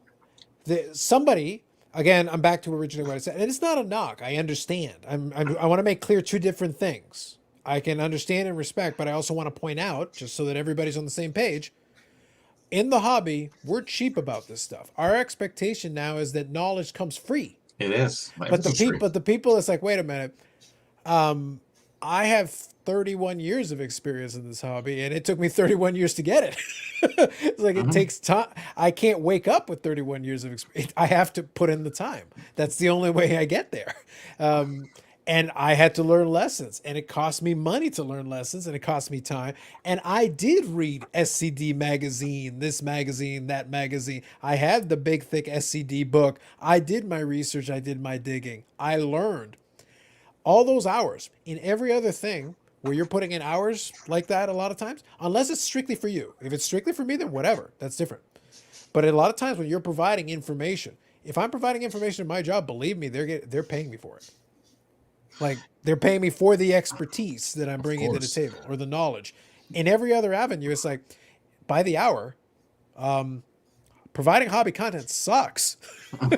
Like you just think of how much time it takes and I'm not complaining because we're doing it because there is an enjoyment level to it. But understand that people take that for granted. They just feel like, oh yeah, well, by the way, when you do that, the quality of the content you're going to get then is going to vary a lot. Because okay, you want it for free, cool. That means you get it free, whether it is buy these 5 cards, send them to PSA and try to get PSA 10s. Bad advice. That's free. Bad advice, but it's free. Versus, we'll actually answer your question. By the way, we can give you examples. By the way, I can explain why I think this is XYZ. You can take it or leave it. That's the level of depth you're not getting in the other one. And we're the same price. Yeah. That kind of sucks. That's actually terrible if you think about it. I think that's one of the things I wrote about in the last article was that, have we become so stoic that we, just search the internet and go, whatever we come up with, like a basic search renders you basic information. Hey, Bobby, if it's on Facebook, it's true. I know, but I'm not talking about Facebook. We'll leave them out of here. But, and another thing, Carlos, you have, let's say 31 years or 30 years, let's just say somebody else's 30-year journey isn't the same. Agreed. Absolutely. Because they just kind of, maybe they know more about 1985, whatever, because they're a big Lemieux collector, and they just focus in on that, and they're such an expert, but they really haven't ventured off into anything else. But you've meandered through the history of hockey cards, baseball cards, football cards, whatever, and you've had that practical experience where a lot of people haven't. And I bought and sold cards in different decades, different eras. I've been an eBay user since 1998. Like I've operated in the space. So to your point, it's the analogy I gave earlier. Sometimes being old just means you're old. It doesn't mean you're wise. It doesn't mean you have experience. It just means you're old. It means you successfully didn't die. Well, congratulations. That's still something. It's not as big an accomplishment as it sounds, but it's something. It's something. You didn't get hit by a car. So that's good. but sometimes we equate the age then with wisdom. And that's not always true. Sometimes it's like, no, let me listen to what you're saying first. Look at TikTok for a while. You'll know that age Yeah, and wisdom we'll doesn't judge. equal. We will judge if there is in fact wisdom in your words, or if you're just saying stuff. That's a little different. And Bobby's point is 100% valid. The 31 years I operated, I want to make the distinction. I operated as a practitioner. I wasn't a passenger. I participated in as a collector. I bought and sold cards. I participated in different markets and different things. I remembered many episodes ago, I made reference to the pit.com when it came to the stock market for sports cards. People were like, the pit.com? And I'm like, Google it, kids. Mm-hmm. That was a thing around the year 2000. It's been over 20 years. But I have that reference. I can go back in the database and be like, actually, I remember when that was a thing, when it was new. And I got a free card from the pit. So I was around during that time. But I'm familiar with it. The pit still technically exists, but nobody uses it. It's not a thing. Now we got these other platforms. Star Stock, we've got these ComC, we got all these other. I at least familiarize myself with all these different ones. So to me, this isn't new. You're not showing me anything shocking. You're not showing me anything new. So, but the good news is then I can be like, oh, this sounds a lot like this other thing that we had 5 years ago or whatever. Maybe you built a better mousetrap. So congratulations if you did. I'll give you that. I'll give you those props. Yeah, sounds good. But if you didn't, oh, by the way, that's exactly the same as this failed model from 5 years ago. You sure you changed it enough? See, but the basketball, it created a market much larger than I think they would have ever gotten without the influx of all the things that happened with COVID and everything else. So this guy starts to write, and he walked in at a perfect time. So he's meeting the market demand. Whereas you try to formulate the market demand, it's very tough from that point coming out. And that's me trying to find in and write the articles here. And that's why I'm trying to write. I have other baseball and football articles that I've written, and I'm going to try to get them out there too as well. They're somewhat similar related, more peachy baseball or different other things that I've written about that I find information on that I find interesting. So I'm just trying to come out there with good, solid, new information. Nothing. I'm not writing for the sake of writing because it's a waste of my time. Yeah, I think it's fair. I think Jeff has a good comment here. I like this. It's a bit of a two-part comment, so I'll read both. And good evening, Jeff. Thank you for popping in. It says, interesting thread on Twitter where some guy was complaining about a podcaster who didn't have kind words for him when he asked the podcaster for an appearance fee, a couple $100. And then he follows up with, Ian Mendez, currently with The Athletic, and Dean Brown, the Sens play-by-play announcer, explain how they don't ask or expect payment for their appearances, which is fair. Now, this is interesting. I like this because it plays a little bit into the discussion. Let's kind of take a second and think about this. I have And Yannick, I want to get your 2 cents on this as well, because you're on the consuming side of this. So it's what we talked about earlier. There's so much stuff available for free. If you're somebody who's there, if you're the play-by-play announcer of the Sens, or you're with The Athletic, when you're with The Athletic, you're already kind of a paid content creator anyway. There's a little bit of that. So there is an element of your job there that is promote the product. And promote the product in this case is you as much as The Athletic as well. So it's one of those things. It's a promotional. It can be a promotional tool. The Sens play-by-play announcer doesn't necessarily have the same commitment necessarily, although he can still operate as an ambassador for the Sens or talking about hockey or whatever. There's still some value to him appearing. But it doesn't mean he's going to appear on your podcast that only 2 people watch. So maybe they'll just pay attention to the level at which you're at to gauge it. So then don't complain if your podcast that nobody ever watches, well, maybe they're not going to answer your calls. Whereas somebody else who's built a little bit of a following, it's understandable because you are offering some expertise, some experience, some knowledge, some stories, which, by the way, can help your. So it's like a two-sided street. Now, if you're a podcaster who makes no money, you have no money to offer. So it's a little bit of it's kind of like, it's not that I don't value your expertise, is that I'm literally going to have to reach then out of pocket. I think they know that going in. So. Yeah, but that's why I say, like, it's understandable. I don't blame them. Yeah. However, Yeah. if you are operating a podcast that, say, is sponsored and there is money involved in it, then I don't think it's an unreasonable request. Because you already have like a financial basis, a financial backing. You are bringing somebody in to draw more eyeballs to your product to theoretically enhance your product offering. The product offering being the podcast, it being the entertainment / information that you provide. I would not have an issue with them asking for some type of remuneration for your time when you are on a sponsored thing. I don't think that's unreasonable. It's case by case, but it's not unreasonable to me. Yeah.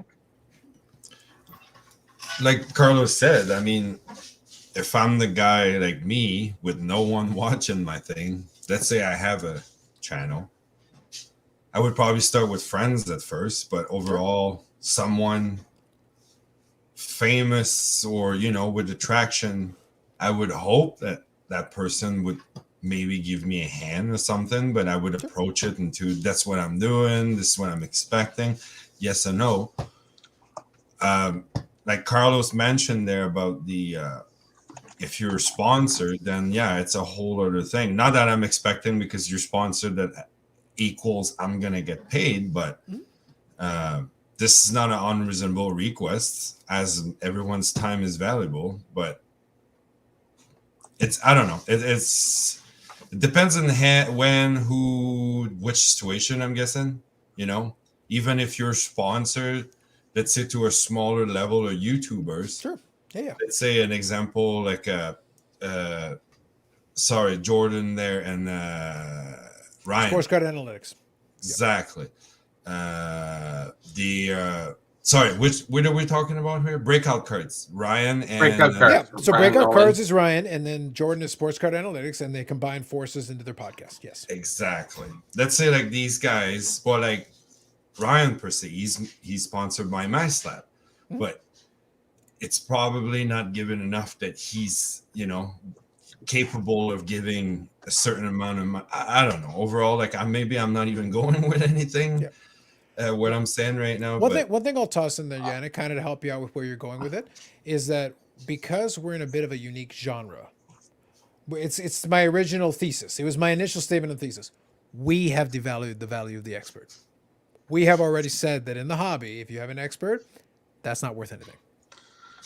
But here's something I'll add to that, directly related to Ryan Nolan there in Breakout Cards, is I watched one of his videos just recently, and then he said, you know, the cards in Peachy were cut with wire, and so I said this is, you know, something that was printed in Beckett many years ago, and people have taken it for fact. It was obviously not done with a wire; it was done with the slitter.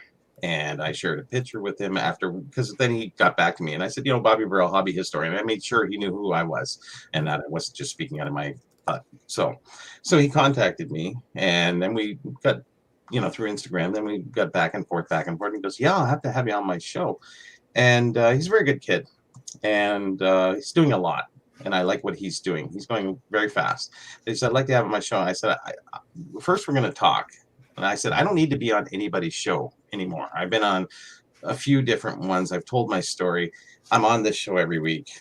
Everybody, you know, if you want to see what I do or who I am, you can come on here or look at some past videos. So I'd like to talk to you and see where you're going with things. And then we can maybe come on for a special sequence, maybe about talking about the slitter and the wires and stuff like that. I don't just want to, you know, we just come on my show and I want to be specific intent now. I don't want to be on anybody's show for just to tell who I am. You know, I even have a YouTube channel, right? Where I have one video. I have one video of me that was done for me, which was really nice. So everybody knows who I am at this point. If you don't, go back and see. I don't really want to go on to be interviewed again, telling my story. I think it's all in the past. It's all there. You can go check it out on 4 other different channels. So anyways, going forward. So it was kind of interesting about Ryan, and he's really hitting the nail on the head with a lot of different things he's doing, but he's taking too much information, running too fast. You run too fast, you trip on the wire, and he tripped on that wire. And I finally got in there. And then I got, what's his name too? I started answering, posting in people's videos usually when they said something, I don't have time I don't want to even type this. It's not even worth it. You know, Chris Sewell, another one too. He said the Maple Crisp bed had 2 short prints. And I said, no, there's only 1 short print. And, you know, and he pointed that out, and he said, oh, okay, thanks. I didn't know that. So, but at least, you know, Ryan got back in touch with me and tried to get in contact with me. So a lot of guys care, but they're only, you know, I'm not saying this is a bad thing, but only until confronted with true information, they won't. This stuff keeps getting passed on, and it's starting to bother me. So that's why I started posting. That's fair, but it kind of, so 2 things. It plays into the idea that at a certain stage where we're at, the value of your time takes precedence over like just, oh, let me just, exposure is always used as the excuse for, oh, well, come on, it's great exposure. It's like, well, how much exposure do I need? Is that really necessary? It's one of those things where if someone asks me to come on a thing, I'm happy to do it. I think I may do something in October where, and once we've verified that and it's done, I'll let folks know. But it's very rare because it's fun, and I'm not going to pretend that I get people beating down my door. It's like, oh, Carlos, we'd like to have you come on and do that. A lot of times people want to come on, but they don't want me over there because it's like, I'll say stuff. I'll say stuff. I don't filter it for you. We'll play within the parameters of your show, but just so you know, I'm going to say what I want. Just so we're clear.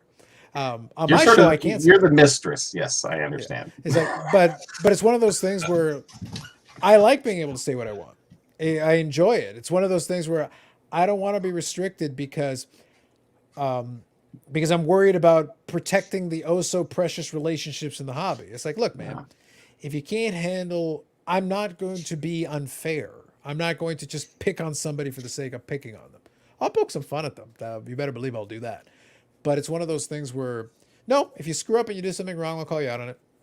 Oh, but I thought we were friends. We are. But like my friends get the most abuse out of anybody. I literally have a podcast that I don't advertise where the whole time is me ridiculing the person on the other side of the screen for every ridiculous thing he says. I'm still yet to watch and find that yet. I said I don't advertise it. It's there. It's out there. It's out there. You did get it? What's?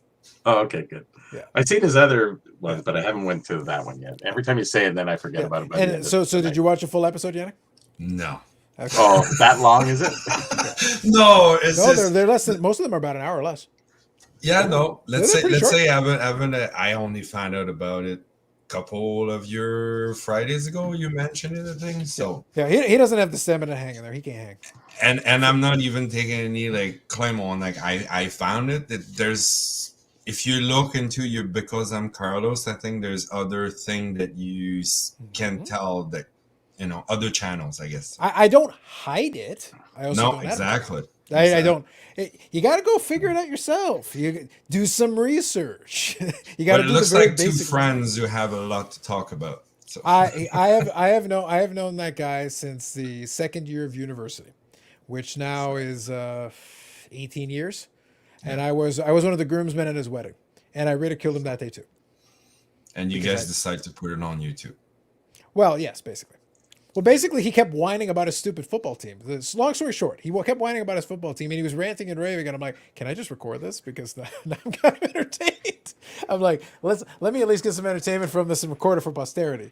And I figured he always go. He doesn't actually stick through anything. So I figured, we'll do a couple of episodes, and it's like, oh geez, we're like at 110 episodes. And I'm like, how the hell has it gone on this long? I'm like, all right, as long as you can. See you next week. Yeah, it's like, see you next week. And your Whatever. friend has young kids, so. Well, now he does. He's got the one that's like a year and a half, and the other one's like a couple of months. Yeah, so it's yeah. But basically, whenever he's too busy, I just say, well, Dave's in a ditch. Yep. He'll dig himself out eventually. He'll be fine. He'll be fine. They'll It could be grow. worse. It could be like our other buddy from university. It's like, oh man, I remember when Ogilvy was still alive. It's like, he's not alive. It's like, he's probably dead. I'm pretty sure I saw him die. Like I was there. His body still roams the earth aimlessly, but I saw that man die. I assure you, I saw his soul leave his body. Whatever's left, that's just left. But anyway, Answering Jeff's question. So yeah. yeah. You Well, know, governing there were a body. couple questions to it, but long story short is, are there hockey academics? Not really. You can't qualify to be one. You just kind of do the thing. That's really Do the thing. No, but that's True. what it is. That's is. the most succinct way to. It's being a practitioner. If you participate in it, do it, research, and then build the body of, okay, look, these are the things I've written. These are the things I've published.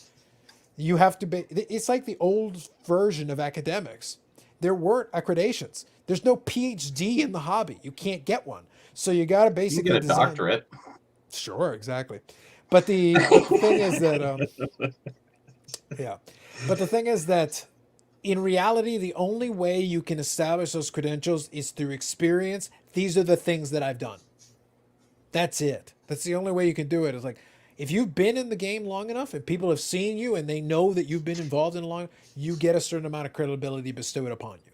And then if you can show something for it, well, then you get another layer of credibility brought upon you. Yeah. And that's how you do it. You just have to stack it. Or, in today's world, just wait for somebody to call you a hobby legend. That's it. The bar's low. It is. So hobby legend Bobby Burrell. Actually, I think Paul said it the best there Is one here. to Jeff Smith. Facts. That's right. That's the fact right there. So if we could get a couple more likes and subs, we could be I a lot think I closer need a to couple being more, and experts. I'd We be need a all couple right. more to develop that expertise. Or But anyway, thumbs so down. yeah, so we got hobby Yeah, that legend. can happen, right? We got hobby. I had a thumbs down before we started. You had a tough crowd tonight. It wasn't even started. You had thumb downs. That's what I mean. Like, but I told Bobby before we started, it's like, what offended me wasn't that somebody thumbs down. What offended me was that somebody didn't wait for me to say something objectionable to offend them. It's like, at least tell me what I can say to earn your thumbs It's not down. like it would have taken long. No, I can do it.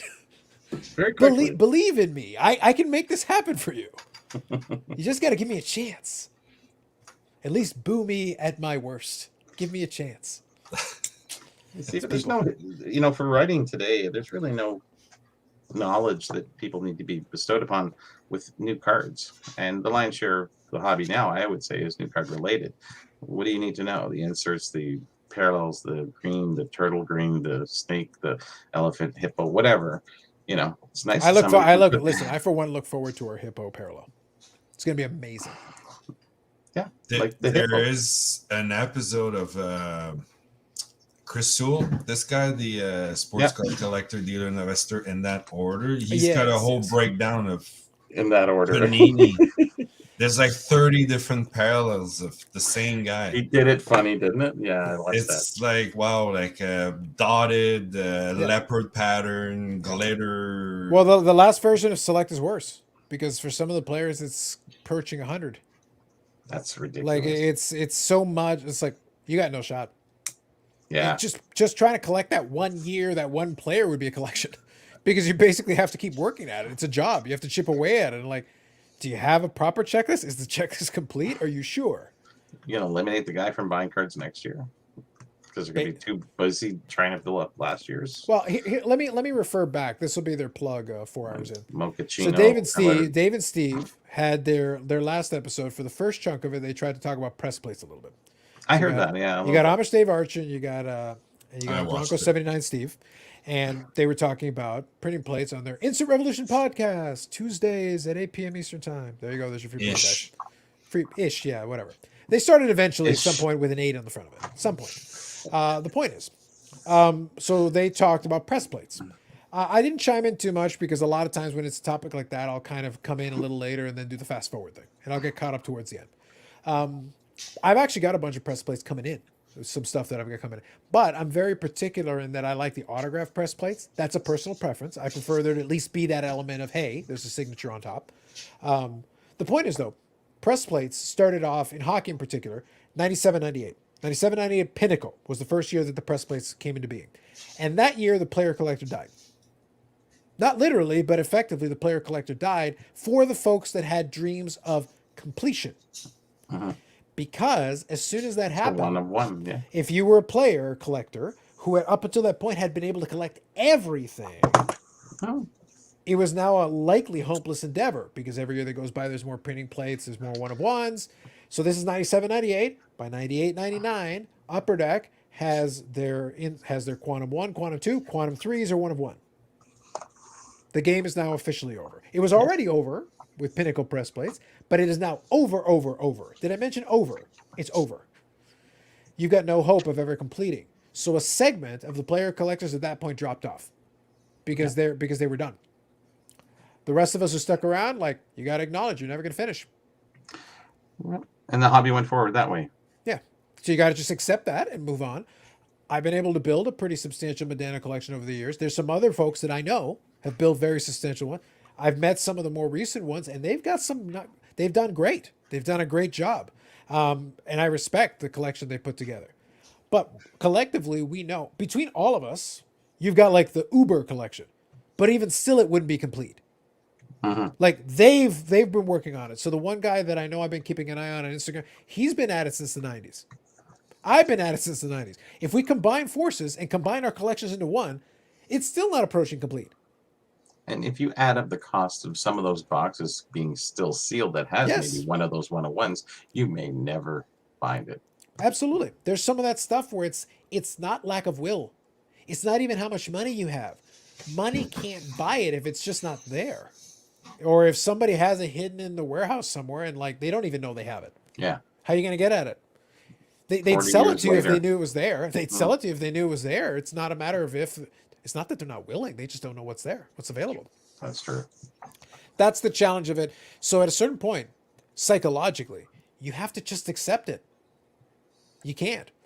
So printing plates actually killed the original player collectors. Yep. The ones that were the completionists, they were dead after 97. Let's mark that.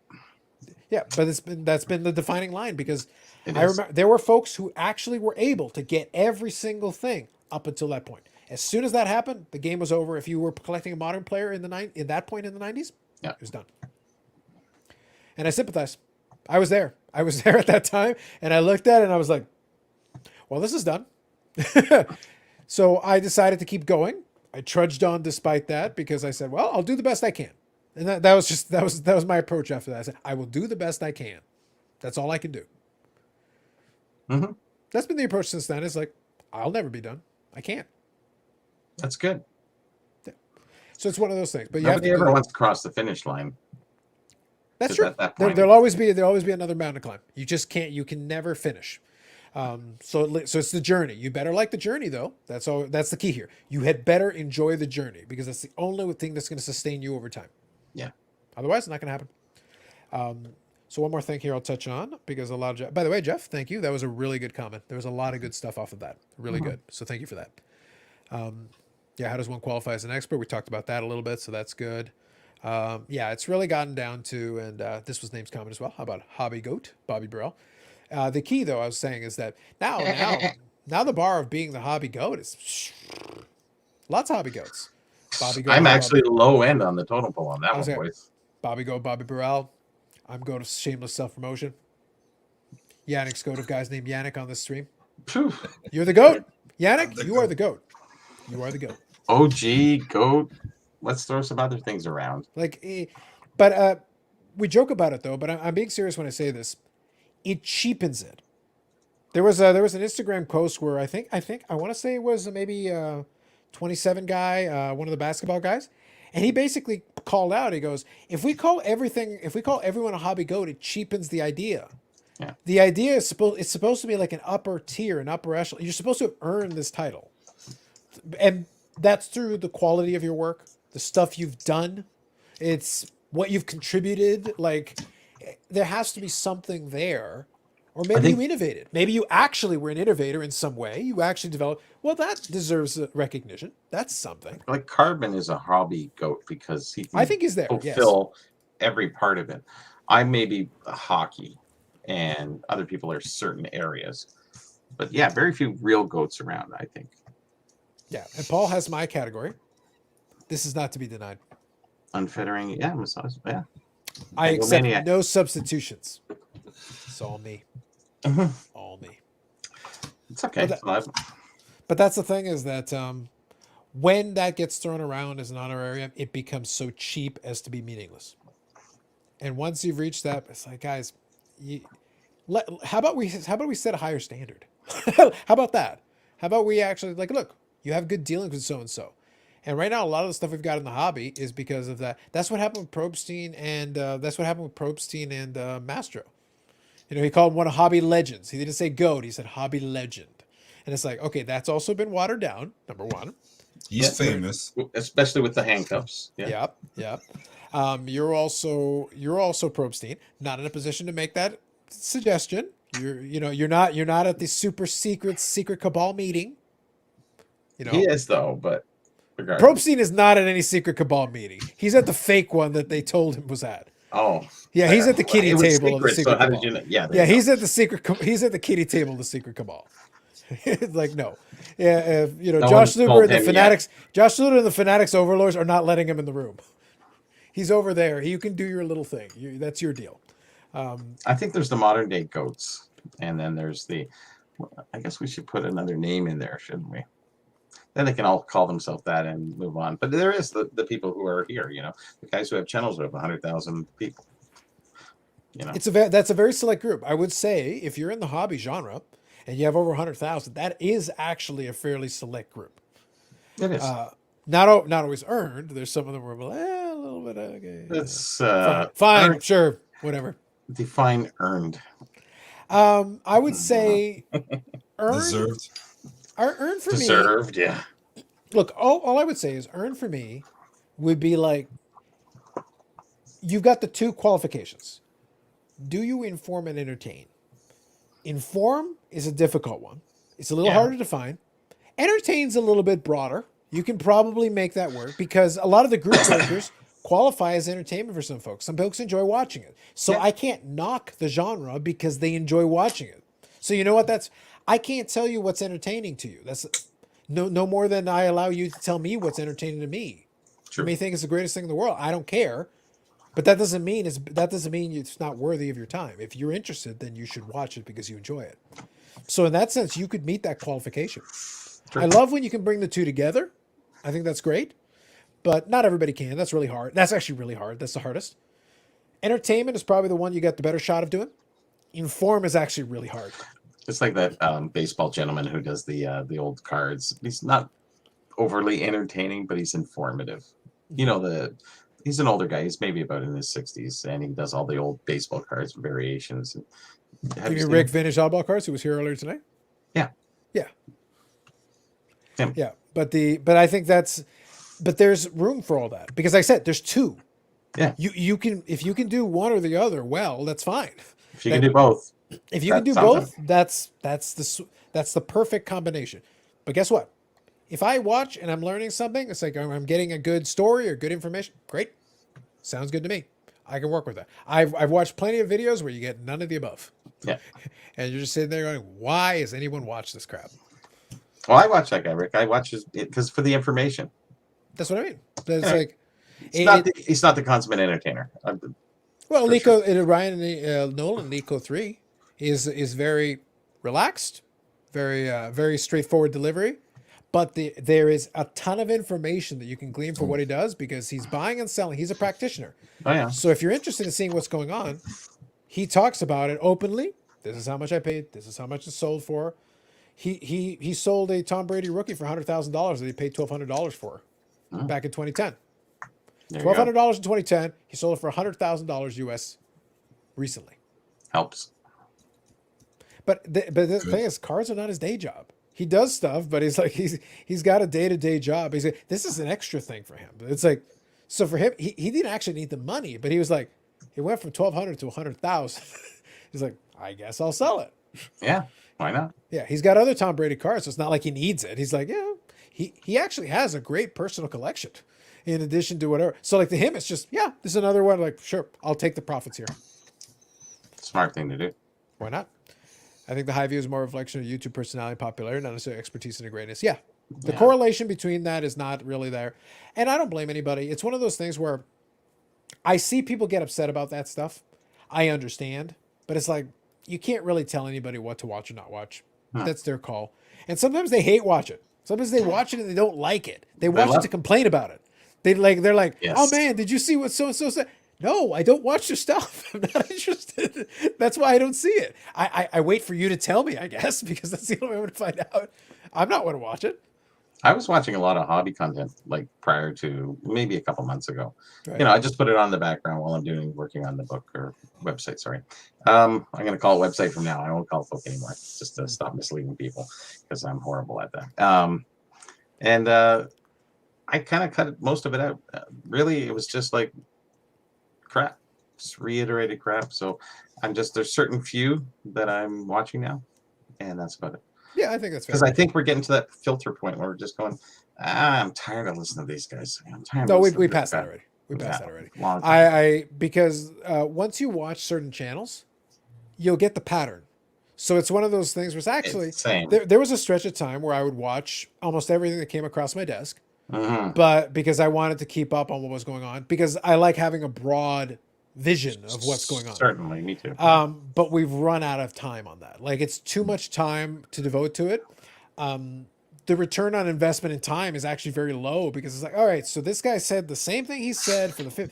Okay, so this guy really hates grading, and in this video he tells you why he hates grading. Okay, I got it. Thank you. I understand. It's like you keep ripping packs, and you're like, "Why am I doing this? Yeah, I'm no, not like getting anything." Yeah. For a while, it's like, do you have a second trick, or are you literally a one-trick pony? This is your one trick. Okay, this is it. This is your one thing. But 1 in 10 is a good video. That's the thing. So you keep going back and hoping for that 1 in 10 again. Yeah, or for some of the folks that were on that list, it was more like 1 in 100 or 1 in 1,000. Yeah, Like there's quite a it few of those. had reached the point for volume that it was like, actually, I can't remember the last time you had anything, even a nugget that I could extract out of this that would be interesting to even discuss, to bring up as, because I like having the general trends. Sometimes it's interesting to me, not even what they say, is that I've noticed a lot of these folks are talking about this type of thing lately. So getting trends, trying to be like, oh, Sure. okay. Yeah. So a lot of them I've noticed have been talking about this or conveying this message. That's what I did with the Joe Rogan, Patrick Bet David thing. Yeah. Look, I don't care about Joe Rogan, to be honest with you, outside of when he does commentary for UFC. That's all I care about Joe Rogan. I don't care about Joe Rogan otherwise. I don't care about Patrick Bet David ever. Not really interested. However, he's in the market. He does a lot of high-end stuff, so I am familiar with his stuff. But when the two of them get together and talk about this thing on a show, and a lot of eyeballs see it, I'm interested in what you say, because now it's like, and I saw this, and I had this conversation on the message thread and stuff. A lot of folks focused on, oh, exposure for the hobby. You know, this is on this big show. And I'm like, cool. I'm not worried about that. I don't care. What I'm actually paying attention to is you cited a price that never existed. Exposure for the hobby is my cards are worth more money. That's really what's coming out. But I mean, Yeah. sorry. Yeah. Yeah, but the point is that they're obsessed with, oh, somebody's talking about us, which to be let me be as clear on this as I can. Uh-oh. At a certain point, and I'm not talking about anybody in the chat here because you all have proven yourself over time to be a lot smarter than the average bear, but just understand what I'm referring to. There's a lot of folks out there who are so insecure that they just want anything resembling it. Oh, they talked about us. Oh, they talked about us. Oh my God. Who cares? Do the thing you're doing. Why are you worried? Why do you need so badly? Joe Rogan literally said, I don't give a crap about cards at the beginning of that clip that I played for you.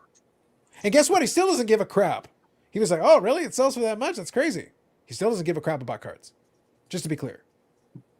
The only thing he knows about cards is that Patrick Bet David told him a card sold for $20 million. It didn't. It might someday, but it hasn't happened yet. Maybe it will, maybe it won't. And he knows that he has UFC cards. That's all Joe Rogan knows. Yeah. I have just encapsulated Joe Rogan's understanding of the hobby.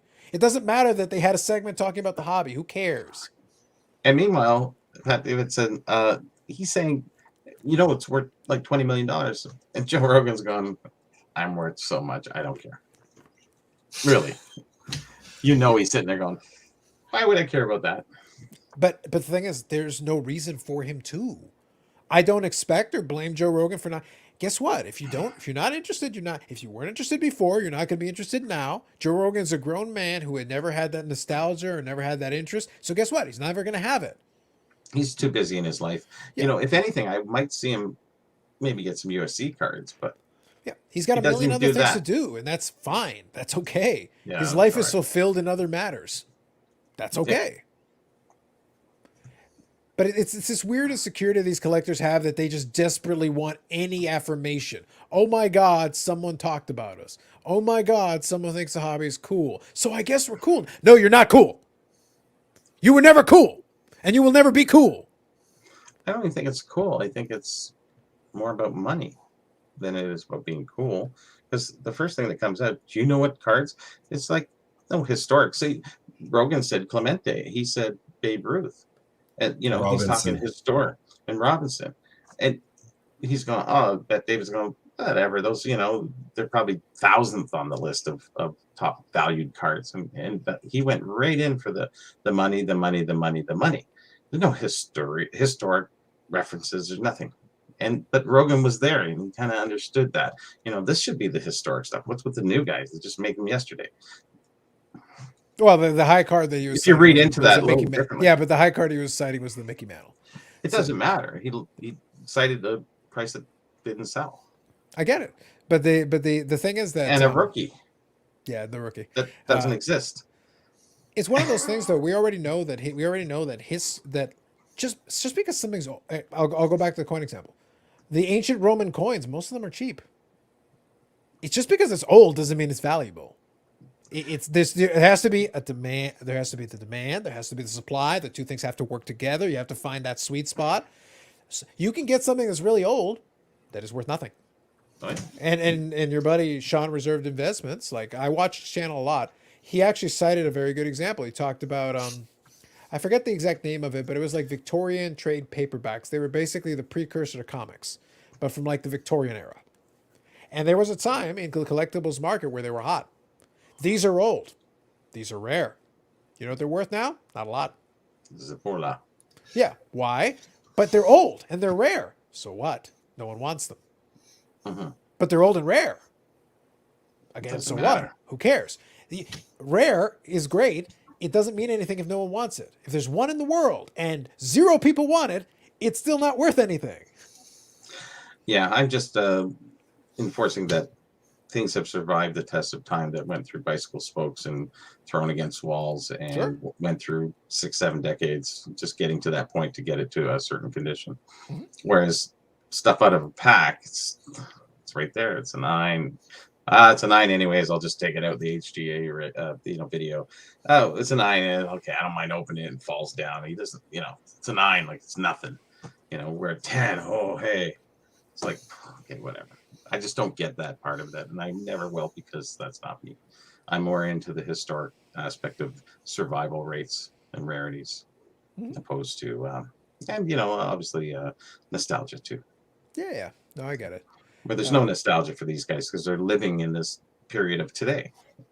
So it's just financial investments for a good share of them. Some of it's nostalgia for certain people, but that's just the way I feel about it. Mm-hmm. So Jeff here says, I think age demographic also plays with the high view counts of the hobby channel wise, which is true. I have a video as an anonymous guy with 40,000 views because my family got to meet Ernie on Sesame Street. Ooh, That's valid. No, that's true. nice. It's time and place. You're hitting on a very legitimate point, though. It's time and place. It's whatever gets picked up by. We joke about the algorithm, but it's real. The right search topic, people search for the right phrase. It brings up your video at the top. People like clicking the first couple of things. If yours happens to be one of the first couple of things that comes up, sometimes people scroll, but a lot of people don't. A lot of people pick the first couple, and then they just go down that rabbit hole. Well, if yours happens to come up, is one of those. The likelihood of somebody clicking on yours is way higher. That's really all it is. It's like, oh yeah, that was the first thing that came up. Cool, I'll click that. Yeah. Like we said, nobody scrolls 10 pages deep in Google, right? No. Today's ghosts is just those who buy extremely low and sell extremely high and show on social media. No more appreciation of the cards themselves, card design, rarity, or story. Valid. Oh, there you go. Come on, we said what I love said. Ziri, Paul. We love Ziri. He's the best. And then the guys are chatting themselves. Good. Good. Jeff is half Filipino. Nice. So you guys can keep chatting there. It's cool. But yeah, I get it. But it's one of those things where those popularity counts, they're vanity metrics to a certain degree. They're real eyeballs, but what I would say, what's going to be the proof is in the pudding thing later, will be engagement. I'd rather have, it also, by the way, even if you want to monetize, even if you want to sponsor, even whatever, your sponsor, by the way, would also rather that you have 500 or 1,000 engaged eyeballs that are actually interacting with your stuff, that are actually, there's a better chance they'll actually pay attention if you do try to put a product placement in there versus 1 million views and the average watch time is 10 seconds. Somebody clicked on it. Oh, I don't care about this crap. Click off. That counts as a view, but it's not an engaged view. It's not as valuable. It's like, oh, actually, that's worthless to me. I have a question. How do you guys go about when you say you find a new channel? Like me, I'll listen to anything someone mentioned. Hey, go look so and so. So obviously, if I watch you and you tell me to go watch that other guy, you might have something interesting for me to learn as well. Sure. So on and so on. But usually what I'll do is I'll start with how long his channel's been up, and then I'll go oldest right away. I'll look like, like through a whole, is this guy making daily stuff, weekly stuff? Like, is the channel's been off for a year and a half, but he had stuff for 8 years prior to, example, Carlos. Or Ed Wesker this week was mentioning on his 10th anniversary video. So and so hasn't been doing stuff much lately, but their channel he still comments here and then. And then these two guys actually came up with a new video lately. But anyway, that's what kind of usually attracts me on finding new content, a new creator, new whatever you want to call it. Someone who has something interesting to say. That's usually how I gotta go. I go first anyway. But let's say my list, me as a newer guy, let's say in the hobby, a little over 2 years when I first started on YouTube. I mean, it was just it was slow at first because, like I said, I had a little taste of October up till about March when the world ran out of toilet paper. and then all of these that list that I had now obviously thinned out with as you learn and you realize like who's trying to get you to top 5 and buy these and don't buy that. And but overall I guess you find the content and the quality on what people like brings and what they want to share and what they want to teach their audience, or like the interaction they're trying to do. Me basically now, like the whole, like if you're just pumping with emojis and all kinds of stuff, usually I don't even like I'm not even interested. You don't even want to click that. No fire emoji, fire emoji, fire emoji. No, a sad emoji or whatever. I'm in general here, but like this is how I kind of go with YouTube, let's say. Sure. So I'll quickly touch on it. So for me, a lot of initially, we touched on it a little bit earlier. I tried to get as much of a broad swath of it as I could because the idea was to kind of keep an eye on the pulse. Now there's so much volume, and there became so much volume that it was like, well, now we got to pare this down a little bit because I had a watch list, and I watch everything at 2x, so I get through a lot of these videos very quick. But what happens is you start picking up really quickly. Okay. You kind of say the same stuff every video. Fast forward. Because even with 2x isn't fast enough sometimes. Sometimes it's like, okay, look, if you're meandering on this point, I'll actually start hitting forward to skip ahead 10 seconds because it's like, get to the point. I don't mind a good storyteller.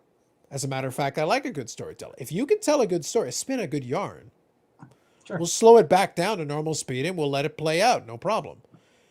But if your story is just redundant and just going around and it's like, and then I thought to myself, I remember that blue bird that I saw when I was in grade. Oh my God, for the love of all that is holy. This is a 1,000-page novel that should have been 150 pages. This should have been young adults. It's like, why am I getting every detail of your life down to the last? It's like, and the rusty nail on my dresser when I was 8 years old. I'm like, oh, please. Please. And that's JP, isn't it? It's too much sometimes. It's just too much. Where I'm just sitting there like, please get to the point. Whatever the point is, when I do a 30-minute video and I decide to go off, I do bring it back to the point eventually. Like I know exactly the diversion I'm doing. It's strategic. Also, I edit the video. So if I listen back on it and I think I'm going too far off the deep end, I cut it. So it's like you can cut off stuff that's miscellaneous. There's no point. I rarely have to because I usually have a pretty good idea where I know the destination. So I can take a diversion. I can take us on a detour because I can get us back on the road. But it's like sometimes like, do you know where the road is? Where were you actually going?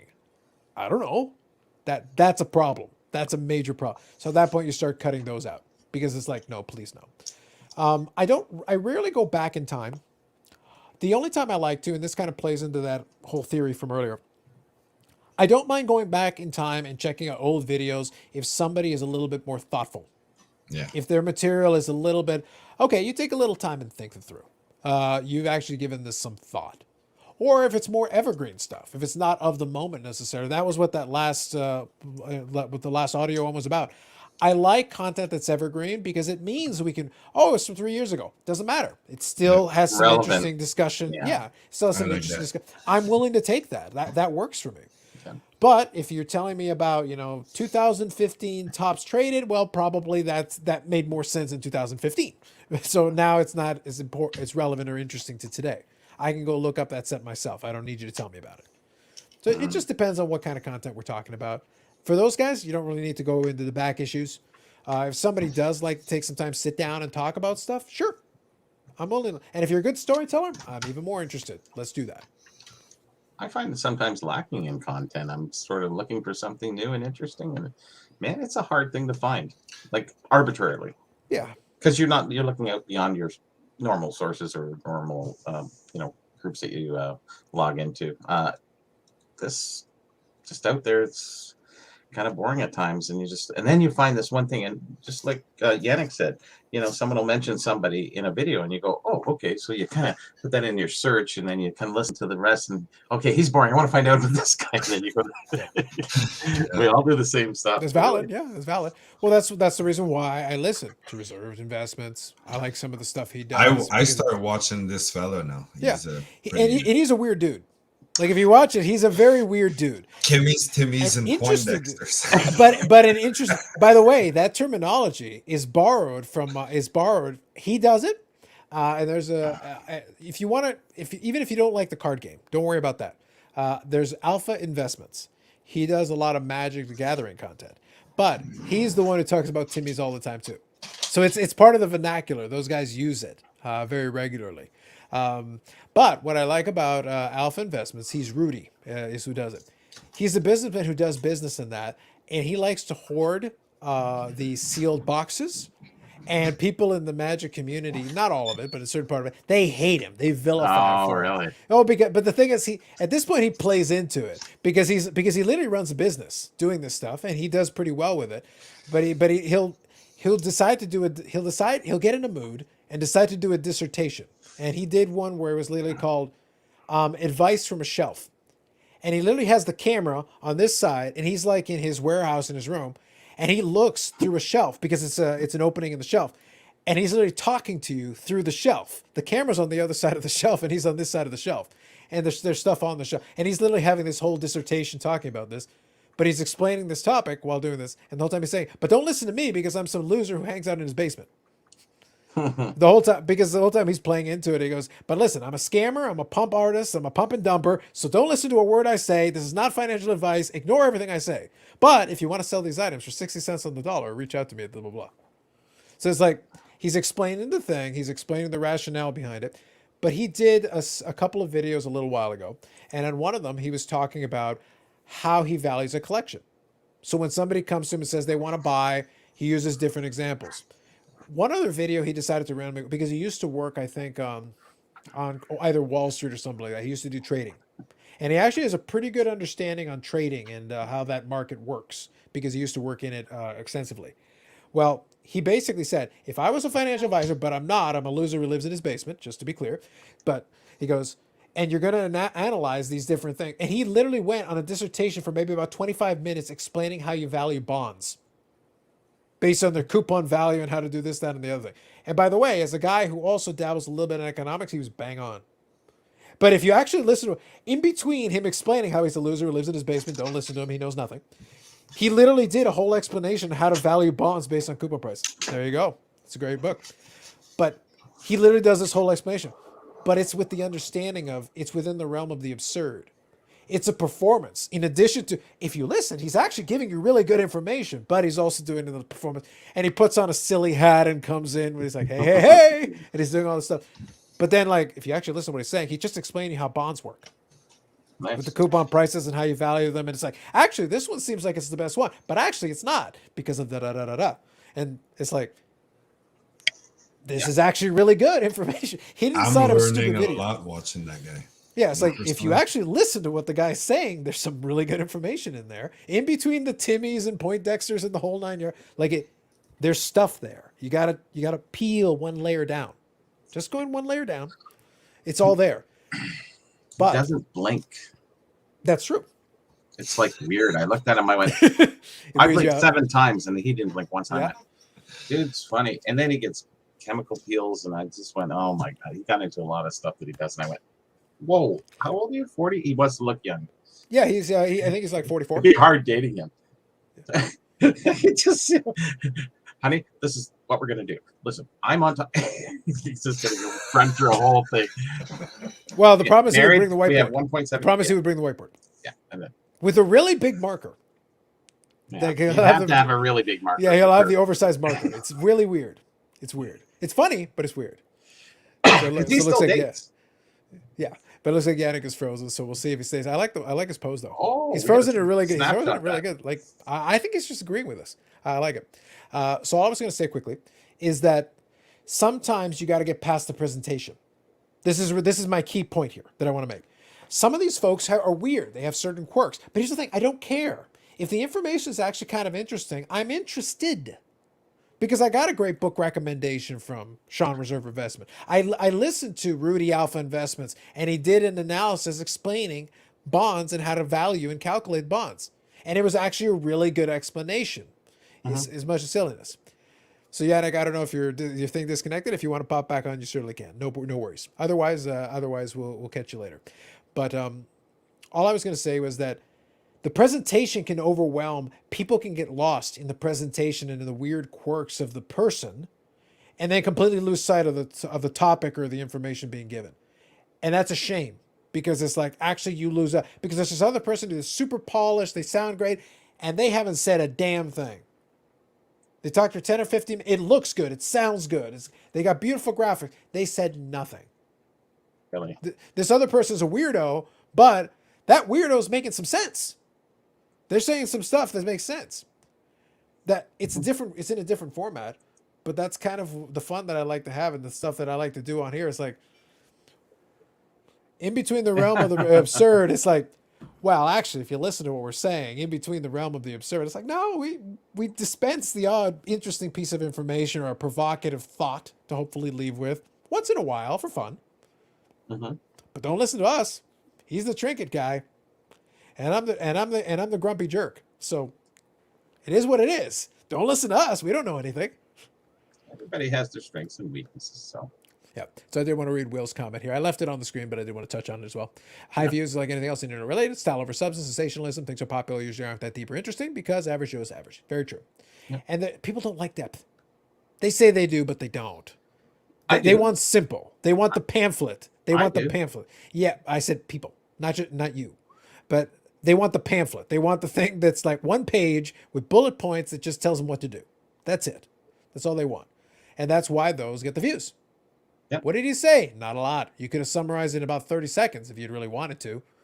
But it was a 10-minute video. I know. It was 30 seconds worth of content in 10 minutes. That's what you got. That's why it has 100,000 views. Yeah. Yeah. So there you go. There was I know you saw that comment there. In terms of it's vintage. There you go. Thank you, Yeah, Rick. Thank you, we Rick. are vintage. We are vintage. See, that's the thing. See, where Rick tells you the information on the cards, and I love that part of it. Mhm. He's not Okay, so it looks like Yannick's computer crashed on him. No worries. He says he's Oh. going to try to reconnect. Yeah, no worries, Yannick. I got it. I see it. Huh. I caught it over in the side of corner one of of my eye. those nice. No worries. We live in a time where tweets are too long. Valid. Yeah. Yeah. And that's actually a really good point. Paul's touching on something, and I'll touch on it quickly. I noticed that towards the end of my run with message boards, I started to get frustrated when somebody's like, oh, well, don't write a book about it. And it's like 2 paragraphs. I'm like, I read books. Wow. I had to read books to do my research. Like, no, I had to read books, plural. That's 2 paragraphs. That's not a book. If you think that's a book, then you, my friend, a fortune cookie is probably your speed. And I think getting back to the reserve investments guide, see, we have a lot of hobby knowledge that we brought through and learned along the way. There's a lot of things he talks about we basically know. So it does get a little bit repetitious for me. But some of his are really good, and other ones are just. I also like when he talks about other markets. I Yep. like to talk when he talks about other categories I do. because they're not the area that I have an expertise in. I want to learn more. I'm interested in show me something I don't already know. Yep. I like you to challenge me there. It's more interesting to me. Mhm. Because cards at this point in this genre It's not really not there are things to know in terms of specific issues, specific variations, specific, really specific stuff. The niche stuff. Though the different colors of those lines and stuff like that. Yes. The general principles though? No, pretty much got that nailed down. It's pretty much the general principles are what they are. They've been the same. Yep. There's that's the reason why a lot of when I do decide to make those videos, like, no, actually I like to stick to themes. Themes are interesting. Themes are fun because themes, you can break it down a little bit. Mhm. Why are you guys interested in this thing? That's more interesting to me than the particulars of that one thing. Yeah. So society is so superficial, emotional, coked out. So much for deep thinking. Yep. That is fair. But that's where we're at on that. That's the reason why I posed the question earlier is like, okay, we talked about the price angle. Would you be willing to pay for a publication that went into depth? Would you even read it? Because it's like, yeah, we like the idea of depth. We like the idea. I think. Do you so. actually want it? I don't think so. I don't think I think certain people do. Yeah. If But it that is a pertains to very them. small list of If people. they have that card and they want to find out the information, they're going to look long and hard Yeah, for it. it's a for sure. reference material. It's a reference material. People like reference materials because they only have to reach for them when they need a reference. They're not going to sit there and read it cover to cover. That's not actually what's interesting to them. They want a reference. See, I would do something like what Vintage Oddball Cars does, but I just don't have the time in my schedule with what I'm doing. But I'd love to have that information showing vintage, talking about the Maple Crispet, molasses Crispet set. Maybe that's why they changed the name, because it's really hard to get that out quickly. That kind of stuff. It'd be nice to go into details and show people different things. And I think that would be a kind of fun thing. Would it attract many people? Would it be worth your time? Not for me in hockey. Hockey's small. He does most of baseball, which is, obviously 10 times bigger. So he has definitely a following in that. But hockey is kind of the redheaded stepchild, as we always say, right? No, for sure. But the other thing is also kind of alluding to the point we made earlier. The baseball guys like the obscure, weird issues. You can interest them in it because you can say, okay, that's kind of interesting. That's why whenever I talk to somebody who's familiar with like pre-war baseball, but he's only in certain categories, the M116s is one of my favorites. Little things in there because they got the Wagner that has the portrait that's very similar to the T206, but it's way cheaper. If you really like this image and you're interested in the general concept of it. It's an opportunity. It's still not cheap, just to be clear, but you've got a much better shot at getting your hands on that one than you do the T206. Yep. My friend's he's a big baseball collector, but he also loves hockey too. And he takes the variations in hockey so seriously because he already does the baseball. He talks to me about the yellow letters and he goes, half the yellow letters aren't even right, but they have on eBay. And I said, well, I don't even know. But I agree with him anyway. So probably. See that? I see it. That image is very similar to the one on the T206. Very similar. That's the M116 Sporting Life. That's the magazine card. Did they dress him up in that suit, or is that a separate picture? It looks like the same facial. It's pretty much the identical one, and it's not even a suit. It's like the collar of like the uniform thing that. I'm just saying. Yeah, but this is the thing. Hans Wagner, and there's a little SGC and everything. So. But because of the way they did it with the Sporting Life ones, some of them, even though they're not like, some of them are actually in really high condition. Some of them just look pretty crisp. Like this is a pretty crisp looking copy. Pretty crisp. It's pretty solid. Yeah. So not too bad. Oh, there you go. Yep. Not too bad. It's better than a 3. Yep. And then let's get the angle in the back here. There you go. There's the back. So it's got a little bit going on. It's kind of fun. Zoom it in. Good. Let's see. Let me see if I got it. There you go. A little bit of information. It's kind of fun to have. I like a the marketing 5. copy. Yeah, that's kind of cool down there. That's what I mean. Like I like these things. They're very fun cards. It's an interesting back. It's got a nice. It's got 4 days left. It's $6,200. Amazing. A T206. They won't let you in the building to look at one for $6,200 at this stage. Yeah. Hey, Yannick. Yannick's back, and it's gonna be trouble. I like the picture that you had at the moment it froze you. It was actually really good. It's like Yannick's agreeing with us. He's really enjoying it. You were like this. Yeah. Yeah. Gonna have to watch it. Yeah. It was actually pretty good. I liked it. But the point is that, okay, so that's not the most obscure issue in the world. but it's not the most common issue in the world. But because I used to frequent that SCD book and go through it, I became acquainted with a lot of those magazines. Lots of articles on that stuff. There was all the lots time. of it, but also if you really now, the prices have all gone up on all this stuff. If you had gone 15 years ago, you could have gotten a lot of stuff for a song. You could have gotten amazing deals on some really high quality stuff. Hall of Famers galore. The sweetest plum back then was the strip cards, W514 and stuff like that. Yeah. That if you wanted a Hall of Famer at a very reasonable price, for especially for some of those guys, they're not super attractive cards, all of them. But it's one of those things where this goes back to maybe the point that you made earlier, though. Are you interested in the history of it? Because they were very interesting era. If you want to do some studying on them, they're fast. You can get real Babe Ruths, real Tris Speakers, real this, that, or the other thing.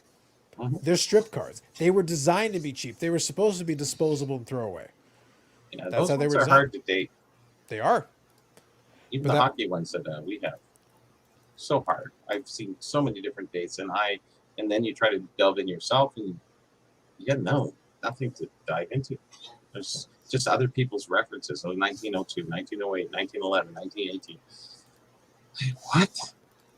And that's cited in so many different articles, and I just kind of give up. Yeah. Yeah. So that's Yeah. W514. It's the hand cut, right?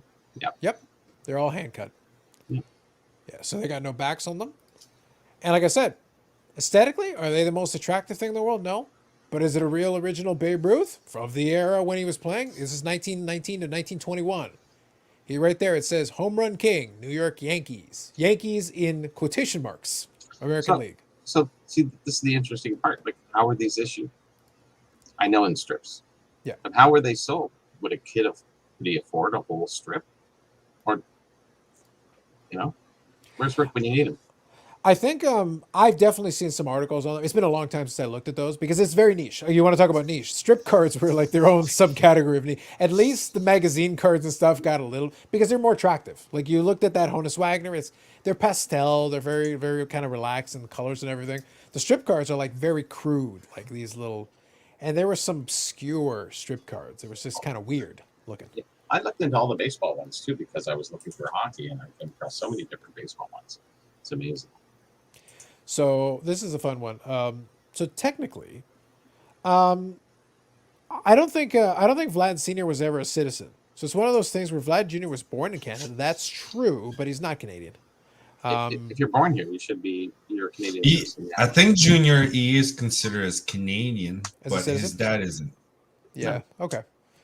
So yeah, I guess so. Yeah. Because he was born in like Bobby Montreal. said, he was born here while his Yeah. dad was playing in Montreal. So Yeah. That's fair. So I guess then yes. But yeah, he doesn't speak English or French, yeah, because they wouldn't have spoken in the house. And then he was very young when I think they went back because his dad retired, and then they went back, and yeah, he's pretty much Spanish. So he'd have a dual citizenship at that point.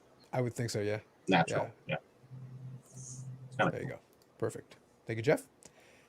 Yeah, Bobby should make more content. Definitely watch. We need more people like you to make videos. There you go. I make them Huge fan. here. That's true. Huge fan of the sporting life cards. Yeah, unfortunately, I kind of missed the window on that because I kind of thought about. Now, this would have been about 15 years ago. I kind of thought I kind of would like to grab a couple of the Hall of Famers because they were affordable at the time. Now, again, affordable is all relative, but comparatively to even back then, you knew. And this is why I laugh about a lot of the invest contests. Like, guys, it wasn't a hard decision to be. It wasn't a hard stance. It wasn't like a big controversial take to be like. If you grab like the Honus Wagners, the Babe Ruths, the Cy Youngs, the Walter Johnsons and stuff 15 years ago or 20 years ago, they'll go up. You don't know how much. You don't know exactly when, but they will. They will not get cheaper. They will get more expensive. Especially if you go quality cards because there were plenty available for because you could cherry pick. You could be like, let's grab the ones with a really nice eye appeal. If you did that, you're already ahead of the game. You got the nicer looking copy. All things being equal, they're on the same auction block. Yours is getting the bids. The other one will get the leftovers. And if you just wanted to move it on at that time, guess what? You're good to go. It wasn't that crazy. It would have cost a pretty penny, but compared to today, See, the one thing about the hockey strip cards is they were generic players. Mhm. So you don't really have to, it's not so important that they're dated. Exactly. Which is okay. But I still like to know the dated. But there's nothing too similar that has been documented. I don't even know if the other ones, W cards, have been documented yet. I think they're only going off of what the ACC did with that Jefferson verdict. He put the W notation prefix in there. Yeah, well, the notation was just based on the type of card. For him, it was just those categories. Any strip card was a W. Didn't matter Yep. what sport it was. Didn't matter what happened. Yep. So it's like, yeah, it is what it is. He did a big job. Oh, for sure. Verdict. I mean, I was going to let me see. Is it this without the internet, like yeah, that's why it took him 3.5 decades to compile everything. Well, that was the whole era of correspondence. It's pretty much like, yep, write some letters. Hey, question. And sometimes they'd be like, oh, I'll send you a copy, because it's like I can't send you a scan. So it's like, yeah, take a look at it. So I'll send it over.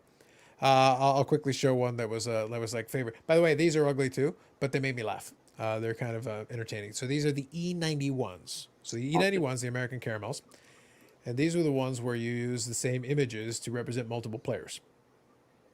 So it's like you would get like set A, set B, and set C. So effectively, they would change a couple elements and basically just keep reusing the same image. So it's like, that doesn't look like the guy. Yeah, it doesn't look like anybody really. Yeah, I know. And his name's there. Yeah, his name's there. It's like, this is Joe Wood or Joss Wood. Yeah. It's like, sure. Not so much, no. There you go. Yeah, that early stuff is really tough. So yeah, I like the reference here. The Trout rookie would have to get down to like $1.97, and then I would ask for a discount in a PSA 10 because Trout sucks. Melon rebate. Yeah. Well, if they pay me, and that would have to be a PSA 10, by the way, because Mike Trout sucks. Moving on. I always love the. I never will turn down an opportunity for some Mike Trout slander. It would be wrong of me. I would not be a proper man of the people if I did not acknowledge the opportunity you present me for some Mike Trout slander. You've made your case. I have. But I've been enjoying actually. Not without merit. I did find some articles though where some folks have really started to go in hard on war though. And I'm here for it. I am here. The war on war. I am here for that. I am here to lead the battalion. Let's do this. But I'm just appreciating that some other people have taken up the cause, the anti-war cause. And I'm like, yes, people.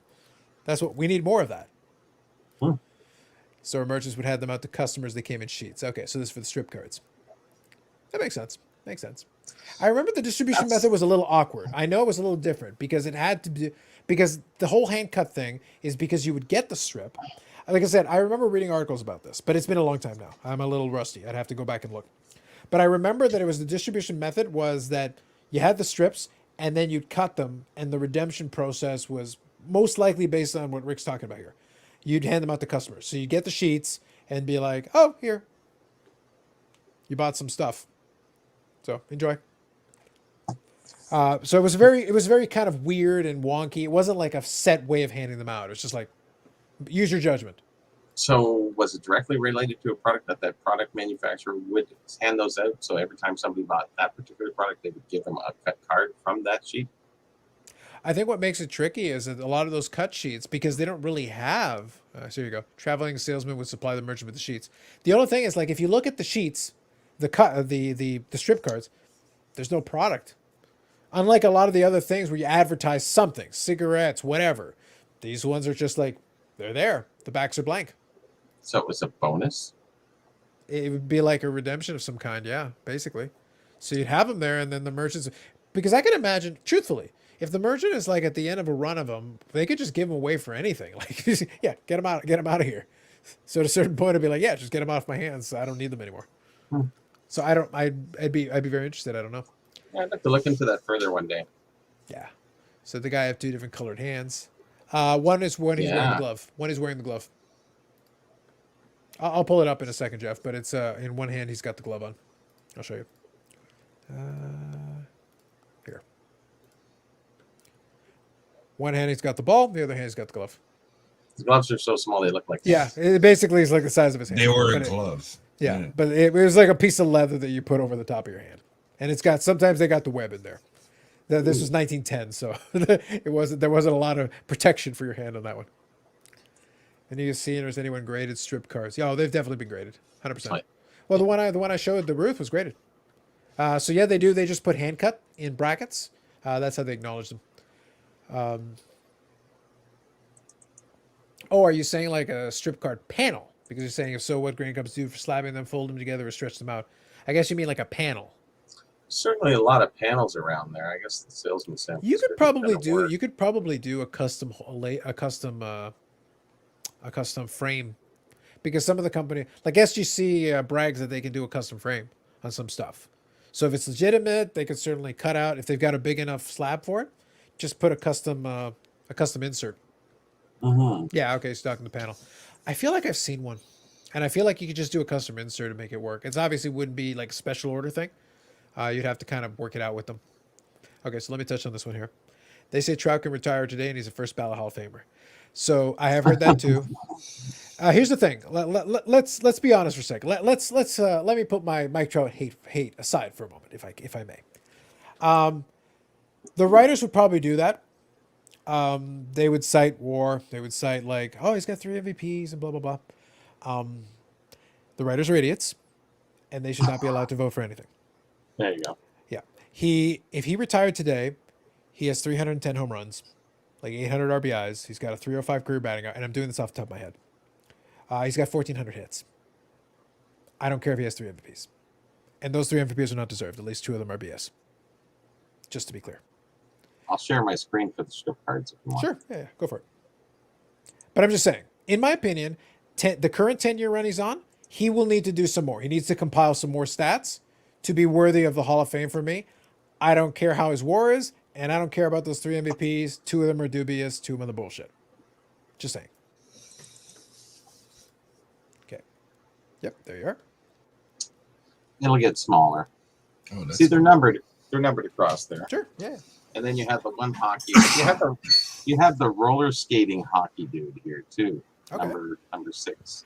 Nice. I'll go in and across. Here we go. If that helps. So you have your boxing. Oh, it's training boxing. Look at cricket. Wait, Oh, we finally is got it. that a cricket card? It is. Somewhere off in the distance, someone's like, yes! You have a tennis, and there's another boxing. I appreciate that athlete is literally a guy holding 1 dumbbell up. That Yes. qualifies as athlete. Basically. Roller skating hockey guy. And then you have ice skating. And there's your hockey. That's basically the only real card known. And then you have the number 9 pitcher. 10 is the pitcher. I think my favorite part about the second one is that the hockey guy there looks like he's holding like a club. It looks a lot less like it looks less like a primitive hockey stick and This more looks like more like a stick than a bat. Doesn't it look like a field hockey stick more like a does. modern? Yeah, more like that would be more stylistic like a field hockey stick. That's what it looks like. Which is sort of bandy. That the game bandy, which has been around for 300 years. So Okay, gotcha. that's just broken down. Now here's a strip card. This one's thin paper. So you basically have these, but they're unnumbered. It's another strip, but this was on this tear strip.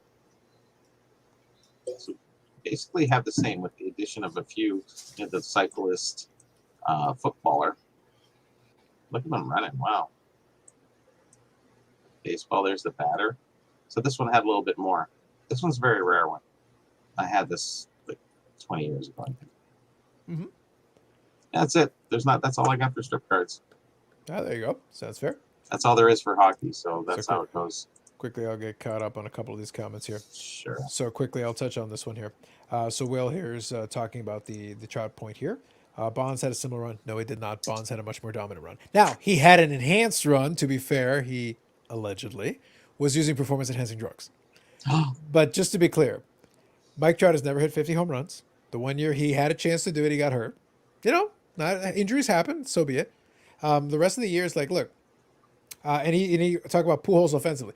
Pujols in a 10-year run obliterates anything Mike Trout did. Like it's not The it's not first like 10. it's not like one or two more home run. Like if I take his first 10 years, it's like one guy's playing baseball and the other guy should be in AAA. That's how big the gap is between the two guys. Look at Pujols' last 10 years.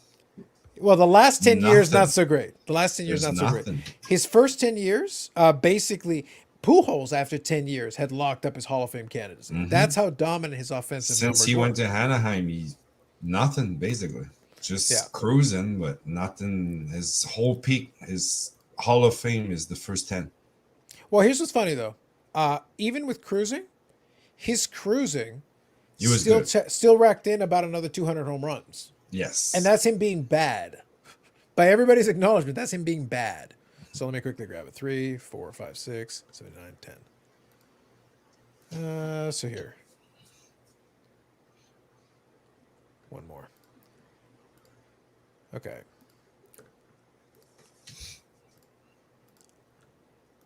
I'm only doing this because you referenced Pujols. And how dare you, sir? That's all I'm saying. How dare you? So real quick. Okay. So it's kind of hard to read, so I'm not going to bore you guys with the whole thing. Pujols won a batting title. Trout has 0. Pujols also had 3 MVPs, so there you go. You can compare the two. That's fine. That works. During this time period, just to be clear, I said Mike Trout's career is 305 hitter. Pretty good. Albert Pujols hit 408 home runs during that 10-year span. He had 1,230 RBIs, which is more than 400 more than Mike Trout. His batting average after 10 years was 331. 331 for a decade. And he had 1,900 hits. He had 500 more hits. That's not a couple. That's 500. He was in a position. By the way, I wouldn't have given him the Hall of Fame based on that. But he's damn close. Like he's almost at 2,000 hits after 10 years. And he has a batting title, and he has 3 MVPs, and he has Rookie of the Year, and he has All-Star games. And by the way, he did something else. He won a couple of Gold Gloves.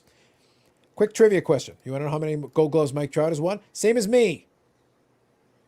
0. And a World Series. Yeah. Well, and that's the thing. Yeah. And then Pujols and the Cardinals. During his time, Pujols won 2 World Series with the Cardinals. So it's like, this isn't even a conversation. Mike Trout can get in by buying a ticket. Point done. He can buy a ticket. That's how he gets in the Hall of Fame. Justin Fields starting for the Bears or Browns. Now, by the way, if he keeps playing and keeps accumulating statistics, I'm willing to revisit this conversation in 5 years. If he's still playing and playing reasonably at that point and accumulated those additional stats, sure. Because by that point, he'll have enough stats and that's fine. I'm okay at that stage. So here, for the Bears, a breaker this weekend. Who's going to win? I'm not even going to touch that. No idea. Paul knows. What's it good for? Absolutely nothing. That's right, Paul. War. Yep. I like to see a video on, where am I here? Oh, here we go. Oh, I got to catch up. There's a lot of stuff here. I like to see a video on strengths and weaknesses of war. Yeah, here's my problem that I have real quick with this. The problem with war is that I think there's a disagreement on how to even calculate it properly. And that to me is F war, concerning. B war. Yeah, to me it's concerning that they can't even agree on how to calculate it. And that, no, they can't because they've got different interpretations. There's some factors that are subjective. I've seen versions of war where one of the factors is a fielding rating. Oh, so you want me to assess their fielding rating? That's subjective. If I don't think their fielding is quite as good as you do, we're going to get different scores for the same player. Oh, by the way, if I take my Trout and move him off center field and throw him in first base and tell him to play the exact same, his WAR will be lower. So it's like, Yeah. So I it's can kind of see how it weird. It's doesn't. awkward. It's awkward. So like, I don't like that stat for anybody. Just to be fair, I don't like it for anybody. But it If feels they like would lessen some of the qualifications, maybe I guess it would be a little bit more true. it would be a little bit better. Yeah. I want it to be an objective measurement. I want it to be something that doesn't require me to get the French judge. If I have to get the French judge to add their 2 cents into this, and it's like, well, now that's subjective. That's if they get a good day, their WAR is higher today than it would have been tomorrow. Yeah, and you're the French judge, you know that. There you go. So a panel would be graded like a pack, right? Modern strip cards usually are perforated. I assume if you get the strip graded, it would be similar grading a pack. Could be. It's reasonable. So Baz here is saying, agree with you. Trout's not even close to being a Hall of Fame player. It's a joke that some people suggest he could or will be. He'll have to hit 30 home runs for another 7 years. He may not make it. Yeah. But his cards are worth money. Oh, well, because people have considered... So he has just been accepted as the best player in baseball. He's another GOAT. Yeah. Like he's a goat. He's a hobby legend. OG. What else can we give him? Yeah. Yeah, he's OG. Sure, he's OG too. Give it all. He's the best of everything. So I was like, come on, man. Yeah, Robert caught the runner to run down. Nice. Yeah, catcher standing at third base. Yeah. So real quick here.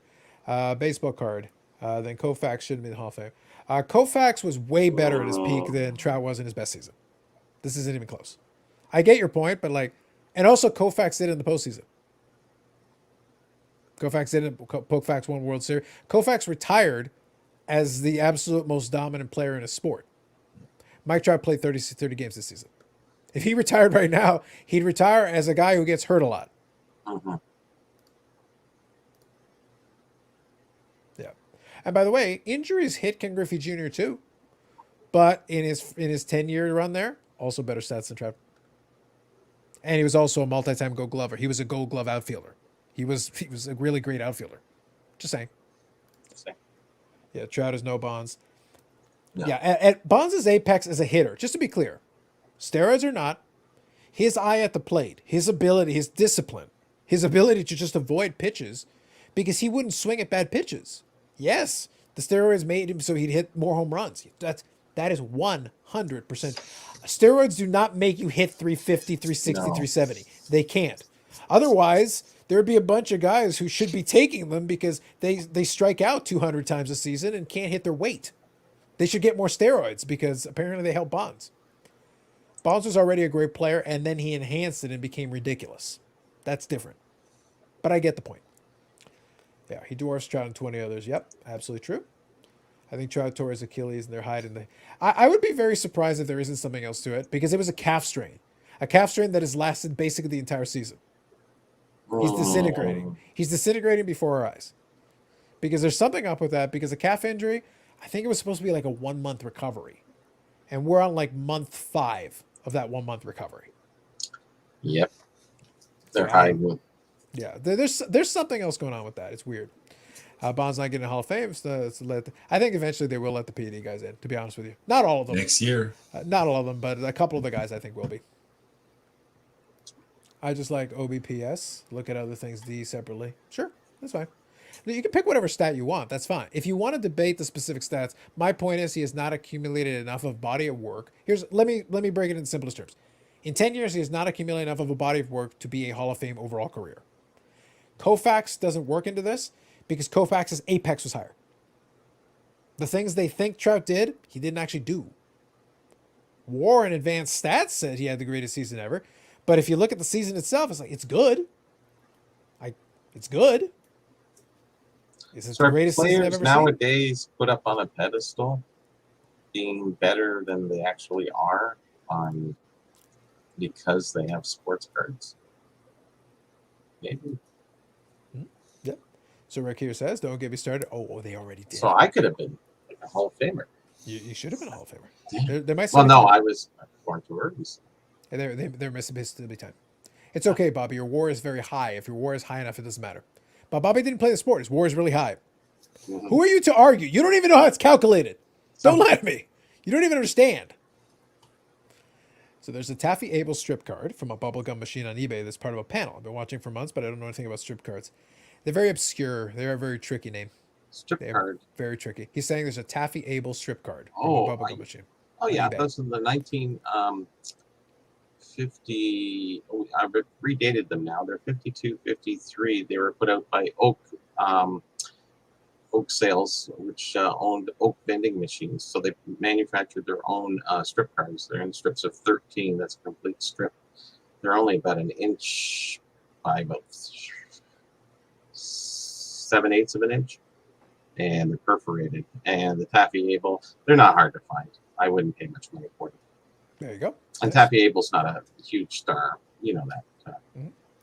And Okay, so real quick here. So Robert here says, what about guys with short careers like Jackie Robinson, Koufax, and Orr? Okay, so I'll touch on, so quickly, the last two, higher apex. Bobby Orr revolutionized the position of defenseman. Koufax's apex as pitcher, he wasn't just like sort of better than the average pitcher. He was like really transcendently good. Top tier. Just to be clear, like really up there. His numbers were off the charts ridiculous for his apex. Short apex, I get it, but he retired early because of injury, not because he couldn't play anymore. He didn't have a chance to decline. Once he got there, he finished on top. Jackie Robinson, historical significance. And he was also an excellent player.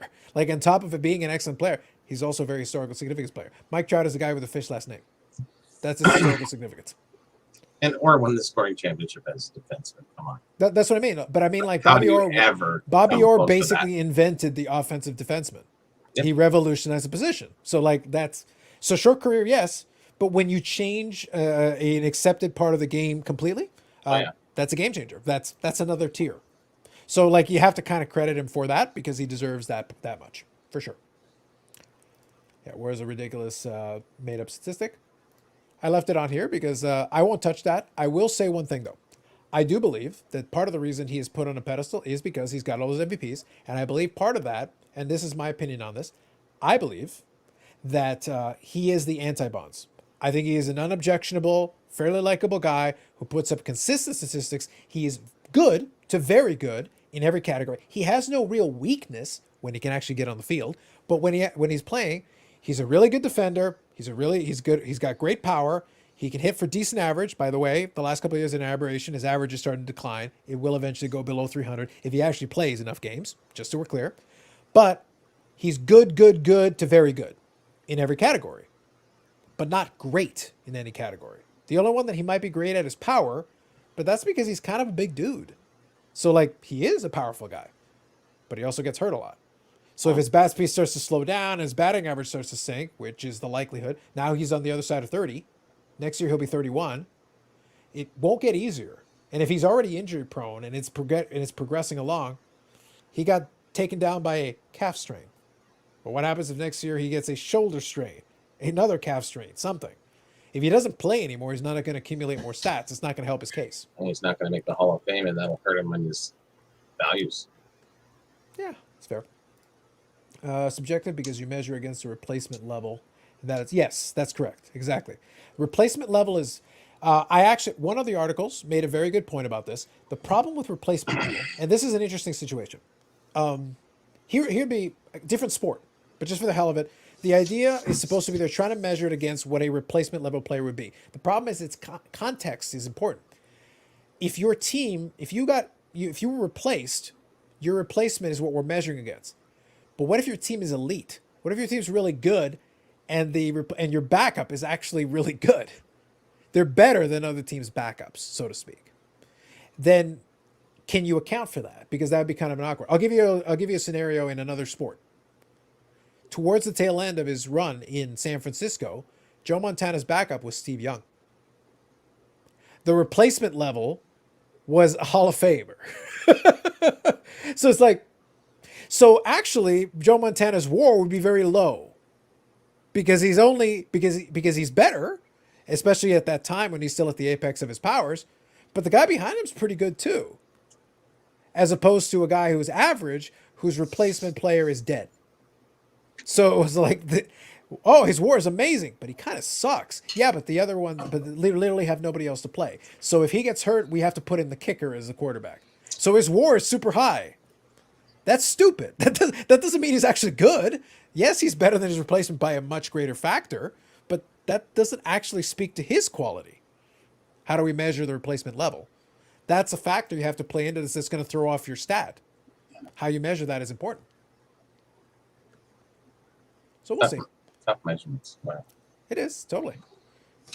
How about agree on the same way to calculate it? That would be a start. And that would be.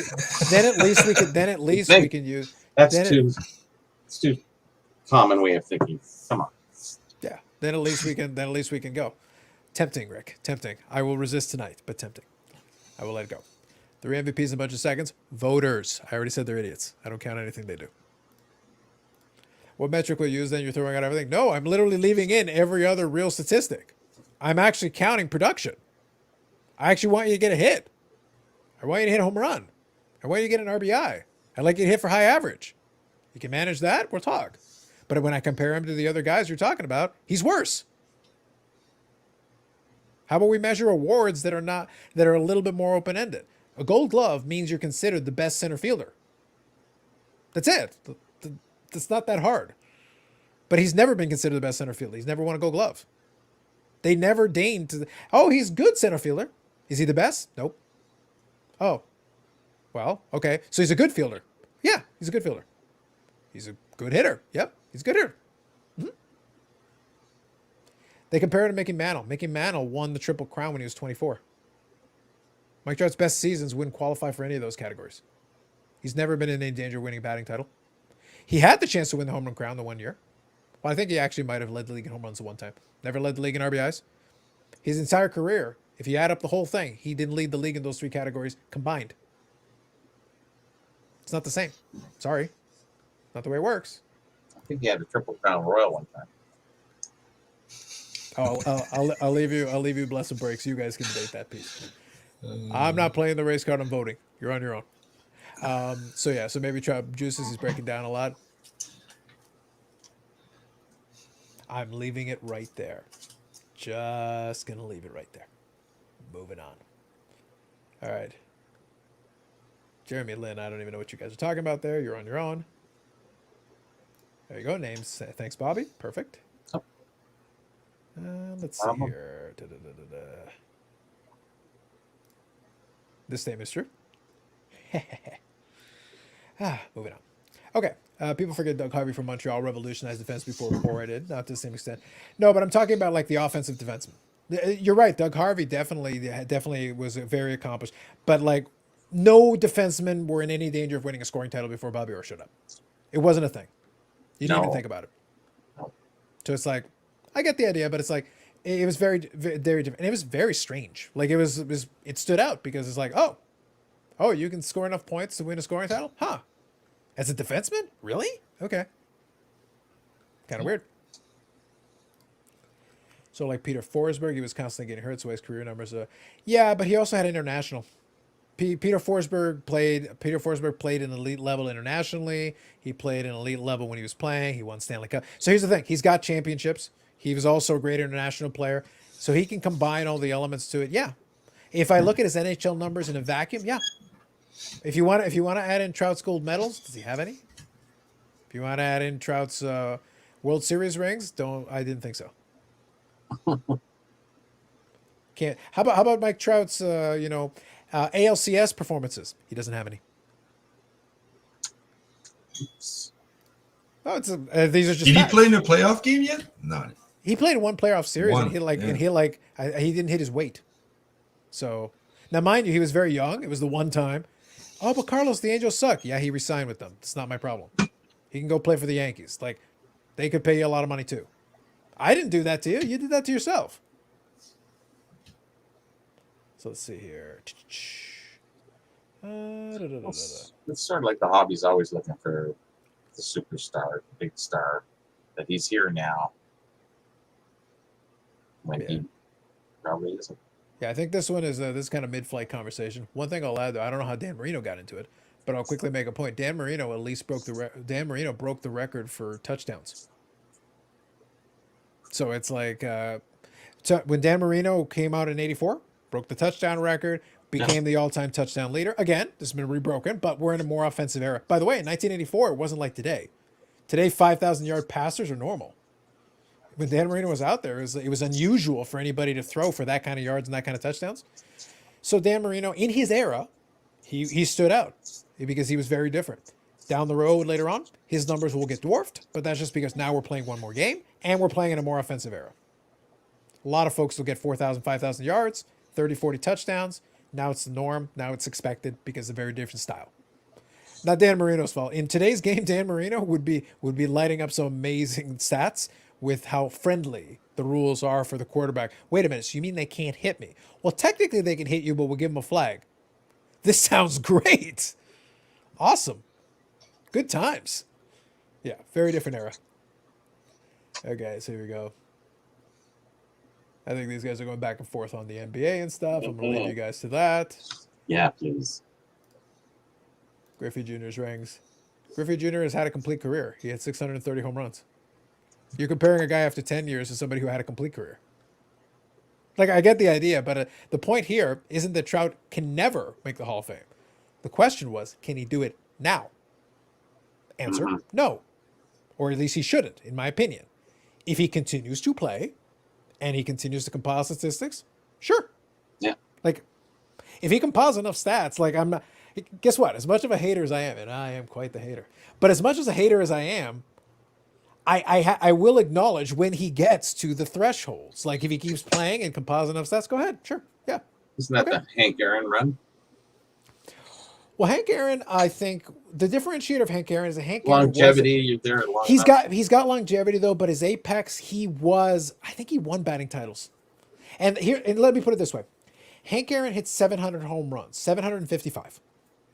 If I took away all his home runs and gave him 0 home runs on his career, he has 3,000 hits. And no home runs? But that's what I mean though. If I take away all his home runs, he still has. It's like the Gretzky thing. If I take away all his goals, he's still right up there in points. That's impressive. Like that means he was a hitter. He was a great hitter. Oh, yeah. Plus he was a great home run hitter. Plus he was consistent. Plus he had longevity. Plus he broke Babe Ruth's record when everybody was threatening to burn him down. Yeah. So it's like, I'm very impressed. There's a lot of things to add up to it. There's like, there's a reason why the best hitter in baseball is the Hank Aaron Award. There you It's go. like he has earned the right to be held in that esteem. That's legitimate. So I give him his props for the combination of all the things. So real quick here. Always on the injured list. True. So let's see here. Chat is wild tonight. You are correct. Oh, yeah. QB's is about winning the Super Bowl. It is now, especially. Yeah. Marino was as good as Montana in my book, but didn't quite have the talent that Montana had around him. Yeah, no, for sure. And he didn't have a running game for most of his career, too. That hurt him a lot. Sometimes it's bad luck. It's very true. Timing. Timing is everything. He did a great job with what he had, but if he had added... It's like what happened with John Elway. John Elway couldn't win the Super Bowl until the very end of his career. He got Terrell Davis. He wasn't the same John Elway. He was still good. Mm-hmm. But like his apex had already passed. He had already passed his prime. But now he had a running game. Now he had a great running back. And all of a sudden, he wins 2 Super Bowls to end his career, and it completely changes the complexion of his overall career, the way it's looked at. Yeah. But he had made it to all those Super Bowls beforehand. Like he had consistently dragged his team kicking and screaming to Super Bowls. But he doesn't get credit because he didn't win. And he would keep running into buzzsaws on the other side. He goes, I'm trying as hard as I can. I'm trying. Mm-hmm. But then you win 2 Super Bowls at the end. All of a sudden, you, sir, are an elite Hall of Famer. And all of a sudden, boom, elevate him up another level. Yeah, for sure. It happens. Yeah, Hank Aaron was amazingly consistent for 20 years, among the best players throughout most of the time. Yeah, absolutely. That's what I mean. Like, Hank Aaron may not have been the best player in the game at any specific point there, but he was always right there at the tippy top. And then when you kept adding it up, and his contemporaries kept dropping off, and he stayed, and he just kept going and going and going. I was like, cool, man. I like it. Respect. You can name any quasi-modern players way better than Trout? Yes. Facts. Thank you, Baz. I don't know about the Hall of Fame conversation. I just know Trout's Christ as well as people's perception of him being Mickey Mantle. I think is close to ridiculous. Yes. He's got a long ways to go to earn that kind of thing. Like I said, no triple crowns for this man. He's not going to stack up the amount of World Series rings that Mantle had, so that's out. So he's not going to rack up the playoff numbers. That's not. By the way, no matter what he does now, that's not happening. Just so we're clear, he can still develop. He can still build a Hall of Fame resume with more time. That's why I say I will happily revisit this conversation in 5 years. In 5 years, he's in his mid-30s. If he's compiled some more stats, I may give you the answer you seek. Because at that point, we'll add more to it. We'll put it all together. Okay. Now we're a lot closer to that conversation. We're not there. We're just not there. Not at this stage. Facts, sir. Facts. Good stuff. Lively chat there at the end. I was enjoying myself. Wow. Yeah. All right, guys. So here's the deal. I don't want to approach the numbers we've done the last 2 weeks. I really don't want to. We're almost there anyway. Yeah. We look. I'm Here's past the my joke. bedtime. Look. You want me to tell you something frightening? I took the playlist of the live streams because I was curious. I Their asked you website. that. Yeah. I showed you that. So I showed you what the final number was, right? Okay. So I think I've still got it on here. So You tally everything. yeah, what it does is you just put the playlist URL in it, and it tells you how long the playlist is. So, what's cool about it is it actually tells you at different speeds too. So it actually does that for you. Oh yeah, it puts it right in there. So it tells you how many videos and then adds up all the stats. Nice. And I'll quickly pull it. I'll quickly pull it up here. We'll have a little chuckle at this thing. Okay, so one second. Let me stop this. I'm going to do a screen share. Can you go by guest too? Yeah, not so much. You'd have to do your Bobby. own. Yeah, exactly, Bobby. Oh yeah, sure. Okay. All right. So this is the live stream, the list, basically the list, because every live stream I put it on a playlist. So if somebody wanted to go from the first live stream till now, they can go in order. They're all there. So there are 59 total live stream videos, not counting the one we're on right now. Not counting the one we're on right now. 59. And another 5.5. Yeah, don't worry about the number, because also I did live streams that were like in midweek and stuff like that. Those did not count because I didn't put the number on those. It's not over yet, Yannick. Yeah, the average length is 3 hours, 33 minutes, and 16 seconds. That is the average of all the live streams ever been done on this channel. The playlist is 8 days, 17 hours, 42 minutes, and 58 seconds. You could take a week off work, and you're still going to need another nearly 2 days to finish watching it in normal speed. That's across Canada and maybe on your way back to Ontario on the way back. That's how long that playlist is. Now you want to know how frightening that is? Now you don't know how frightening that is? That's 24/7. Scary. It is scary, but you know what's scarier? The reason why I was chuckling about the time. So 8 days, 17 hours, 42 minutes, and 58 seconds. Okay? That is 6 hours, 17 minutes, and 2 seconds. On this live stream, would put it at 9 days even. Oh, wow. Do the math. Yeah. 9 is the magic number. Yep. 9 days. 40 hours. One playlist. Race with Shard. So we go. Bobby Holland. Yeah, that's why I was chuckling. I was Right. like, I really don't want to, but it made me laugh. I was like, But look at the speeds. So at 2 times, it's 4 days. Yeah. At 2 times? So yeah, it's you take the first number and you cut it in half. yeah. Wow. Even at 2 times, my friend, you're still going to need that full week off. You're still going to need that full week off work. Sorry. Even at 2x, it's not going to get you. It's such a random stat that I love it. It made me laugh. I was like, yep, there you go. It's almost 9 days of live streams. Free content. Don't say it's not there. It exists. Yeah. Knock yourselves out. And I've been paid what? Wait until those yen come in, Bobby. Once we get you in, Doge. Once we get you in, we'll pay you in Doge. Live the dream. Those going down, brother. A lot of them are going down. I've actually been buying some. Good time. Yeah, that's right. I said, listen, when it goes down, I'm in. Let's do it. Yeah, 11:45. I couldn't afford it. Night is young. Listen, for me, when my time zone that I wow. operate internally, it's a true statement. Well, 3 hours, right? Yeah. Yeah. NBC, true story. Yeah. Good God, 9 days of my life spent on this nonsense. But you could watch it multiple times, Paul. You could make it 18 days. You got time in that crane. Live the dream, my friend. Live the dream. That might tell you the play length, but doesn't calculate your war. Well, we've established tonight that war is basically what you want it to be. So, like, an MVP caliber season is like a 7 or 8 war for reasons, whatever, based on the way they calculate it. Soto's basically got an 8 war this year, so maybe he should get the MVP for reasons.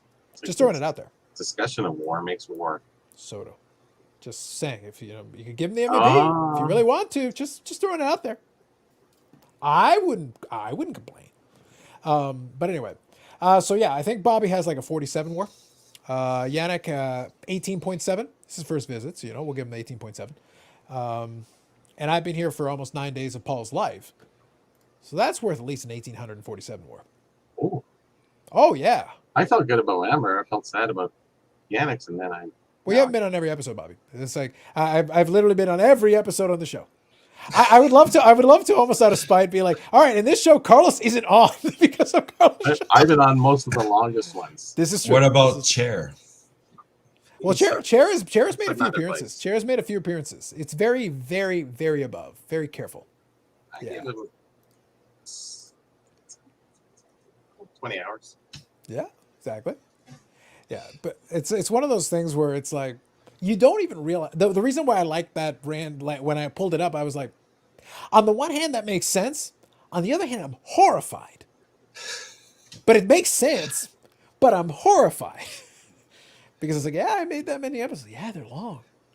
And that's just your live stuff. I know. It's true. It doesn't even 3 count my regular hours videos. average, where most average videos out there don't get 20 minutes worth of our time. And your other channel. It's true. And the other channel, Mhm. an hour episodes each. That's true. And whatever time I've spent on Dave and Steve's talking chicken sandwiches or whatever they talk about. Uh-huh. So that's and there. all the other content. Yeah, It's a absolutely. full-time job. I know. You're on a couple other shows. Terrible. You're gonna have to start charging. I know, right? Time Oh. to fire up the Patreon. 100, 200 per episode. Well, it's funny because I chuckle about some of the other. And here's the thing: I've said before, I don't blame them. Do whatever you want, and if people want to patronize it and work with it, I'm not going to fight them. So Neo, You get what you Northeast pay for, Ohio, right? yeah, it's whatever works. Northeast Ohio, he's got because YouTube. See, the Patreon is a thing, but YouTube has its join. You can be a member of a channel, and basically it's like free emotes and stuff like that. And it's like, okay, I don't see the value in that. But this is where I made the joke before, but I'm serious about this. The problem is we've established that knowledge is worthless. So Pretty much. so you can't really say, oh yeah, the knowledge. It's like, well, you got to put something behind a paywall. Then otherwise, what the hell are you gaining out of it? Like, what are you actually like? We're giving the shit away for free. You can argue that's what it's worth, but the point is, it's free. No refunds, no exchanges. You get what you pay for. But yeah, if you do one of those, it's like, because I think one of the minimum for it is like $2 or $3 a month. It's like, well, what do you get? What can you get value wise? It's $2 or $3 a month. Like, I don't know. An emoji of your head. Yeah, Another day older and deeper in debt.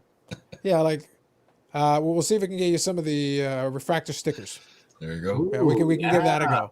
Yeah, we'll do that at the $2.99. You're getting it in a white envelope. For We your got to first actually turn a profit on it. And you're But going to yeah. have to do an intro as free sticker. I know, right? So I saw a documentary where they said Canadians drink maple syrup from trees and leave their doors unlocked because there's no crime like in the USA.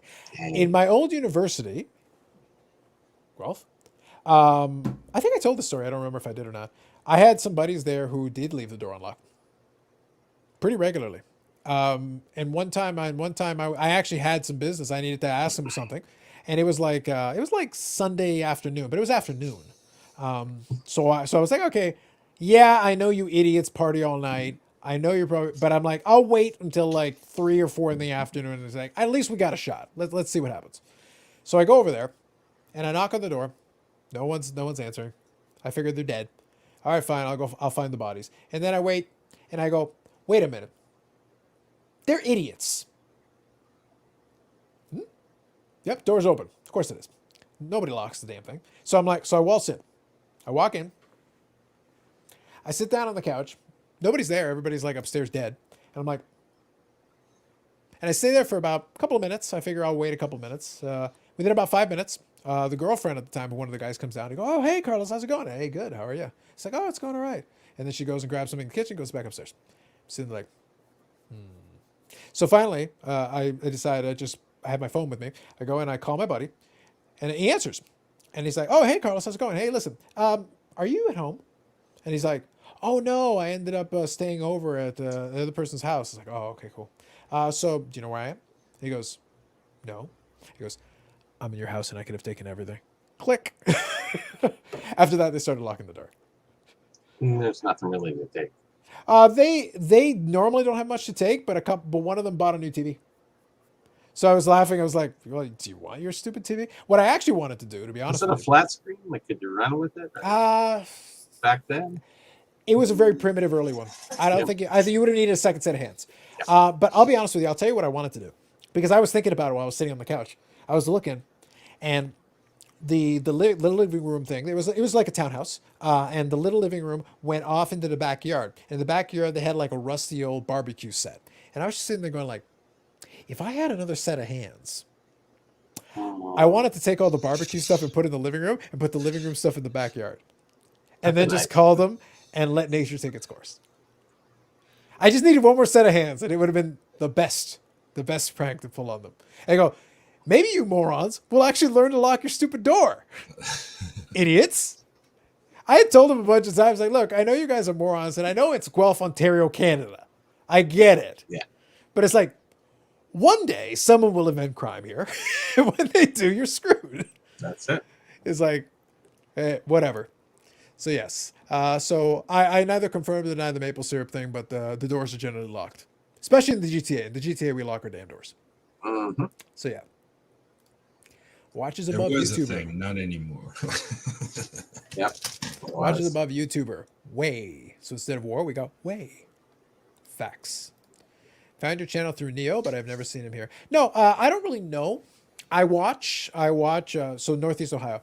I watch his stuff. I enjoy it for what it is. He's kind of off doing his own thing. No, I've never really reached out. Mind you, it's a bit tricky. I'm not opposed to it, but it's one of those things where I don't just reach out for the sake of reaching out to folks and be like, hey, come on my channel. It's like, well, if there's a reason. Like, a lot of times I kind of sit back, and if we already have a communication or a dialogue going, I'm more inclined.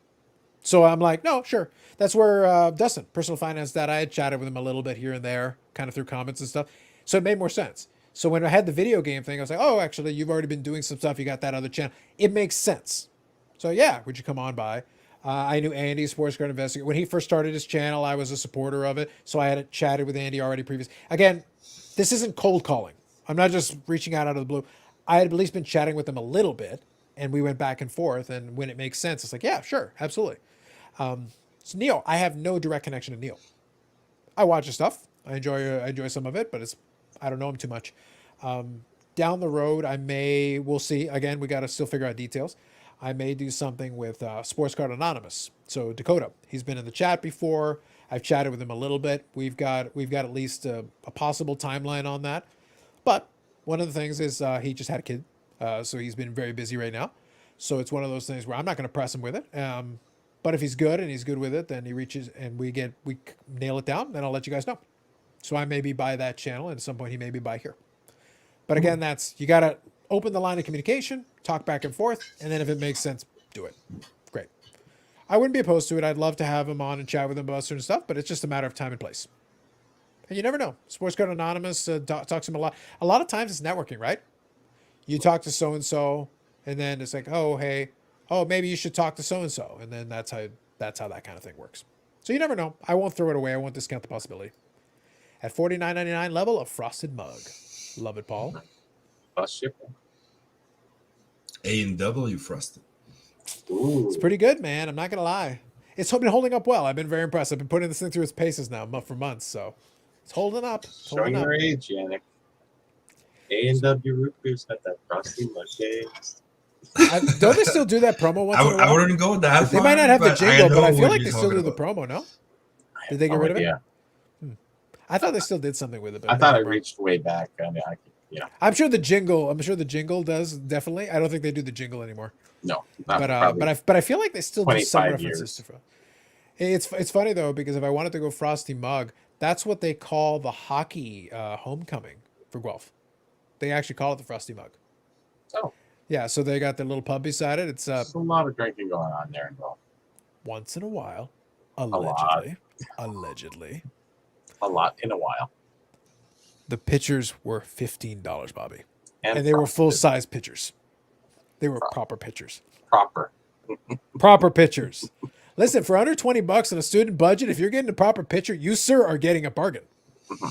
And they didn't give you the garbage like house beer. You could actually get name brand beer in the.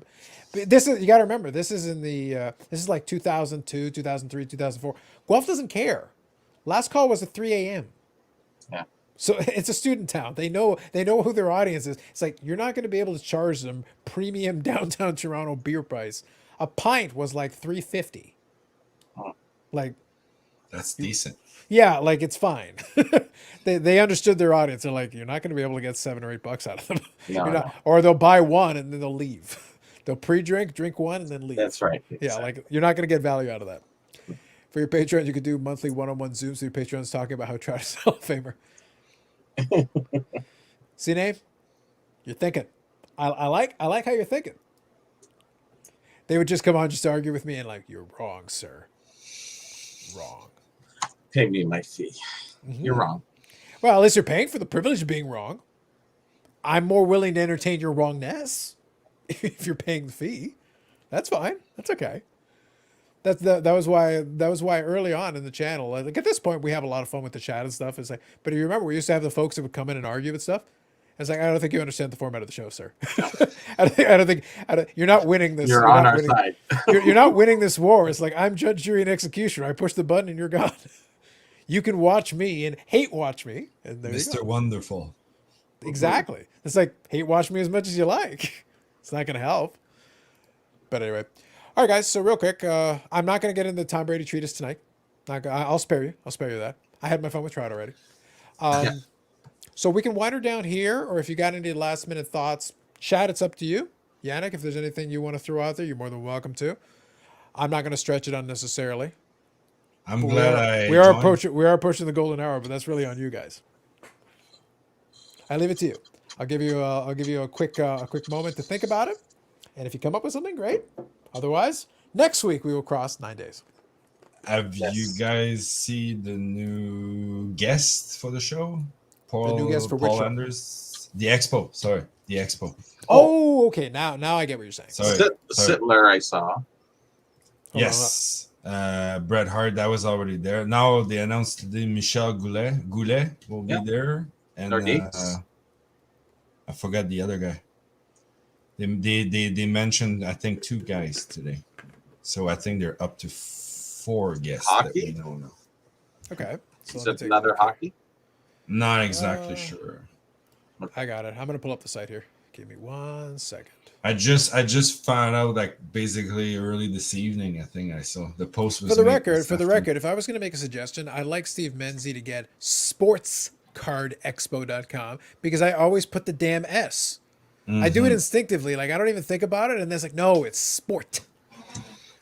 Yes. It's actually And very like annoying. you too, Carlo. Carlo's the same thing. As I went back to print my tickets because I'm kind of like, am I supposed to get something in the mail? Or Okay, so you haven't heard anything Oh, yet? Gilbert Perot, yeah. That's right. I'll have to shoot him. I'll shoot him an email because mind you, the problem is it's been almost 2 years. So I'm like, okay, just to make sure, was this because I didn't buy the VIP pass the last time.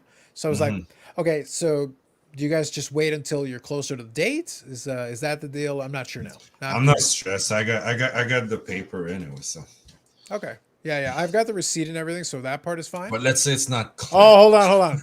Okay, Sports Card Expo. So this is for the Instagram, right? Oh, What do you wow. see over here? Apple? Joe No. Rogan? Joe Rogan, David. Patrick Bet-David, and the 52 Tops Mickey Mantle rookie. Didn't get out. Could have been the Far, trap. did it? Yeah, it could have been the Trout, and yet it wasn't. Future Hall of Alas, Famer how Trout. sad. How sad.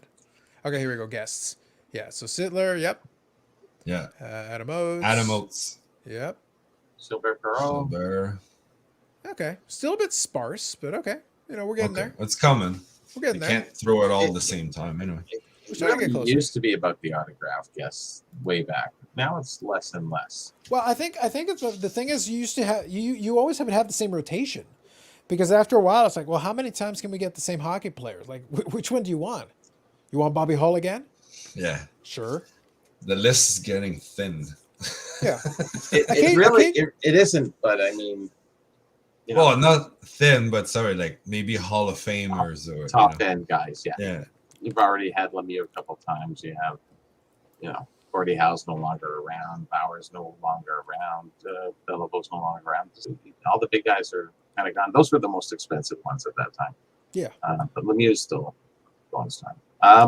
Gretzky would be the ultimate one. Or they had Bobby Orr, but not socially. You had Yes. tickets and see him behind the mask curtain there.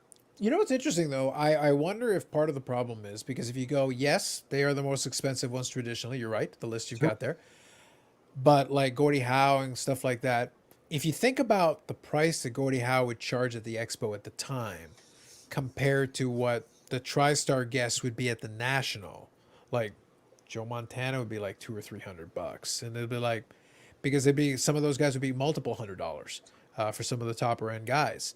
And by comparison, usually even the top end expo guys were like, yeah, maybe $200. Yeah, It- that it was like Orr a limit. and Lemieux. Yeah. And then Gordie Howe's last one, I think the last signing was BC. I think it was 125 or 150. Yeah. Just But before he passed away. But But just Too think much. though, 125, 150 for a guy of Gordie Howe's caliber. Now grab the equivalent baseball guy and send that to the National and see how much they charge. Understand that his autograph was really out there, and it wasn't the value. As soon as you walked away, it was just really about meeting him more than it was about the autograph. I get it, but I bet you could charge double that in Detroit. You could be like a Gordie Howe signing in Detroit, you could charge double.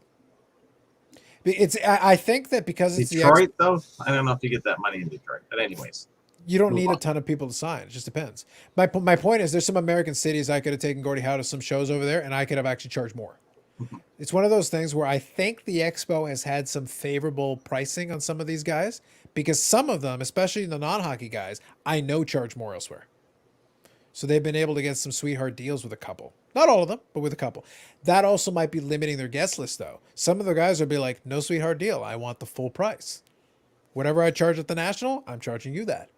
And they're like, I don't know if we can do that. And most of the guys who are out of country will just be that much more anyways. And Yeah, that's for why sure. they don't get them.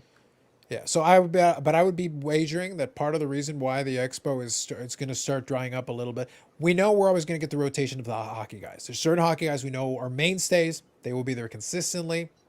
We don't need to see them every time, but we'll see them pretty consistently. If you attend a couple of Expos over a couple of years, you're more than likely to see a couple of these guys a couple of times. You'll have a couple of chances, but we'll see if that price point holds. Because, like I said, for some of those American shows, some of the autographed guests, the prices are actually pretty high on some of those guys. Even for guys you wouldn't think. It's like, why that much for him? That's kind of weird.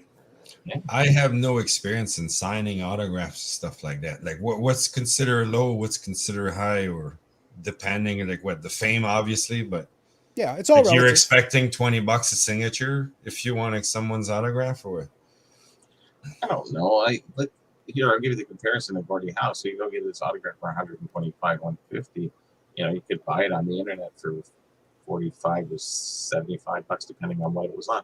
So you're really taking a step down. If you're to resell it, you'd lose. So It's really the experience. Like, No, it is. That's what they're selling. It's kind of the comparable I would use. It's different genre, obviously, but the comparable I would use is that Fan Expo does a lot of different autograph thing. They'll do autograph packages because they're already thinking of that. They're like, yes, you might want an autograph. I understand, but you can get the VIP package where you can have a photo taken with them, chat with them for like 2 or 3 minutes, and they'll take a photo with you, and they'll sign a thing for you, and or sign the photo of you and them too. Like they'll combine these things and be like, here you go. You get the experience. You get to shake their hands, quickly chat with them. They'll take a photo with you. They'll print it on the spot in a decent quality image, and then they will sign it for you. And you get to take that home with you. That's awesome. Yeah, so it's like that's a package. They'll put together a little package like that. And once in a while, for some of these guests, they'll do stuff like that. For Fan Expo, that's the draw. It's like the autograph on its own, to Bobby's point, isn't worth that much. It still has value, certainly, but like not compared to, I get to meet my favorite actor, favorite it's actress. the one-on-one. Yeah. Correct. And that's really what you're paying for. What you're paying for is the experience of going to meet them, chatting with them for 2 minutes. They acknowledge you, take a photo with you, and they sign the photo, and there's your memento to take home with you. Yeah, like I went to the Fan Expo, and they had the first one where they had the hockey, and they had Bobby Orr. He'd never been to a show, and he was in another room private. But Hulk Hogan was out in the open. There was all these other guys. It was great. And then people would just go up they get the package, and then they just go up and get the autographs across the board because they did do package deals, right? That's It's right. a very exactly. smart way of doing it. And it seemed like there was a lineup, but it flowed well. I think I think good shows understand how to basically flow because people are just standing there in line. It's dumb. If you find a way to be like, no, make sure you can get people through. People can still have their moment because you don't want to rush them through all the way through, because that's not a great experience. It's like, well, you paid good money for them to like look down, not even acknowledge you, sign the thing, and like you're on your way. That's not a great experience. You're not. No. You could have just bought the damn thing. You could have mailed it in, and they could have just mailed it to you, and it would have been about the same price, and you could have saved yourself the trouble of standing in line. So Yeah, the best part about the show is I had my booth there, and Hulk Hogan would walk by before the show, when we were closed, because I'm in there because I'm a dealer, and so at least I got a couple "Hey brothers" out of him. I go, hey, Hulk, what's up? Hey, brother. That is Hulk Hogan in a nutshell. Yes, Yeah. and it is Walking slow. and it is. Oh yeah, well he's had like his hip replaced and a bunch This of is stuff. this is like 8 years ago. That was a hip replacement ago. Yeah. Like he's had a lot of stuff.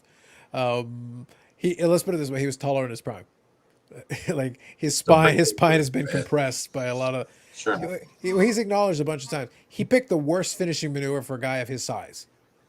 A leg drop. He's like, just keep compressing your spine there. Just keep doing that. Because at his peak, he was 300 pounds. Oh, yeah. He's just a big dude. Like, and you keep dropping on your weight on your tailbone over and over again for years, do this hundreds of times a year and hundreds of shows. What do you think that's going to do to your back? It's going to be shot. I don't think they think that much about. No. Well, the joke is that if you actually go, there's you can find it on YouTube. Go and check out Hulk Hogan close to his prime in Japan. Because even when he was WWF champion, he would go to Japan and all of a sudden he would find moves that he didn't have in North America. Because he actually trained with some of those guys to wrestle. So when he's in Japan, they won't let him get away with the lazy moveset he uses in America. So it's like, wait, is Hulk doing like barrel rolls? Like what's going on? Like what the heck? I didn't think you could do that. It's like he could do it all along. It's like, but when he's wearing the red and yellow over in North America, you know what you want? You want a punch, you want a big boot, you want a leg drop, and that's it. That's all you're getting tonight. Yeah. Yeah. In Japan, they wouldn't let that fly. No. You went over the shiatsu. So. Go ahead. Have you ever seen, if you check Hulk Hogan, I think first professional or first tape fight ever, and it's a joke. Like the guy is basically this yay high, not in shape, and he's just throwing him everywhere like a rag doll, like constantly. Like, and the guy keeps getting up, pulls up his pants, keeps going. Hulk Hogan just goes. It's I've seen this in the last year. I couldn't believe it. It's hilarious. No, for sure. Look, Hogan's career was fascinating in his day. It was a lot of fun. It was weird.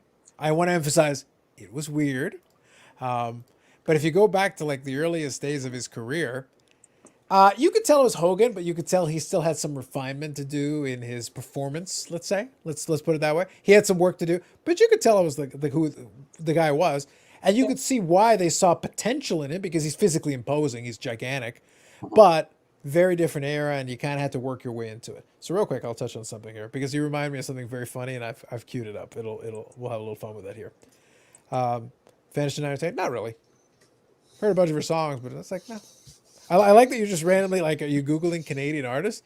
Google the Tragically Hip. You'll be a little closer. Google Matthew Good Band.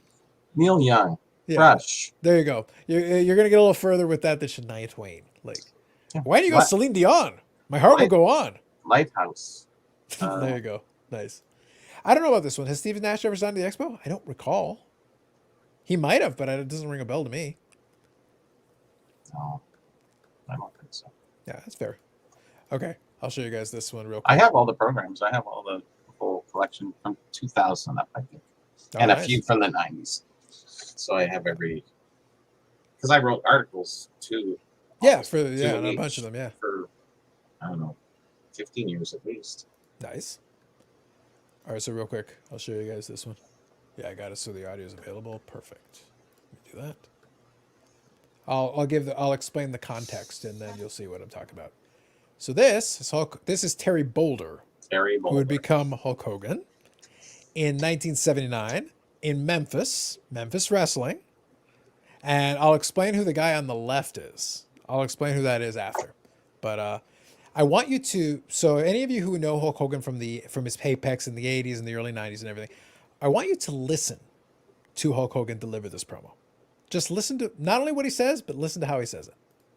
Okay, so here we go. Talk about Mr. Bass for a minute. One of the most tragic events in his life is just about to take place this Monday when I get my hands on him. There's just been a little bit of a problem. Where we come from, there's a bad junkyard dog in Fort Tampa, and he was always beating on all the little dogs and biting on their ears and everything. And all of a sudden, a little bit bigger dog came along. And last Monday in Memphis, my brother dropped so many so many elbows on Mr. Bass's head, that his eyes kind of look like Goofy Grape, you know. Well, now Mr. Bass is running scared because the big dogs get on him. I'm going to teach you a little bit of a wrestling lesson and a little respect for these good people around here. I'm going to put the super southern squeeze on you, Daddy. And when I get done with you, brother, I'm going to squeeze all that meanness out of you and all those bad ways you have. And I'm going to turn you over to these people in Memphis and let them whip on you a little bit after you're down and out. That's a promise I'm going to make to everybody here. I'm going to have my Look at that capacity crowd. If you plan on running one more time from me, I'm coming after you. And if I catch you in the dressing room, I'm going to drag you all the way back out to the ring. Got a lot of folks that I don't want mad at me, but this is the one that I for sure don't want mad at. Okay, so two things, real quick. Number one, do you like the pseudo Southern accent? He's got the Southern squeeze, and also it's not just brother. See, Bobby, if it had been 1979, it would have been brother, daddy, brother, daddy, daddy, brother, brother, daddy, brother, daddy. So he's kind of mixing. He's kind of finding it, trying to find it. Not quite the energy level of, you know, like possibly cocaine. A lot of cocaine in 1980. Like there was a lot more amped upness later on. He was a lot more, you know, chill, laid back, you know, Southern Hogan. He's got the, by the way, the Southern squeeze was just a bear hug. By the way, Hogan's career would have been very different if he had stuck with the bear hug as the finisher. It's, you know, a little different. By the way, quick trivia note. Who's the guy on the left? That's his brother. Yeah, yes. So who's his brother? Ben Hogan. So here's the thing. Later on, he would become known as Brutus the Barber Beefcake. No way. Yes. What? Yep. Wow. The guy on the left played his brother in Memphis, but he and Terry Boulder had been friends for many. This is 1979. Yeah. But back in those days, he was, you know, he was the younger Boulder brother. They were the Boulder brothers. Got it. Yeah, so their professional association and, you know, friendship has gone back many a year, and you can see back in the day he was quite jacked himself over there. He would go on to become Super Brutus the Barber Beefcake, and then later on a million really bad gimmicks in WCW, and then eventually become the Booty Man in WCW. You can Google that; that's an actual thing. And by the way, his finisher was the high knee. Oh no. No, I'm not making any of that up. Oh. That is in fact the truth. Professional wrestling is weird, is what I'm trying to say. Professional wrestling is real weird. I'll give you some context of what Hulk Hogan said. He said his eyes will come out like Goofy Grape. Now, Goofy Grape was a cartoon animated character, was a drink powder mix. Sure. It was a grape, and he had these googly eyes kind of things that always went around. Goofy Nice. Grape it was. Well, So at least it that's was a what he said. contemporary reference. It was a contemporary There you reference. go. There you go. There's your reference for that, because I remember Goofy Grape, and there was Stupid Lemon or whatever all the other ones were. Kind of funny and interesting. Yeah. What are they called? Oh yeah. It was was a just name funny for to them. me. It was just funny to me because when you made reference to the Hogan thing, and also kind of the brother thing, that promo always makes me chuckle. And then when Yannick mentioned the early Hogan, I said, "Oh no, let me bring you early Hogan. I will bring you early Hogan." Very different promo style back in those days. Mhm. I will find that clip I'm talking about, and I'll send that to you because it's priceless. Yeah, because there was a stint. There were a couple different eras. This is 1979. This is very early classic Memphis. One thing, when he got to the WWF, 3 Ws, so that was when Vince Sr. was still in charge. He came in early on as a bad guy with Classy Freddie Blassie as his manager. So that was his early run. He had a pretty good run, all things considered, but nobody, again, by that point he was already Hulk Hogan, but nobody really knew. Now at this point, like I said, he was Terry Boulder. And then for a little bit, he was Sterling Golden. So he had a couple of different gimmicks that he went through. Very similar, like he looked the same. In those days, he was, though, a big bodybuilder who was more focused on size. The goal was be big, and he's pretty big. Like, he's huge. Later on, as he got into his 30s, into his early 40s, he would get trimmer. Technically, he would lose weight, but he would actually look more jacked because he has less extra fat on him. So he'd lose a little bit of the weight, but he actually would look a little bit more muscular. Even though he was probably more... At this point, he was juiced up on steroids. So he was more muscular, but he also had more fat on him. That's how it was. In the late 70s, though, if you're just if you're like 6'7", 6'8", and you're like 300 pounds legitimately, you already look like you can beat somebody up. It's not like you need to do that much. Basically, yeah. You don't need to be... You already look kind of like an Adonis. You don't need to be ripped with 6-pack abs. But if you go back to Hogan in his heyday in WWF, he was ripped. He became more of a classic bodybuilder style because the aesthetic became as important as just pure power. In those days, it was pure power. Oh yeah. All those drink mixes were by Pillsbury. They're called Funny Face, and there was a whole bunch. Goofy Grape, Rootin' Tootin' Raspberry, Freckle Face, Strawberry. Should we be happy they didn't go with Rootin' Tootin' Raspberry? Well, actually, then it gets into Indian Orange and Chinese Cherry. Interesting. Those were kind of taken off the shelves later in the 90s. Lovely. Phenomenal. Anyways, Funny Face. Yeah. That's my kind of growing up. I think. Yeah. 79 or 61. Yeah, so I was 14. But you see, I did also enjoy but did you see how intensely passionate that crazy crowd was? Like they were feeling that Hulk Hogan promo. Well, the Terry Boulder promo. It looks like they were scripted and they're all sitting perfectly, and it was like, yay. Well, I think the problem was, if memory serves me, I think in those days in Memphis it was TV tapings. So basically, those people would just be there for an inordinate amount of time. Like, you really can't sustain energy in that environment. It's like you might be interested in certain things, but it's like, didn't that guy already just wrestle? Yes, he's wrestled 4 times. We've seen him 4 times. It's like, because it's like they would record a bunch of TV. It's in syndication. So you're recording this and then you're splicing it together. And this week's show, you're facing, Super Mask Guy 4. And next week you're facing Super Mask Guy 5. Isn't it the same guy? Yeah, we changed the mask. But it's the same guy. Steve Austin was going through that whole circuit of Memphis and everything with them, wasn't he? Later. Around that time. Well, no, Steve Austin isn't that old. He's old, but he's not. Hogan's like pushing 70. Steve Austin, 60s. Steve Austin is in his early 50s. So he'd be a completely different generation. Steve Austin? It's got to be Stone Cold? close to my age. Stone Cold Steve Austin? No, absolutely not. Are you talking about the $6 Million Man or the wrestler? No, the wrestler. Yeah, the wrestler, no. Not quite that old. But See he is, right he is now. 50. Yeah, check it out. I think he's like his early 50s. He was born 1964, same as me. He's my age. Exactly. December. I'm older than him by a couple months. Come on, brother. Okay, 1 second. And Hogan's 70. 56. Okay, never mind. Maybe I was thinking back to a couple of documentaries some years back. Okay. Hogan must be in the 70s. Yeah, I think he's I was right going to there. say he'd have to be. Yeah. It's interesting. Yeah, because Hogan was another complete generation earlier. So he's Yeah. like, because like I said, 1979 he was already wrestling professionally. 68 for Hogan. So close, yeah. When I quit wrestling, Yeah, so Hogan's older than my Austin dad. wasn't there. Was that? So Yeah. when my era of wrestling watching, Steve Austin wasn't in it.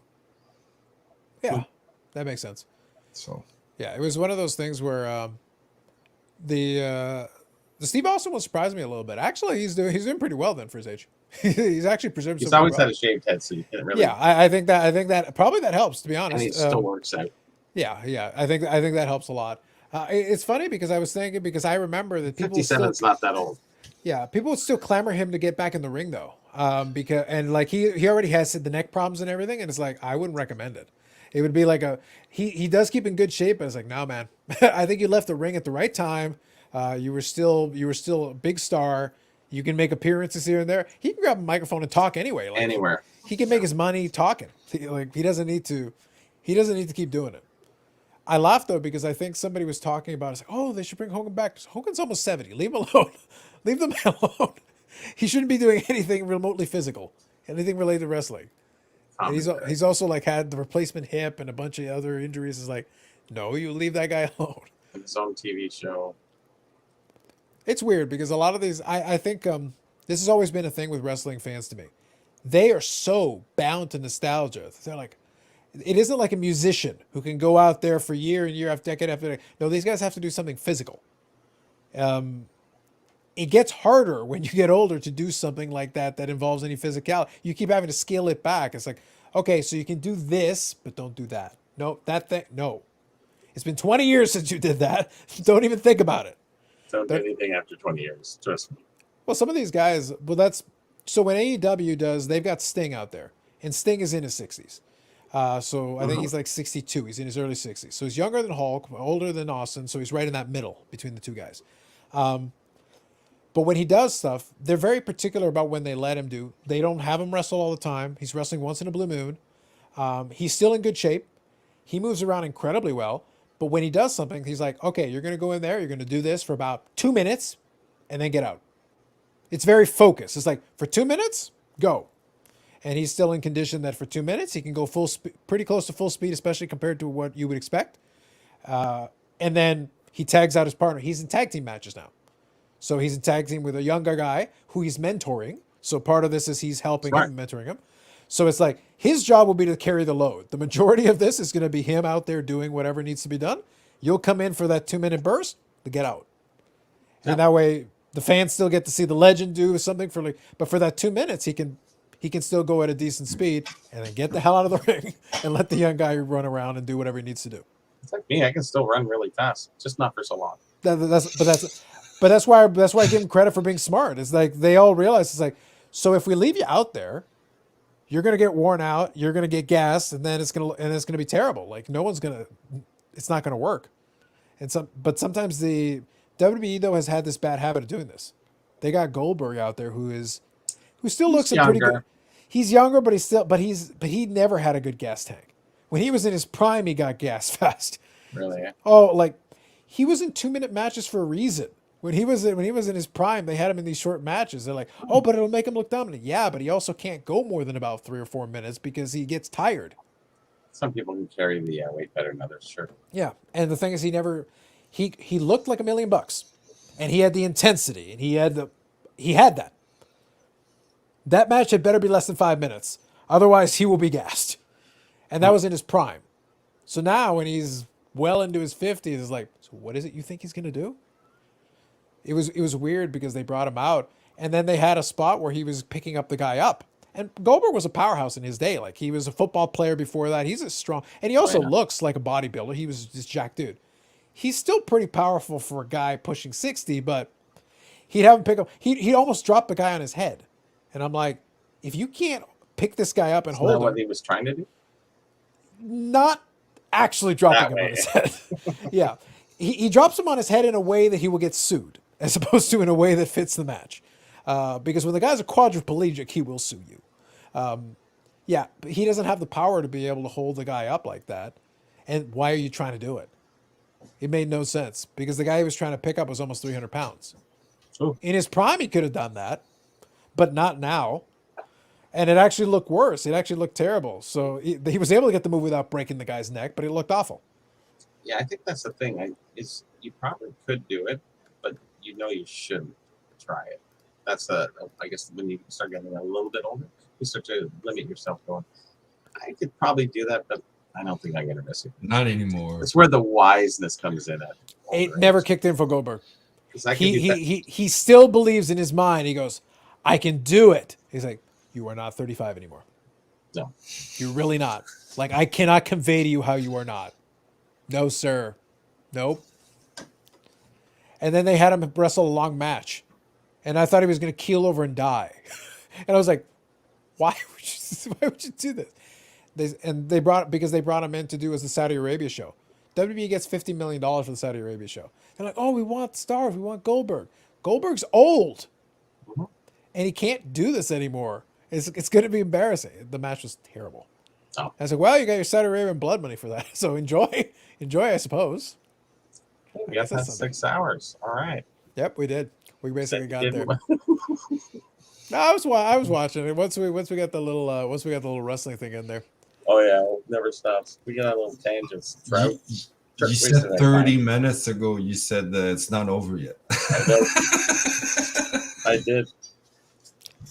I said no, we're still going. Because it always goes like that, and then it goes another hour, and you go, where? Well, I'll be honest with you. Once it was within proximity, I was like, I kind of want to get the 9 flat. I kind of like the idea of getting the 9 flat because last week I cut it off. I would have cut us off mid sentence to fall before 6. I was like, I don't feel like it. Nah. Mm-hmm. Last week I didn't feel like it, so I was like, nah, it's okay. A couple of minutes one way or the other doesn't make any difference. Like, it's not going to change anything. 6 hours, man. Yeah, like it's the same. 6 hours and 1 minute, 5:58. What's the difference? 2 more hours is a complete day shift. There you go. I used to do that professionally. I'm not. Listen, at the rate we're getting for this thing, we're not. It's like at that point, the last 2 hours are Patreon only. Yes, exactly. That's enjoying it anyway. So, but I'm gonna pull the pin because I'm getting tired. Yep. I've been up early since 5 o'clock. So, I think that sounds and fair. I didn't have a nap. So it's almost like 24 hours, huh? I did. I knew it was going to go late. Yeah. I had a coffee too. I was busy today, and that helps. Yeah. I think I had the early meeting. So I loaded up with. So I went with the cold brew iced coffee early, because I was like, guys, why do we need to have an early meeting on a Friday? Why? It's like, how early was that? Well, so that one. I know was like, anything before noon for you is early. I was about to say like 11:30 is early for me. What are you talking about? No, that one was 8:45.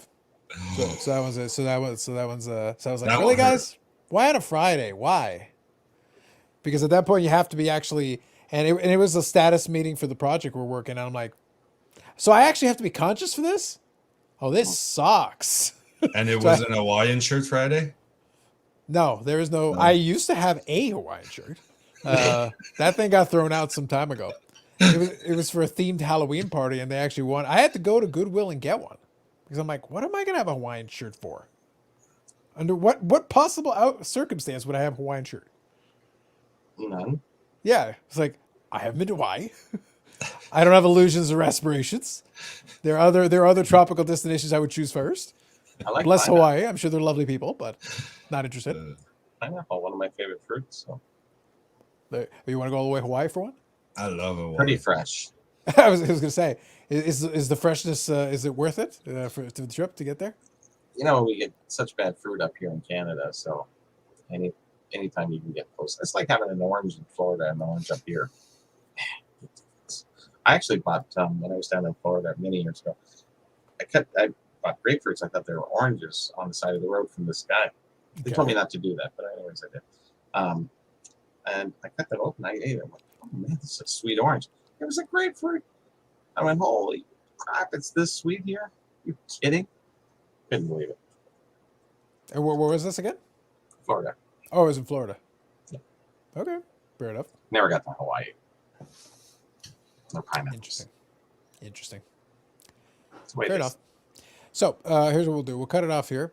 So you guys will know inside of the first 10 minutes next week we'll hit the 9 days. I'm gonna kill it before that. We'll get there early on next We'll week. make it a landmark. Yeah, well, it'll be a couple minutes in. It'll be like 5 or 6 minutes in. So Pretty you much. should reach 10 days before the end of the year then. Yeah. Yeah, probably. Oh, Well, the way it's going now, yeah. Well, I don't think even if we went back to the average, I think we still, because there's 3 pay days in October, because you got October the 1st, then you got the 8th, 15th, so I'm counting Fridays. So 8th, 15th, 22nd, 29th. So that's what 5 days, that's 5 Fridays right there. So it's another 15 hours. And again, that's if I go back to the average, 15 hours. You got time. Yeah, and then November is probably 4 Fridays, and then December, right?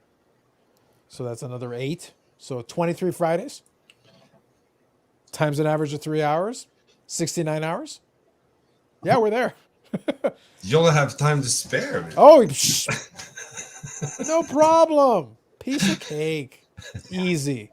Anyway, You ever thought of a 24-hour marathon? no. Has that ever been done? Oh, of course. Yeah, of course it's been done. I'm sure. No, 24-hour. Yeah, charity No, live but stream. about Charity live sports cards, you know what I mean? Like, No, I don't think so. I don't think anyone in creation cares about sports cards for 24 hours. hell no. No, it's like, here's the thing. That would be a situation where such a thing could be done. You would have to do it for charity, because otherwise, why the hell would you even bother? You could do it as a charity thing, and some people would be interested in that, and you would get people to participate. That's where you get the panel thing and be like, okay, do blocks. Because there would be, there's some guys who do the video game. You know what? Bobby's seen it. The NES Punk guy. Yeah. They used to do a charity live stream where they would play NES games. Oh, that makes sense. Yeah, but here's Because the you thing. can juggle with Europe because they're half the time around. Yeah, right? but what they would do is they would do a charity live stream. They'd run it for 24 hours, like a legitimate 24 hours. But what would happen is they'd invite a bunch of guests, and they'd have people do video commentaries just to contribute towards it and all that. And you'd have all these things. But the host would go for like 3 or 4 hours, and then be like, go take a break. The other person would take over and chat for a bit. They'd rotate. They'd take turns taking breaks, and at a certain point, he would actually take a couple hour nap and let some of the other hosts. That's why you need a rotation of folks. So you could totally do it. But charity is pretty much the only reason you would ever bother. Otherwise, why? That's the only reason why anybody would. I don't think there's any vanity when 24-hour live streams have been done, especially for charity. It's not vanity, it's illness. Yeah, at that Yeah, point. for the Patreon members only. True story. So thank you, Nate, for hanging out. Appreciate you guys who have stuck it out to this point. We will stop it here. Yannick, thanks for popping in. Long-time listener, first-time caller. Thanks for having me. Absolutely, absolutely. You are certainly welcome to pop in when the spirit moves you. Thank you. We'll go from here. Some more videos coming up this week. I've got some stuff that I've kind of got in the docket. We'll see what happens. There will be the pickup video will happen in about 7 hours, so it'll be on the channel. I'll be up. There you go. So those of you on the West Coast, you're on Saturday now. Those of you on the East Coast, you've already been on Saturday for hours. So enjoy the rest of your weekend. We'll talk to you in the next one.